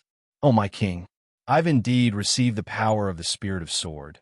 The voice of the celestial clouds echoed in Ito's heart as soon as the Spirit of Sword was done speaking. If it's a normal battle, your sword is the sword of wisdom that can kill God. However, it's different now that it's combined with mine. It's the sword of wisdom that can even kill an indestructible God relic. With the knowledge that you possess, you can change the sharpness of the sword just like that. When the enemy retreats and exterminates the heretics, just wave it around as much as you want. If that's the case, kill the thing in front of me, Ito said softly with a ferocious grin at the corner of his lips. Yes, I believe that I can cut through thousands of steel blades. I'll serve you, the celestial clouds answered. At that moment, a massive amount of curse power gushed out of Ito's body. It flowed along his right arm to his right palm, gushing into the 3-foot 3-inch long sword that suddenly appeared in his palm. It was celestial clouds. However, unlike the last time when Ito held it, the glow that celestial clouds emitted this time was not pitch black. Instead, it was the same as the glow that Urislagna's sword of wisdom emitted. It was a dazzling golden color. Ito held the handle of celestial clouds with both of his hands and got into a stance. He then performed the Kasaya cut, swoosh. A light whistle that tore through the air was heard. The Heras stone pillar in front of Ito broke in the middle under the golden glow that was slashed down in an X shape. It slid down along the surface that was as smooth as a mirror. Boom! The stone pillar that was broken in half fell heavily to the ground. In the next moment, the huge amount of curse power accumulated on Heras stone pillar gushed into the sky like magma, emitting a destructive and dazzling green light as it fell to the ground. Then, the surging curse power broke through the ceiling of the underground space and continued to hit the ground. If that's the case, then Perseus, who also has the divinity of the sun god Mitra, should appear. Ito muttered to himself after dispersing the sword. Then, he didn't stay in the underground space that was starting to shake and collapse. He activated the flying thunder god technique and returned to the hotel he was staying in. As soon as Ito returned to the hotel, he heard someone knocking on the door. Come in, Ito said. Cluck! Following this soft sound, a red top appeared. Erica pushed open the door and walked into the room in a pair of long black pants. My king sure is quick. Erica chuckled as she closed the door behind her. Well, Ito shrugged his shoulders and didn't answer. But if Lily knows the truth, she will be angry. Erica said with a gloating expression, I think, with my lovely knight Erica's loyalty, she shouldn't be a talkative woman who would frame her king and speak ill of him behind his back. Saito looked up at Erica and smiled. That's not necessarily true. Maybe I will reveal the truth without knowing it. Erica retorted with a sly smile on her face. If that's the case, then I'll bear Lily's anger. I believe that Lily will forgive me. Also, Ito chuckled as he looked at Erica and said, Did anyone see me destroy that thing? Your Majesty, you really are a very, very cunning person. Erica couldn't help but sigh softly, because I have to deal with a subordinate who is just as cunning. Ito chuckled as he suddenly wrapped Erica's body with his psychokinesis and pulled her into his embrace. Erica blushed as Ito hugged her so intimately. She subconsciously used magic to strengthen her wrist. She was about to stand up from Ito's embrace. However, her enhanced arm strength was no match for Ito's. She pushed him 2 or 3 times, but still couldn't stand up from his embrace. Where's Lily? Ito asked Erica, who had already given up struggling in his embrace. She should have gone to check on the situation. Erica replied in a low voice. If that's the case, then we shouldn't stay in the hotel any longer. Otherwise, it'll be too suspicious. Ito chuckled. As the Demon King, it's already very suspicious that you didn't immediately go out. Therefore, you won't be able to escape Lily's suspicion. You should prepare to bear her anger. Erica chuckled a little proudly. While joking, Ito used instant transmission to appear on the roof of the hotel with Erica in his arms. He looked at the sky in the direction of Hera's stone pillar. In the blink of an eye, a western dragon with a length of over 20 meters and a height of over 10 meters appeared before Ito, and Erica's eyes, flapping its wings as it circled in the sky. Aren't we going to defeat it? Erica, who was nestled in Ito's arms, asked. No, wait. Wait for him to lure the god of disobedience over. Ito shook his head. The steel hero who slew the draconic serpent. Erica muttered to herself. At this moment, the dragon suddenly let out a loud roar. Even though Erica and Ito were standing far away, they could still feel the spell waves emitting from the dragon's body. Affected by this, the seawater around the Santa Lucia area surged, forming a huge and swift wave that slammed into the harbor and destroyed it. The tidal wave of seawater rushed into the Santa Lucia harbor. Lily is so pitiful, being toyed with by her own king. Erica said softly, as if she was lamenting. Now that you've put it that way, it's as if I'm a ridiculous king. I know that Lily is a witch and will definitely be protected by that dragon. That's why I'm here to watch the show. Besides, as her old friend and childhood sweetheart, aren't you also watching with great interest? Ito retorted as he raised his hand and patted Erica's butt. All right, let's hurry up and chase after them. Otherwise, Lily will really be in danger. Then, without waiting for Erica, whose face was slightly red from being hit on the butt, to respond, Ito hugged her waist tightly, activated psychokinesis, and flew up, chasing after the dragon that carried Liliana away. 1 dragon and 2 people moved forward at a distance. A few minutes later, the dragon, who seemed to be tired from flying, landed on the wide stone-paved street leading to Dale Castle. However, at this moment, a bolt of lightning suddenly flashed across the clear sky, and then with a rumbling sound, it transformed into a human shape and landed in front of the green dragon and Liliana, who was beside the dragon. It was a handsome man who was extremely in line with the Western aesthetic concept. He was tall and handsome, wearing a set of very ancient silk white clothes with a beige cloak. He had golden hair as dazzling as the sun, and white skin that was more delicate than a woman's. On his face was a bright smile that made people not dare to look directly at him. The god of disobedience, Liliana and Erica, who was in Ito's arms, whispered almost at the same time. At this time, Ito, who finally saw the main character, did not delay any longer. He immediately increased his flying speed and instantly appeared between Liliana, the dragon, and the god of disobedience like a meteor. "My king," Liliana greeted respectfully. "Erica, you and Liliana step aside first. This may become a battlefield later, and it's not suitable for you to join." Seito let go of Erica in his arms and stared at the god of disobedience, Perseus. "As you wish," Erica replied respectfully, then quickly stepped back to Liliana's side, ready to pull her away. "My king, please listen to me. The dragon next to you is a divine beast that gathered the essence of the earth in Napoli and even Italy. If possible, try not to kill it. Otherwise, the essence of the earth will be depleted, and this area will become a barren land," Liliana said loudly. "I know. I will try my best," Seito said without looking back. Liliana was a little unwilling to give up and was about to say something, but she was stopped by Erica, who pulled her away from Seito. "Then, the god of disobedience in front of me. Who are you?" Seito asked Perseus, even though he already knew the answer. "My name is Perseus. As a courtesy, tell me your name as well." "My enemy, the God-Slayer." Perseus announced his name loudly and asked in return. "Seito." Seito said softly, then turned to look at the green dragon, who was looking at him and Perseus with hostility, and said, "You heard what my subordinate said just now. This dragon is formed from the essence of the earth in this area.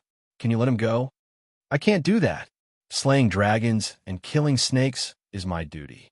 This is what a hero should do.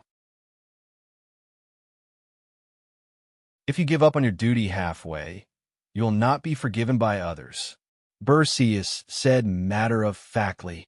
"Although I knew this would be the case, since I promised my subordinate, I have to try my best." Seito pretended to sigh helplessly. Then he turned to the giant dragon and roared, "Stupid dragon, hurry up and leave this place. Fly as far as you can. If you are lucky, you may meet your favored one. Roar." Perhaps the dragon was unhappy with Seito calling it a stupid dragon, so it opened its mouth and roared at Seito. "Umph." Ito snorted and looked back at Perseus. He said, "Perseus, since we don't agree with each other and are natural enemies, let's use our common negotiation method, forced to decide the fate of this dragon." "Very well. Let me slay this enemy of yours before I complete my great undertaking of slaying the dragon. I shall fulfill my destiny as a hero of steel," Perseus said as he summoned a snow-white scimitar in his hand that was very much in the Persian style. Perhaps the dragon felt that the atmosphere was not right, so it flapped its wings and flew up from the ground again, flying into the unknown distance.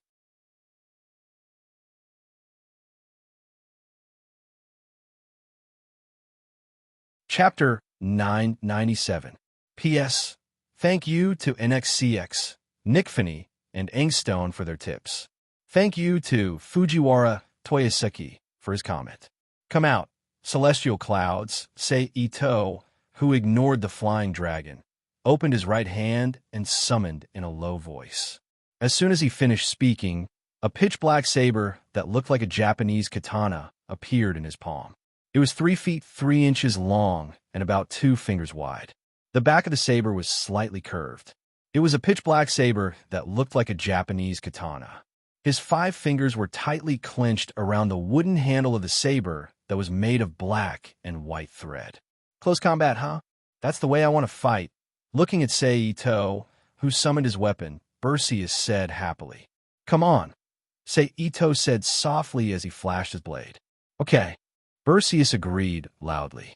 Then the two of them stepped forward together and rushed toward each other with their blades. The distance between the two was not very far, less than 3 meters. When the two of them rushed forward at the same time, it only took a second for them to reach the middle and slash at each other with their blades. Clang! Celestial Clouds' Japanese katana collided heavily with the curved blade in Perseus's hand. The two blades collided with each other, creating a series of dazzling sparks. What an unexpected opponent! Perseus, who was holding the hilt with his right hand and pressing the head of the blade with his left palm, used all his strength to push the blade towards Seito. "Is that so?" Seito, who was holding the blade in the same way, asked with a chuckle. Then he opened his mouth and chanted the words of power. The bull with the shining golden horn. "Give me your help." With the chanting of the words of power, a strong force suddenly appeared in Seito's body and was fiercely applied to the blade. Unable to defend himself in time, Berseus was sent flying backward by the force of the attack. After pushing Berseus away, Seito flipped his left hand and took out several thin metal plates with faint patterns on them. Seito threw them at Berseus, who had just regained his balance and leaped backward. As one of the world's top martial arts experts and ancient combat experience, Berseus waved his arms and deflected the metal pieces that were flying at him like bullets with his machete, hitting, blocking, deflecting, and deflecting them to the ground. However, the moment he sent the iron shards flying, Seito, who had followed closely behind the iron shards, thrust forward with celestial clouds. Berseus dodged Seito's attack. At the same time, he leaned forward and waved his arm. He slashed down at Seito's arm. Just as Berseus's weapon was about to touch Ito-Sei's body, Ito-Sei's figure suddenly disappeared from under Berseus's weapon and reappeared diagonally behind Berseus in a flash. He continued to stab at Berseus with his sword. He was not in a hurry to withdraw his sword.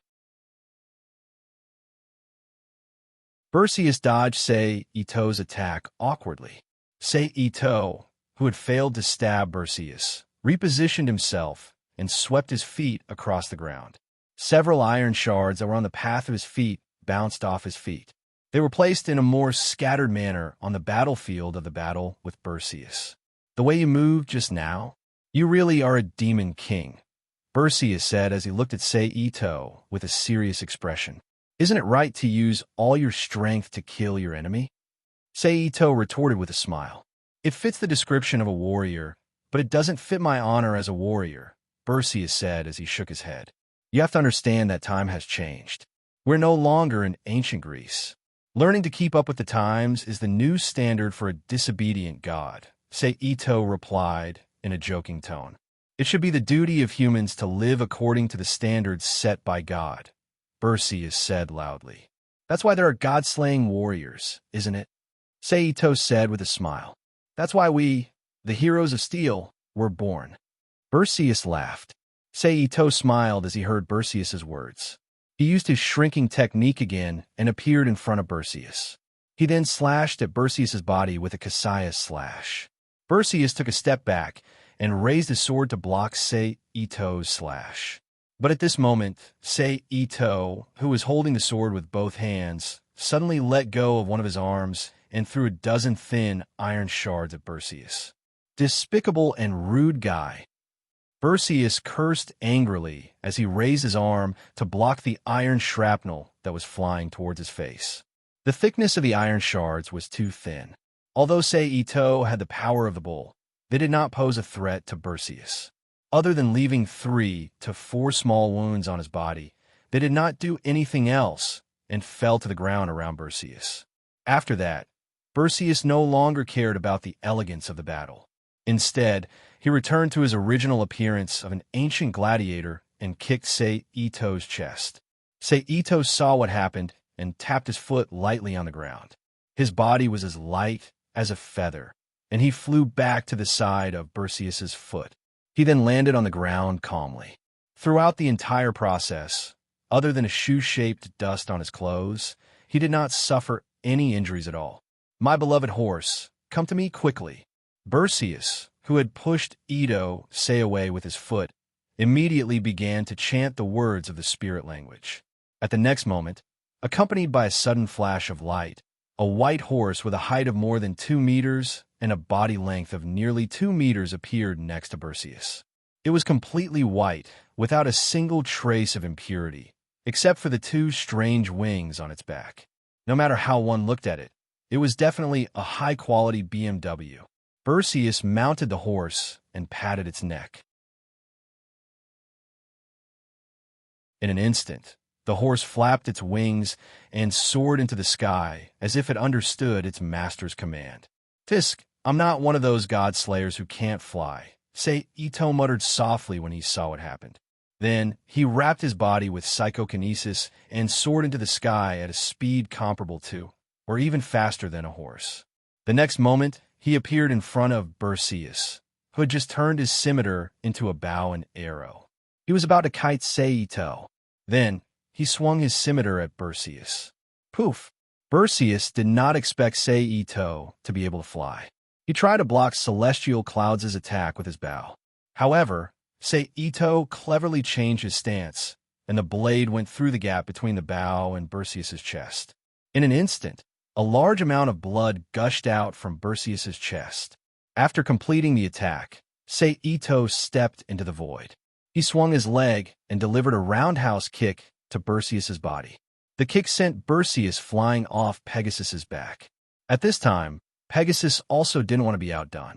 With an A, it raised its two front legs and stomped heavily on the side waist of Ito-sei, who was still in a stiff state. He kicked Berseus back to the ground like a cannonball.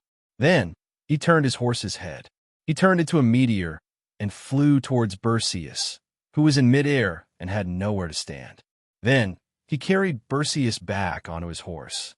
Ito, who was falling at high speed, suddenly appeared on the ground. He eliminated the gravitational inertia of his body. The moment Ito landed on the ground, an arrow fell from the sky at a speed comparable to that of God. It was aimed at Ito. Sensing the danger, Ito-sei's body flashed with lightning, and he disappeared from the spot like a flash of lightning. Boom! Along with the sound of the explosion, the arrow that missed and hit the ground exploded like a high explosive bomb, creating a huge irregular crater with a diameter of 0.5 meters on the ground. A large amount of gravel splashed in all directions from the impact of the explosion. After the first attack, the second attack came right after.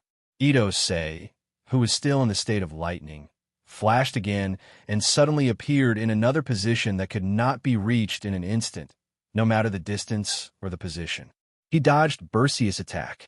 This was all thanks to the thin iron pieces with the Flying Thunder God's positioning technique that Ito used as hidden weapons twice before. Originally, he planned to use them to attack Berseus in close combat.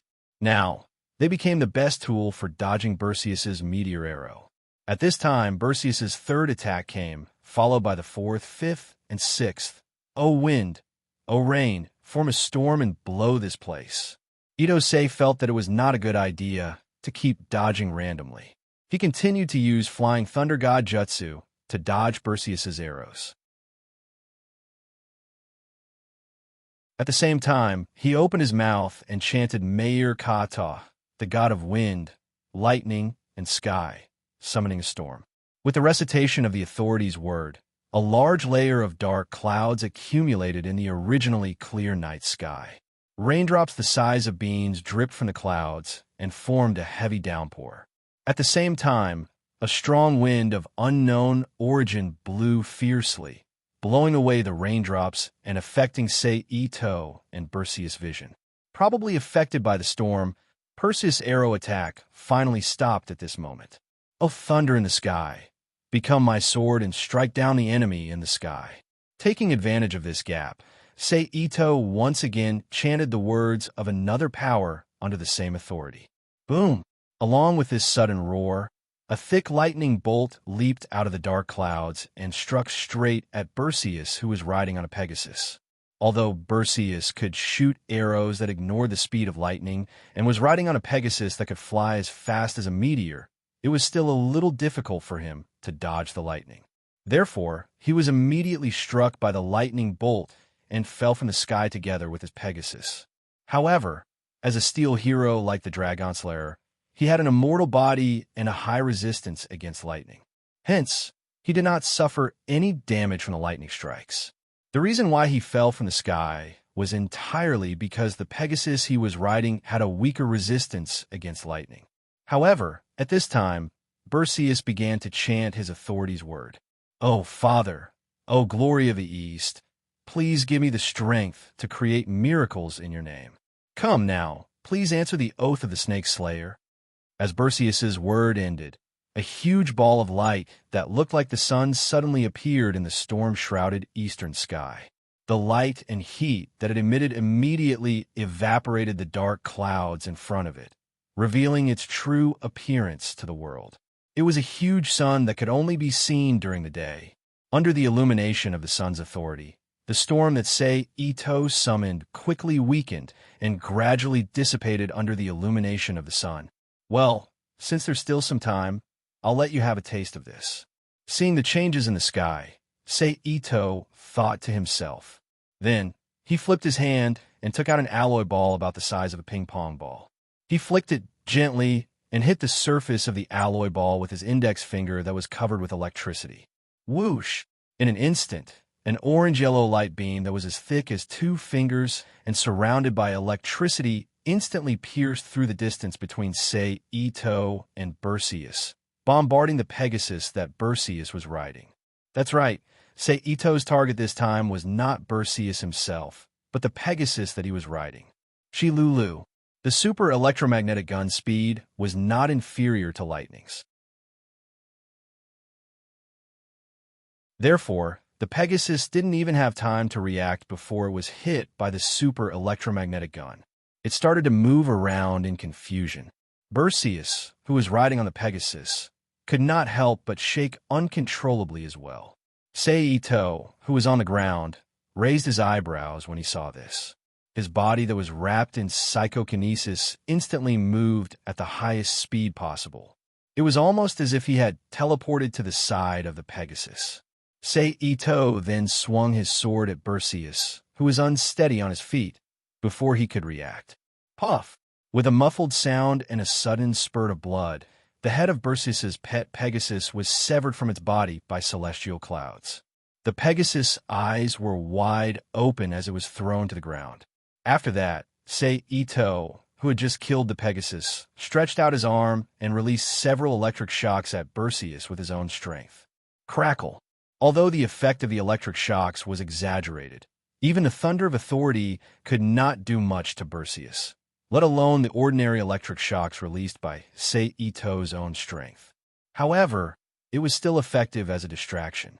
At the very least, Perseus's movements could not help but pause for a moment during the electric shocks. Taking advantage of this pause, Sei Ito, who had retracted his sword, teleported behind Perseus and swung his sword at his neck. With his super intuition, Perseus immediately raised his sword and placed it behind his neck to block Sei Ito's attack. Get down! Sei Ito was already prepared for the fact that he could not kill Perseus with one strike. He stepped on Perseus's back and kicked him back to the ground with his super defensive kick. Boom! Perseus's body was like a cannonball as he landed heavily on the ground, creating an irregular circular depression with a diameter of about 3 meters with him as the center.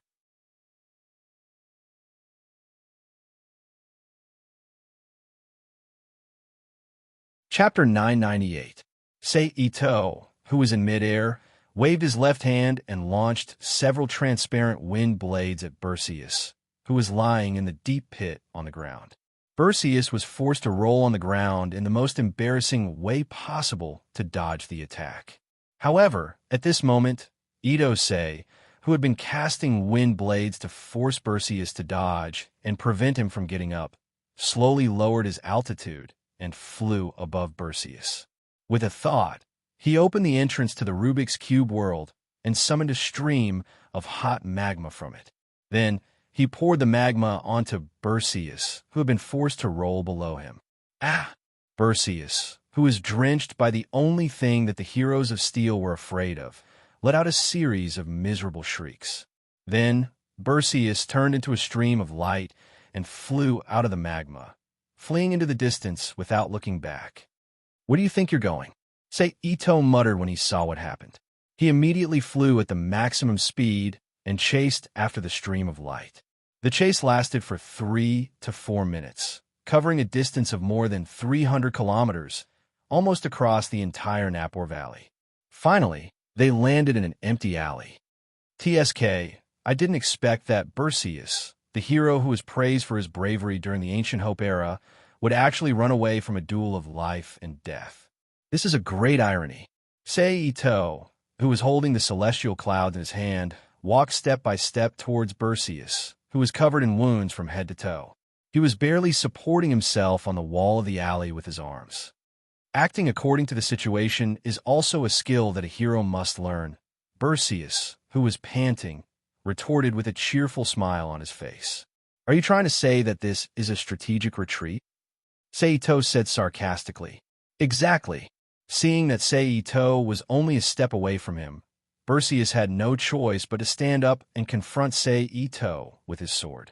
However, just as Ito was about to kill Perseus and seize his authority, a sense of danger suddenly rose from the bottom of his heart. Without thinking twice, he activated teleport and disappeared from where he stood. Bang! The next moment, there was a muffled sound of stone cracking. The petite goddess of disobedience, Athena, appeared where Ito had been standing. She was dressed in modern clothes, but the black scythe in her hand did not match her image. How ironic.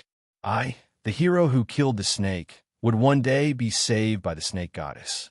The identity of the hero of steel is going to be tarnished. Perseus laughed as he looked at Athena, who had suddenly appeared. You can think of this place as Greece, and I am protecting you under the orders of Zeus, Athena said expressionlessly. Poof! There was a sudden muffled sound. Perseus turned his head with a stunned expression and looked at Ito, who had suddenly appeared behind him. Did you relax because you saw your companion, who is also the goddess of disobedience? Thank you very much, Athena. Ito looked at Athena with a smile as he rotated the blade forcefully and stirred Perseus's heart, which was pierced by celestial clouds. What an ugly loss. Even a god with a strong vitality like a cockroach could not hold on for long under the attack of celestial clouds. Perseus, who was gradually losing his life force, laughed softly. But I really did not expect that the self-respecting Athena would attack someone from behind. This is really too surprising. Ito smiled at Perseus, whose body was beginning to turn into light, and turned to look at Athena. This is the wisdom of battle, Athena retorted softly. What a sharp answer. Ito shrugged indifferently. At this time, Perseus's body finally disappeared completely while the two of them were talking. At the same time, he felt a surge of power behind him. It was the same as when he killed the glorious victory, Euryslagna, after becoming a god-slayer. Ito understood that he had obtained a new authority. The Son of the East. That woman really loves you. Athena, whose eyes flashed with a strange light, suddenly said. Obviously, Athena, who had eyes similar to astral vision, saw the appearance of the authority that surged into Ito's body. That was why she said such inexplicable words. Is that so? I thought that my recent actions had made her angry. I was going to find some time to go to a secluded world to accompany her. Ito said with a surprised expression as if he had heard good news. But Athena, what are you going to do now? Are you going to officially start a war with me here and take revenge for the humiliation I have inflicted on you? Or are you going to say goodbye here? Wait for a little further in the future to understand each other? Then, Ito slightly put away the expression on his face and tilted his head to look at Athena.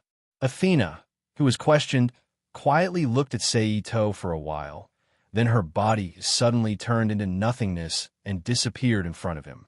Only a faint sentence was left that gently echoed in the alley. In a not-too-distant future, I will come to you again.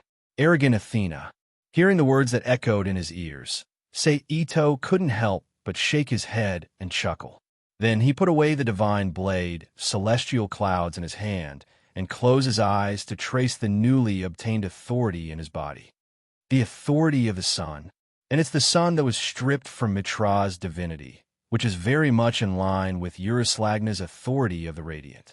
I always feel that the limitations of Euryslagna's authority have been reduced or even removed under the illumination of the sun. After a while, Ito vaguely received the authority of the heavenly revelation. If I get contract-type authority someday, if I say that I am Mitra herself, there should be people who will believe me. After entertaining himself, Seito used the hyperspace to lock onto the information of the Flying Thunder God technique that he left on Erica, and used the Flying Thunder God technique to disappear from the alley and return to Erica, who was waiting in Napor. He saw Liliana, who looked a little anxious, and Erica, who looked calm and was elegantly drinking coffee. King. Seeing Seito return, Liliana quickly got up and shouted, "King, is the matter resolved?" Erica elegantly put down the coffee cup and got up to ask. "Yes, it's resolved." Seito smiled. Then, Liliana hesitated and looked like she wanted to say something. "That dragon." Seito, who understood what Liliana wanted to ask, turned to look at her and said. After she nodded in confirmation, he thought for a moment and replied, "I didn't see what happened to the dragon in the end, but I saw Athena at the last moment of the battle with Perseus. I think with her characteristics of the Earth Mother, she should have protected the dragon." "I see." Liliana frowned slightly and muttered in a low voice. "Perseus, is that the name of the god of disobedience that you've fought before?" Erica asked curiously. "Yes, a mixed god mixed with other myths." Seito smiled. Then he waved his hand and continued, "Well, let's not worry about the guy who is already dead. Now that the matter here is resolved, let's continue the original plan of going to Sardinia for a vacation." "I'll listen to you." Erica agreed with a smile. After that, Seito, Erica, and Liliana rested for another night in Napoli. The next day, they handed over the aftermath to the local Bronze and Black Cross, which Diana. After that, they took a plane to the Osno area of Sardinia and met up with Lucretia Sora, who lived in the witch's home. They used the Flying Thunder God technique to pick up the witch, Yuri Banria, who was on vacation. After that, they summoned Yi, Mayo, and Roly Poly, and had a leisurely trip to the secret beach that they found last time. "Hey, do you think we can summon the god of disobedience without using a witch as a guide?" On this day, Erica, Liliana, Mayo, and you were playing beach volleyball. Roly Poly was in charge of keeping score, and Yoritani was applauding and cheering on the side. Idose quietly came to Lucretia, who was lying on the beach chair and basking in the sun with the excuse that she was too old to move, and asked Lucretia, who was enjoying herself with her eyes closed, "What? You want to summon the god of disobedience?" Lucretia opened her eyes and looked at Seito with a serious expression. "Yes, after listening to Yuri's explanation and reading the information found in the old Marquis's inheritance, I suddenly want to try summoning a god of disobedience." Seito nodded and confirmed. "That's a very dangerous thing to do," Lucretia warned. "But the profits should be good." Seito chuckled. If there's an item that's closely related to a god's myth, perhaps there's no need for a witch to act as a primer. The god of disobedience will chase after that item and appear on the ground, just like the god you killed this time. Lucretia paused for a moment before continuing. Seito nodded and agreed with Lucretia's statement. However, although the character of the manifested god will be influenced by the myth, it will not necessarily act according to the content of the myth. Especially in modern times, when myths and legends are heavily mixed, the summoned god of disobedience will lose its original form and become inconsistent with its original form. So even if you have the key item related to the myth, you may not be able to summon the god of disobedience you want, or you may not be able to summon the god of disobedience at all. You have to understand this point, Lucretia continued. Understand? Seito smiled at Lucretia. Then, he turned his head and looked at the few people who were having fun. He secretly reached out his hand and covered Lucretia's chest with his palm. Under Lucretia's charming and suspicious gaze, he smiled and gently kneaded her chest, enjoying the soft feeling that men instinctively pursued.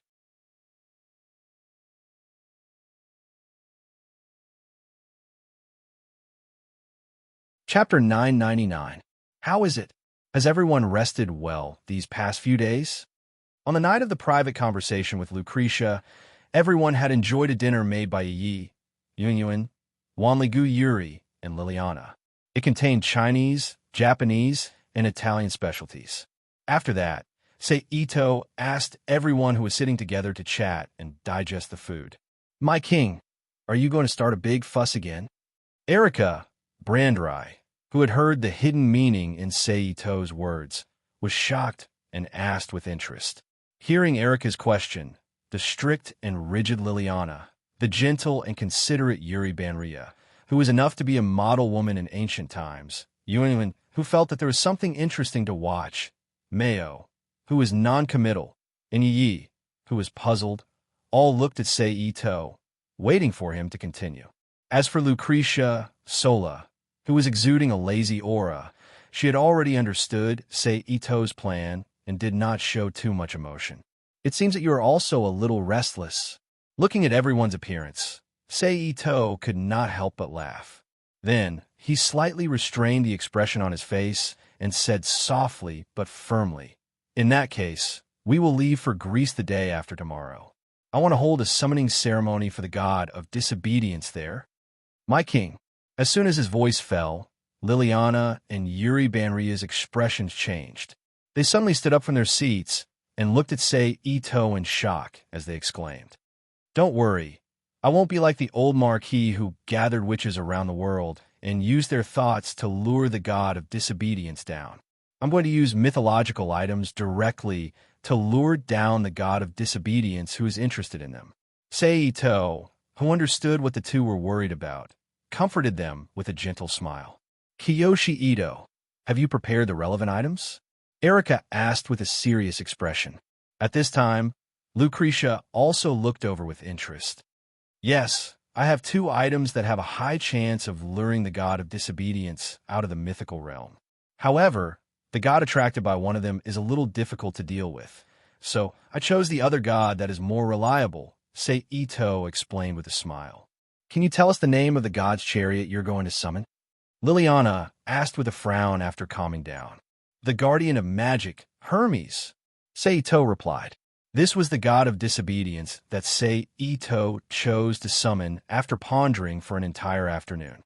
As Seito had said before, he had 2 treasures that could summon the god of disobedience. One of them was the alchemy product that Seito often used, the Philosopher's Stone.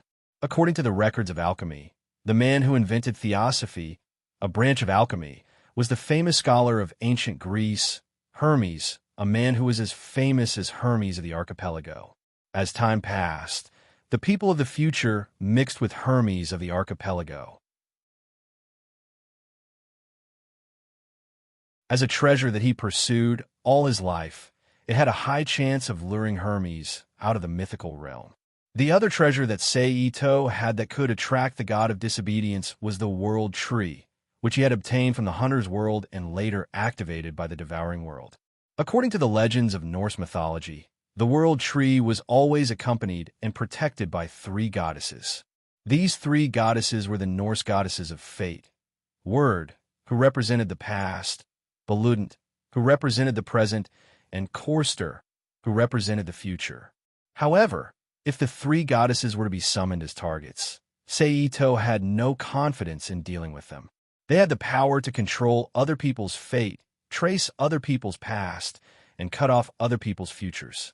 Therefore, after much consideration, Ito-sei finally chose to summon Hermes, who is the god of alchemy, the god of magic, the god of theft, the god of deception, the god of commerce, the god of travelers, the god of husbandry, the god of eloquence, and the patron deities of various sports.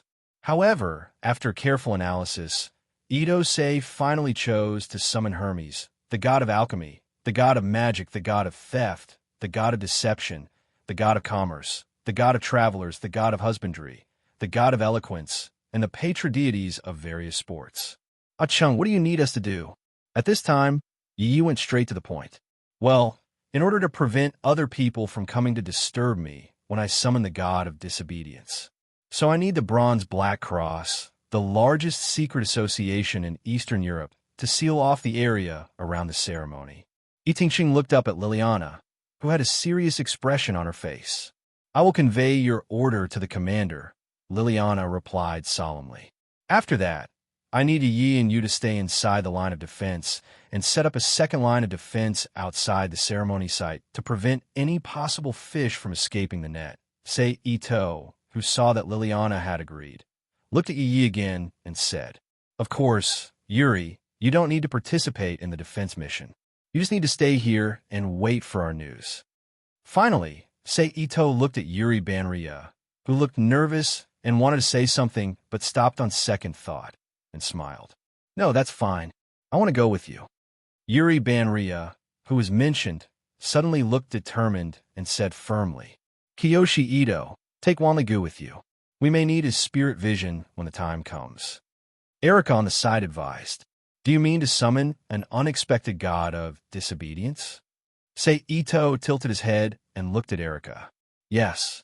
Erica nodded and admitted, "Well, Yuri, you come with us." Sei Ito pondered for a moment and decided, "What about you?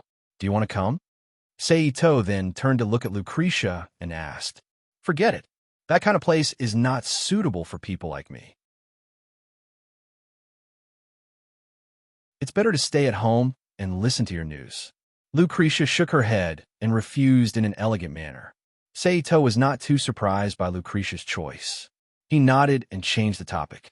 After that, Seito, Erica, and Liliana discussed the defense arrangements for the day of the summoning in detail for a while, then called everyone back to their rooms to rest. Seito, Yi, Mayo, and Yuanyuan stayed in one room, Erica and Liliana stayed in another, and Yuri Banria and the mistress of the house, Lucretia, stayed in separate rooms. Seito, who had finally found an opportunity, naturally would not let go of this opportunity to sleep with everyone. He waved his hand and set up a soundproof barrier in the room, then started fooling around on the bed with Mayo, Yi, and Yuanyuan, who had been stripped like sheep by him. Just like that, a day and a night passed in the blink of an eye. After that, Seito and the rest bade farewell to Lucretia and took the car that Seito had obtained with his authority as the king to the airport. They boarded the special plane that had been waiting for them and took off for Greece. About an hour later, the plane safely arrived at the airport in Athens, Greece. From then on, Liliana, who was acting as a guide, met up with the Bronze Cross and Black Cross personnel who came to greet them. They took Seito and the rest back to the Bronze Cross headquarters in Athens. After that, they politely exchanged greetings with the commander of the Bronze Cross, Old Kranikar, and talked about matters related to the summoning of the god of disobedience. They talked about the chosen location, the situation of the surrounding personnel, the layout of the defense circle, and many other issues. After stopping in Athens for another day, Seito and the rest finally arrived at the summoning site of the god of disobedience's summoning ritual. It was a relatively dry and desolate place that looked very much like a historical site. I hope everything goes well. But why do I have a feeling that I'll meet Athena at the end? Is it because I'm in her homeland, Greece? Or is my ill-fated relationship with her that strong? Seito thought to himself as he stepped into the center of the site and looked at the surroundings. Forget it. I'll just deal with whatever comes my way. If Athena really comes, and it's troublesome, I'll give up on scheming against her and complete the last step directly. With that thought in mind, Seito took a deep breath and emptied the emotions in his heart. He then drew the magic circle of the god of disobedience's summoning ritual that he had plundered from the old marquee property on the ground.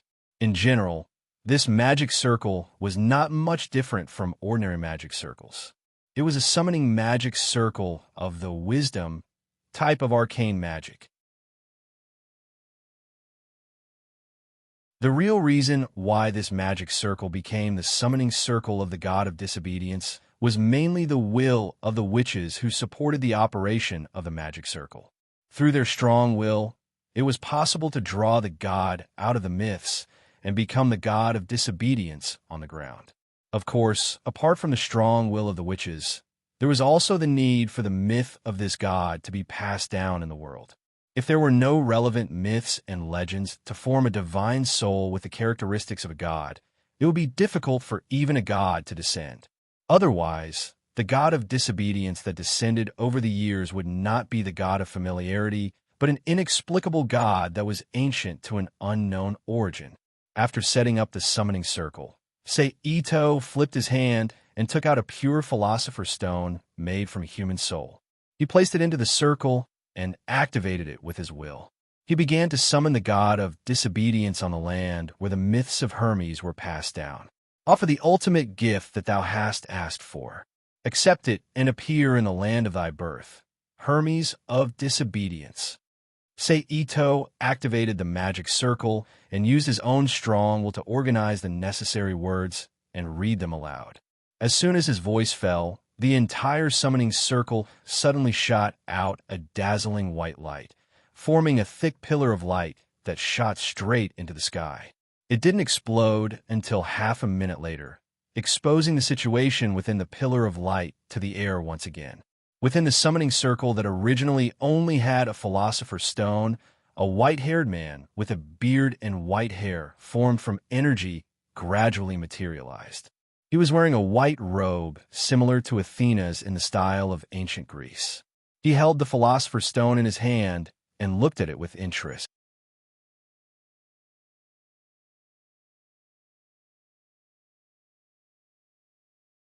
Chapter 1000.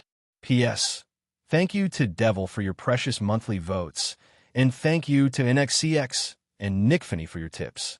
P.S. It's really hard to be a textual researcher.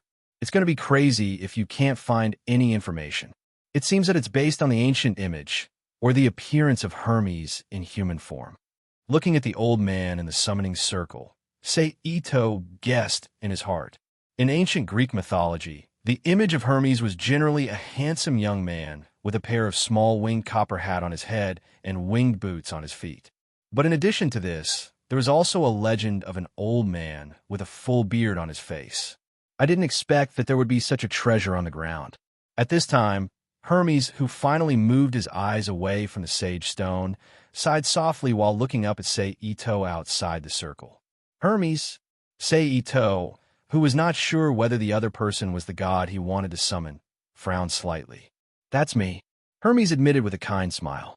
In Greek legends, Hermes was also the first god to show kindness to humans. It was even said that he was the one who taught humans how to use fire, not Prometheus. Therefore, he was probably the most lenient of all the gods who did not obey the humans. But now that he was already a god in high demand, it was hard to say how much kindness he could have in this regard. If I'm not wrong, you're the current generation's god slayer. Hermes gradually restrained his expression and asked softly. Yes.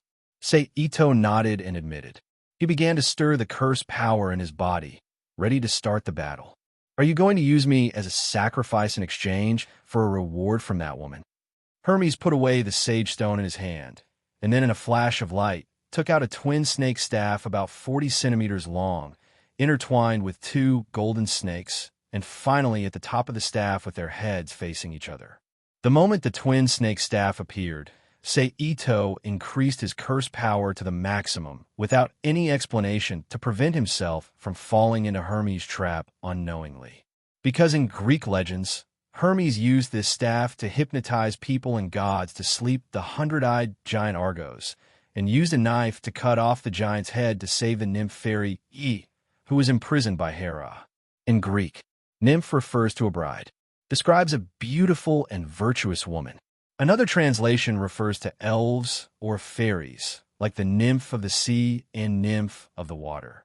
The most famous nymph is probably the nymph of the lake who gave the sword to the Knight of the Lake and King Arthur. That's right, so let's put aside the nonsense and see who's the real deal. Ito said with a solemn expression. Then, without any explanation, he loudly chanted the power of the spirit of words. Moreover, it was his most powerful move right from the start. With my spirit of speech technique, let justice in the world appear. This spell is powerful and eloquent. It is the sword of wisdom that greets victory. This was the summoning of the god-slaying sword of wisdom that the warrior incarnation of Euryslagna's 10 incarnations possessed. Hermes, you were originally an independent god. As soon as his voice fell, more than a dozen balls of energy, about the size of a tennis ball, exuding golden light, suddenly appeared around Ito Sei. It shone brightly on him. It is the god of nature worshipped by the natives of the Arcadia region in ancient Greece, and its representative is the wind. More than 10 golden energy balls appeared around, say, Ito, the moment the words of the god slaying sword fell, and the golden light domain expanded outwards. Oh, you even know about something that happened so long ago? Hermes said with a gloomy expression. At the same time, he waved the scepter in his hand. Bolts of lightning immediately appeared in the clear sky and shot towards Ito's body, but they were immediately blocked by the barrier formed by the golden energy balls around Ito's body. Ito, who was completely unaffected by the lightning, continued to chant the words of the god's slaying sword in his heart. But from 3000 BC to 2000 BC, the people who spoke Indo-European languages mixed in, and the people who believed in you were assimilated. At the same time, the legends about you changed for the first time. At this time, you were originally a powerful god of nature, but you began to transform into a god of the underworld. You were given the authority to travel through the underworld. This can be seen from the obvious characteristics of the god of the underworld in the early myths and legends about you. Hermes frowned when he saw that his attack was ineffective. A bright white flash appeared in his hand, and the scepter in his hand suddenly transformed into a slender flute with several small holes on its surface. Hermes placed the flute in front of his mouth and began to play. In an instant, a melodious sound that could disturb one's mind and calm one's mind reverberated in the sky, reaching Ito's heart. Ito, who felt that his mind was in a trance for a moment, focused his mind. He maintained the maximum circulation of the spell while accelerating the chanting of the god slaying sword in his mouth. But as time passed, due to the war and the integration of the people, your identity changed once again. You completely lost your identity as a god of nature, and then you, who retained the function of a god of the underworld, became the god of animal husbandry, widely worshipped in the social environment of that time. Even so, you were still one of the main gods of that time. At this time, the number of golden light orbs around Ito had exceeded 100 and began to evolve into 1,000. At the same time, Hermes was already stirring up the divine power in his body, playing music that could dispel one's will and make one fall asleep. Under the influence of this, Ito's mind began to fall into a trance. But he knew that he couldn't relax, so he gritted his teeth and resisted the influence of the hypnosis, trying his best to complete the god-slaying sword. But soon, your identity changed again in a major ethnic war, and you almost became a fringe god that no one believed in. But this changed in the 8th to 6th century BC, when the ancient Greek culture expanded, and you were once again integrated into a foreign belief system. You became the son of the god of the time, Zeus, who is now widely known as Hermes. As this sentence fell, the number of golden light orbs around Ito instantly broke through 1,000, like a golden river slowly circling around his body. The most ironic part was that in the myth formed by Zeus, it was obviously mixed with the characteristics of your original nature god period, the story of you being born in a cave. And as Hermes, you were left with all kinds of myths and legends, so you were widely spread during this period, and you had the god of eloquence, the god of theft, and the god of deception. Then the Roman Empire rose. Greek culture was widely introduced into the Roman Empire, and the Roman Empire, which was very tolerant of foreign beliefs, accepted and assimilated it. In this process, you had a third name besides Serene and Hermes, Mercury. At the same time, Zeus and Maia married respectively, and Mercury's parents, Jupiter, the god of the sky, and Rhea, the goddess of the moon, became the main gods of the Roman faith. Because you were first spread to Rome by the Greek merchants, so during this period, you were added with the authority of the god of protection of travelers and the authority of the god of commerce after mixing with Mercury. The sword light that had basically completed the second stage of polishing began to fly out from Ito's side, forming a sea of light swords that shot towards Hermes, whose expression suddenly changed. At this moment, Hermes' entire body began to emit a bright white light. Then the young and handsome Hermes in Greek mythology, wearing a small winged copper hat and feathered boots, flew out from the light.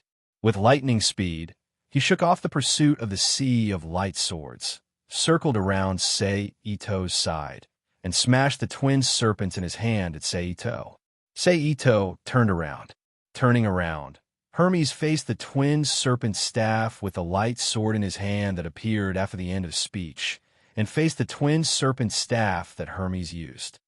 Clang! The crisp sound of metal clashing immediately rang out. Then you were spread to ancient Egypt by the Roman army that went on an expedition to Egypt, and you became one with the Egyptian god of wisdom, Thoth, and became the guardian of magic, which is also the god that the modern magicians believe in. Since Hermes was no longer using music to hypnotize him, Sei-Ito, who was freed from the mental pressure, reacted even more quickly. While summoning the light swords to form a barrier to protect himself, he continued to use the extra swords to chase after Hermes. As the messenger of the gods and the myths and legends, Hermes, who could freely travel to the underworld, the human world, and the heavens, moved very quickly and was completely unaffected by the light swords. He circled around Sei-Ito at high speed, looking for an opportunity to attack.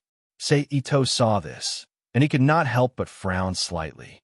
If this situation continued, the swords that he created would not be able to cut Hermes' body at all. By then, even if he finished creating the sword spirit, it would be useless. With a thought, he began to use the light swords to form a three-dimensional square formation.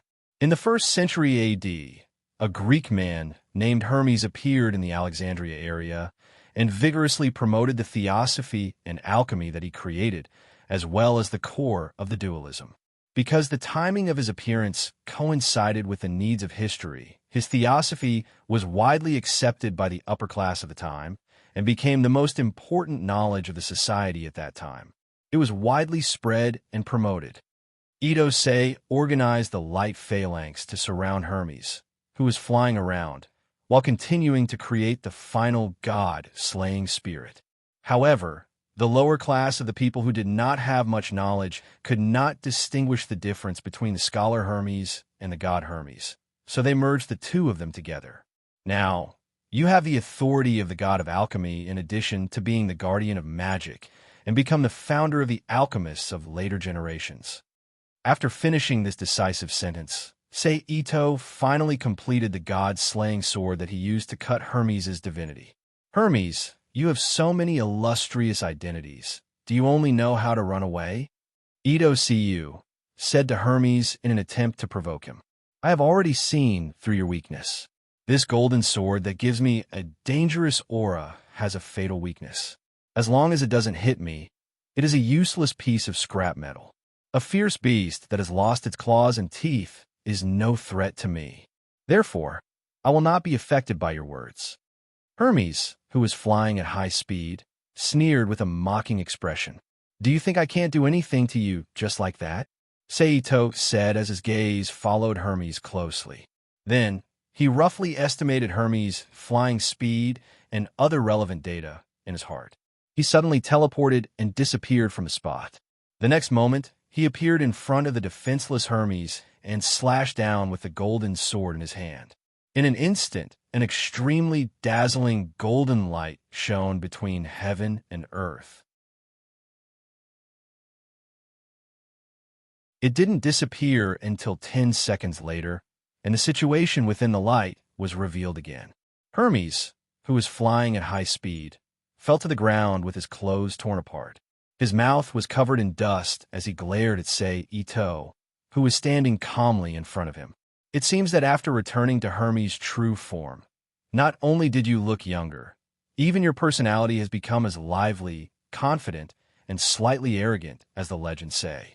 What an unexpected discovery, Sei-Ito said as he waved his hand and summoned the divine sword, Celestial Clouds. He slowly walked towards Hermes, who looked like an ordinary person after his authority was cut by the golden sword. And to be honest, Hermes, you're really weak. After saying that, without waiting for the angry Hermes to speak, Sei-Ito suddenly stepped in front of him. He raised his sword and chopped off Hermes' head. accompanied by the sound of blood spurting out. Hermes' head flew 2 to 3 meters away before falling to the ground with a thud. At the same time, the familiar superposition of power emerged from Seito's back. I wonder what authority I'll get this time. Seito could not help but think to himself as he looked at Hermes' corpse that was gradually turning into light on the ground. Then, Seito looked around again. After confirming that there were no problems, he slowly walked towards the second layer of defense where Masaya and the others were. He met up with Masaya, Erika, Liliana, and Yuri Banria, who were guarding the surroundings, and set off to return to the city. However, not long after Seito and the others left, Athena, dressed in modern clothes, appeared in the battlefield where Hermes died. After quietly looking in the direction Seito went for a moment, her figure suddenly disappeared into the void, just like when she appeared. After returning to the city, Seito and the others played in Greece for a few days before taking a plane back to Japan and living a leisurely life. During that period, Seito finally vaguely understood the authority he obtained after killing Hermes. He was not sure if it was because he had summoned Hermes using the Sage Stone, an alchemy treasure that should not have appeared on the ground. However, the authority he obtained from Hermes was not the magic guardian that he was most likely to obtain. Instead, it was the authority of the god of alchemy. Seito felt like it was an auxiliary authority that allowed him to create and disassemble god relics. That's not bad, Seito exclaimed softly after vaguely understanding the authority's effect. You're tuning into the Warrior Lore YouTube channel. Don't forget to subscribe and join us on this journey to catch the most captivating stories.